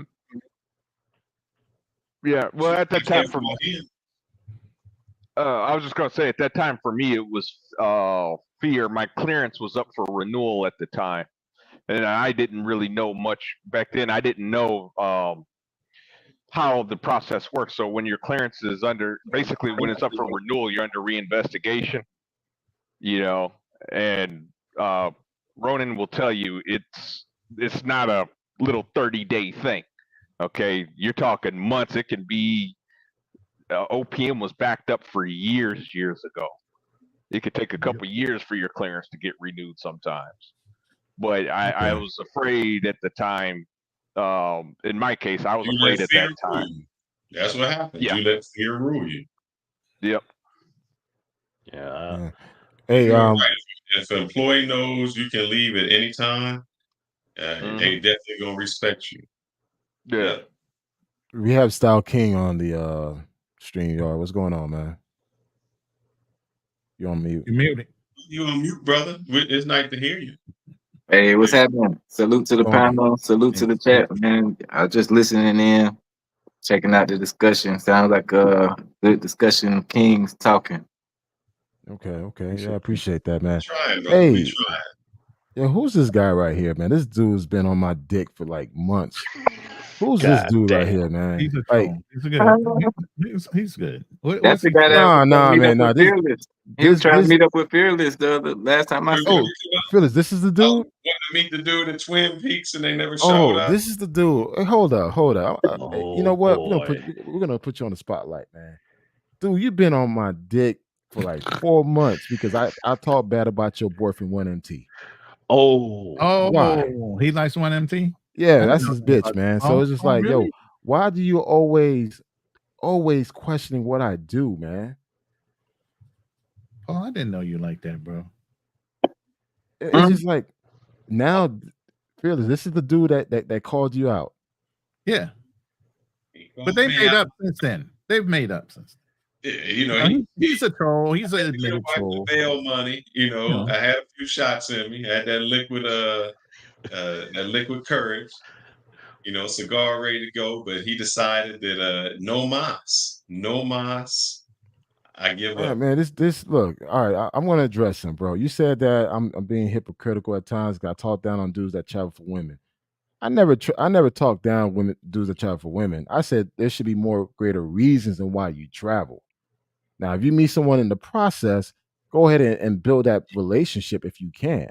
But I never once, if anything, I was one of the first people that used to talk about, exploring your options overseas. I've been doing this shit for a long time. So it's just like, dude, just get off of me, man. It's like every time you jump on my stream, man, you got something negative to say. It's like, is your life that miserable? It's like, shit, man. Do you have a passport? Do you even travel? Do you have a girlfriend? Do you have a life? Like, you do this on everybody's platform. You just talk shit. It's kind of pathetic, man. Wait, so I heard a little bit when I was listening. Both of you guys are married to foreign women? Yeah. Yeah. Man, salute to you guys, man. Damn, y'all living the dream. That's what we're trying to tell them. We living the dream. I'll be next. Believe me. Yeah, we are actually Fearless and we met in Georgia. Both our wives met. They hung out. We breakfast, worked out, and went to Beltline, Atlanta. It was cool, man. And again, I think this is what the whole purpose of these platforms meant to be. It's not meant to be, talking shit and I'm gonna challenge you to a boxing match, or when I see you on site overseas, this is gonna happen. None of that shit doesn't happen. Especially they see Fearless, then they see my big ass. I'm like, are you sure you want to do this, man? So it's just like, you really want to go that with me because you do a little multi. Like, are you sure? Well, so it's just, I was just about to say that there's this one homeboy of mine who has a saying that nobody gets on a plane to go get punched in the face. Nah, man. It's Not just unless you're getting paid a nice chunk. Well, I mean, yeah. that's goofy, man. Yeah. You know that you got a lot bigger problems if that's what you're trying to do. Hey, look at this. What he said again. This guys, listen. Look at this. Look at this statement he just put down. Clicked it when you were trying. Bro, you always on some self-righteous bullshit. So when is a bad thing to be self-righteous, or to be even righteous, or striving to become righteous? When that became a bad thing? It became a bad thing when degeneracy became the norm. Exactly. And so, I mean, I've had these conversations with my girlfriend, the same thing, you know, because she's kind of like in shock sometimes. She sees certain things on social media. It's like, women actually think like that? It's like, absolutely. And it tells you when someone speaks like this, it tells you their mental, emotional mindset where they are in their life right now. And these are the people you stay away from. These are the reasons why we have guns and machetes. Well, goddamn. Yeah. Pretty much. It's like, you know, we I'm can't help sorry. brothers out though. Here's the thing. I get where we're at. Listen. I get where we're at in life. I get that we're also always trying to be an example to others. But if you always get people that are like-minded in a room, we start becoming echo chambers. So while we do have trolls, some of these trolls do convert into actually real good, decent guys. They just never had proper guidance. So I've seen Paul Milner troll a lot of people. He comes in my room. He's very respectful. You know, he will try to come off on certain people a certain way because he doesn't understand. But he does take direction, is what I'm saying. If you see the potential in people that they can grow from your experience, you got to allow them to grow. You meet them where they are and then you improve them. You know, you can't already meet them fixed. If we're trying to be mentors, you got to meet them where they are and you got to try to fix their mentality or at least get them thinking the right way. So this is why you're right. Even with the way he's coming at you guys, you got to understand he's trying to grow mentally because you don't know what his background is. You don't know how he was. Wait, he's 18 years old or something? Bro, it doesn't matter. You got 50-year-olds that act like fucking kids. We know this. I don't got patience, man. I get that you don't. You got a whole family. No. It's just you got a whole family, but also too, you have to learn. You have to learn how to approach and network. There's a lot of growing he needs to do. A lot. And he can't see it if he's not in a certain type of room to see grown men having grown conversations. You need to take his ass outside the house. Listen, and know that you don't approach certain people a certain way. Everybody comes in our panels usually are very respectful to a point. Some people don't even cam up in their lives will cam up in our rooms out of respect. Because when you bring in people in a room and they feel that aura, it's like back in the day when you knew there was a decent woman on the street, brothers would straighten the fuck up. That's such and such mama type of thing. You see your boy. See, I'm trying to be patient to this little nigga, dog. I'm trying to be patient, man. And it's just like, but that's your boy. That's your boy. So but if you look at above that, he said I was actually going down the right road. But again, he's going to do things. He's going to do little things to poke at you, bro. He's going to poke at you a little bit. He did it. He apologized to Fearless too. He said, "I'm a troll sometimes." He said that. You know, so like I said, I don't want perfect. I don't mind a little bit, but yeah, if you're outright disrespectful, and I told him, even he got booted out. I didn't boot him out. Somebody booted him. He thought I did. I said, "No, man, I give you a warning at least, you know, to fly right before I boot you out of the room." You know. Y'all got patience, man. Fuck that. But see, I can understand where Kamal's coming from. We got to get patience, man, because I think what we have to also do, Kanal, is steel sharpen steel. And we have to, I know it becomes difficult. Sometimes you have to be able to defend your position, not only for them, but for yourself. I don't have a problem defending my position, but when you start trolling and I see that you're trolling, I'm not gonna entertain that. It just I just don't have the damn bandwidth to do that. It just Let me no address sir. Paul. Paul, do you know why anybody was brought back to the house? Do you know who brought him back to the house? Yeah. Do you know anything about a photo shoot that was down there? Do you know who had the crib? See, there's a Right. lot of questions that I know the answers to, but So you do I. don't know the answers to. So when I say there's assumptions, that's the assumptions that we are talking about, that you don't know the pregame that was there. You don't know why they were there. Those are But things here's the that thing: a lot of these guys can't even fathom the trust in a relationship because they're scared to even bring women back to the United States. So how could they even fathom trust between two people, a woman and a man? You get what I'm saying? They can't even tell a woman the truth. If they were dating more than one woman, they would not be strong enough or bold enough to say, "Hey, I actually am dating 3 other women I'm interested in." You know, but and I did not hear him imply there's Look something at went this, down. man. Look at No, this. yeah, I'm that's what I'm saying. I crying. did not hear him imply something went down. From what he said was, Paul, I'm trying to be stop, bro. because Stop. I'm on here. You said Dude, hey, that was a beautiful woman. She didn't Oh, have tattoos. he was She was using her not as an the type of example. woman that was in the Absolutely. streets. She was an EMT. And if you were single, that is the type of woman you would date. That's what I heard. I yeah, didn't and hear that's what you I say. said. And that's what I said. And it's like this But dude again, is people like to draw reaching, man. assumptions because that's what they're taught on. Listen, there's different channels and there are different panels, and each panel they get an exposure to a different type of mentality and a different type of man that travels. Paul, go get You a know what I life, mean? brother, man. I could tell Oh, you probably a hermit that stay in the house all day Yeah. in the dark on a laptop that don't do shit. Get a life, bro, because it's pathetic, man. I'm gentlemen, Roland, that's your boy, man. That's your boy. Get your nigga, dog. Get your nigga, dog. It is just gentlemen. I'm done. Hope you Yeah. don't. Hope you guys don't mind. I'm going to go ahead and bow All out. right, It was Yeah, Hank, we pretty. appreciate it's you coming time. in the panel, brother. We This was appreciate pretty. Shut you it coming in the down, man. panel, We man. appreciate you coming up. Anytime. It is late. I would say something that I am new to the government space. I'm also started.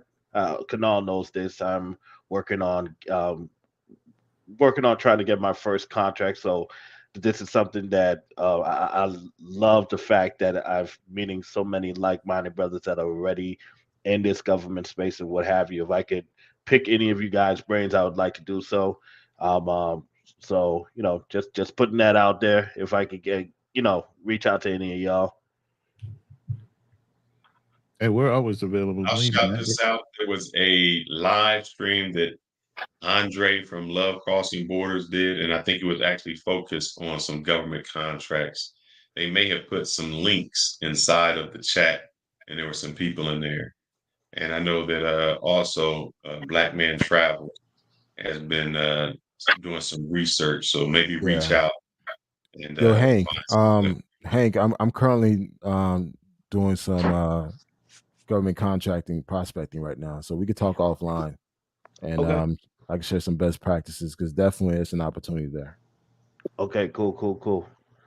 But thank you guys. Thanks for this panel. This is look, you guys are doing God's work. Keep it up. I would love to be on this one again, man. Kanal, thanks for the invite, man. Thank you for coming out, man. I appreciate that. Appreciate y'all. Absolutely. We're going to wrap it up next week. Since Kanal's an old man, he got gray in his beard. I'm still a little younger, and Ronan, he's geriatric. So Damn. I say all that to say that we're Nah, going to talk he's about older than the dinosaurs. Yeah, what's it like to be a father in your 40s Oh yeah. or older? It's different, man. It's different. We It's are different. panel next week. Yeah. Should be a lot of fun, guys. It should be a lot of fun. I have a 1-year-old, and at 46, it's different, man. It's just you know what? You appreciate it more. I appreciate this more than my first son because my first son I was in my 20s, hustling, bustling, trying to make shit happen. But at this age, life slowed down, so you kind of cherish, seeing them running up to you and hugging you, and you sitting down, spending time with them. Life just gets slower as you get older, so you appreciate things a lot more. Absolutely. 2-month-old. So, 2 months. I know a negative 2-month-old. Oh Yeah. shit. Babies are out December. in a couple of months. Due So date. that means December. they're not born yet. In December they'll be born. She'll be born. So You said they. Don't jinx yourself, brother. You get twins. You can get twins. Y'all remember this night, because if he winds up having twins, he did that to himself. Yeah, that's messed up. He said that's Guys, messed up. I appreciate everyone joining the panel, man. We love to have those prospects. And one thing I will say, what we try to do is there is a competition, there is a competitiveness, but it's different. Like when I went down there with Black Man Travels, our competition was, brother, I'm gonna hold you accountable, and I want to make sure that you become better. And the great thing I can say is what he said he was going to do, he started doing. Whether it's exercise, whether it's, hey, I'm gonna put together, spend this much time putting out videos, and he's done that. That's the type of thing we need to hold each other and be competitive about, because steel sharpens steel, and that's how we get better. We just gonna tear each other down on what you can't do and what you didn't do, or bring me this. We're never gonna go nowhere. We should be able to network and get that, man. Yeah, and I'll be coming up to Dallas in the spring, April, taking our Phyllis and his family out. So it should be a lot of fun. Oh shit! You coming up and when? April. Oh fuck! I'll be maybe on a plane living in the Philippines. Yeah. No, if you up here in April, I will be moved to the Philippines by then. Oh wow! Okay, I'm not coming back. No, I'm gone for at least 3 to 4 years. Wow, that's amazing. That's blessings, man. That's a blessing for you to be in that position to do that. My passport doesn't expire until 2028. Okay. Well, guys, hey, this has been an awesome live stream. I didn't know it was going to go up to 4 hours and 32 seconds. 32 minutes. Awesome live. This is my first live back on the Lions Den. I'll definitely be on more frequently, and more content coming out on my end as well for Black Man Travels and Always On Marketing. All right, fellas, make sure you like, subscribe, and please hit the notification button for all channels, so you can get notified when we have something that comes out. Please make sure you do so. Until next time, my people, stay away from the Lions Den. Stay away from Paul too. Stay away from his ass. Hey, leave that young man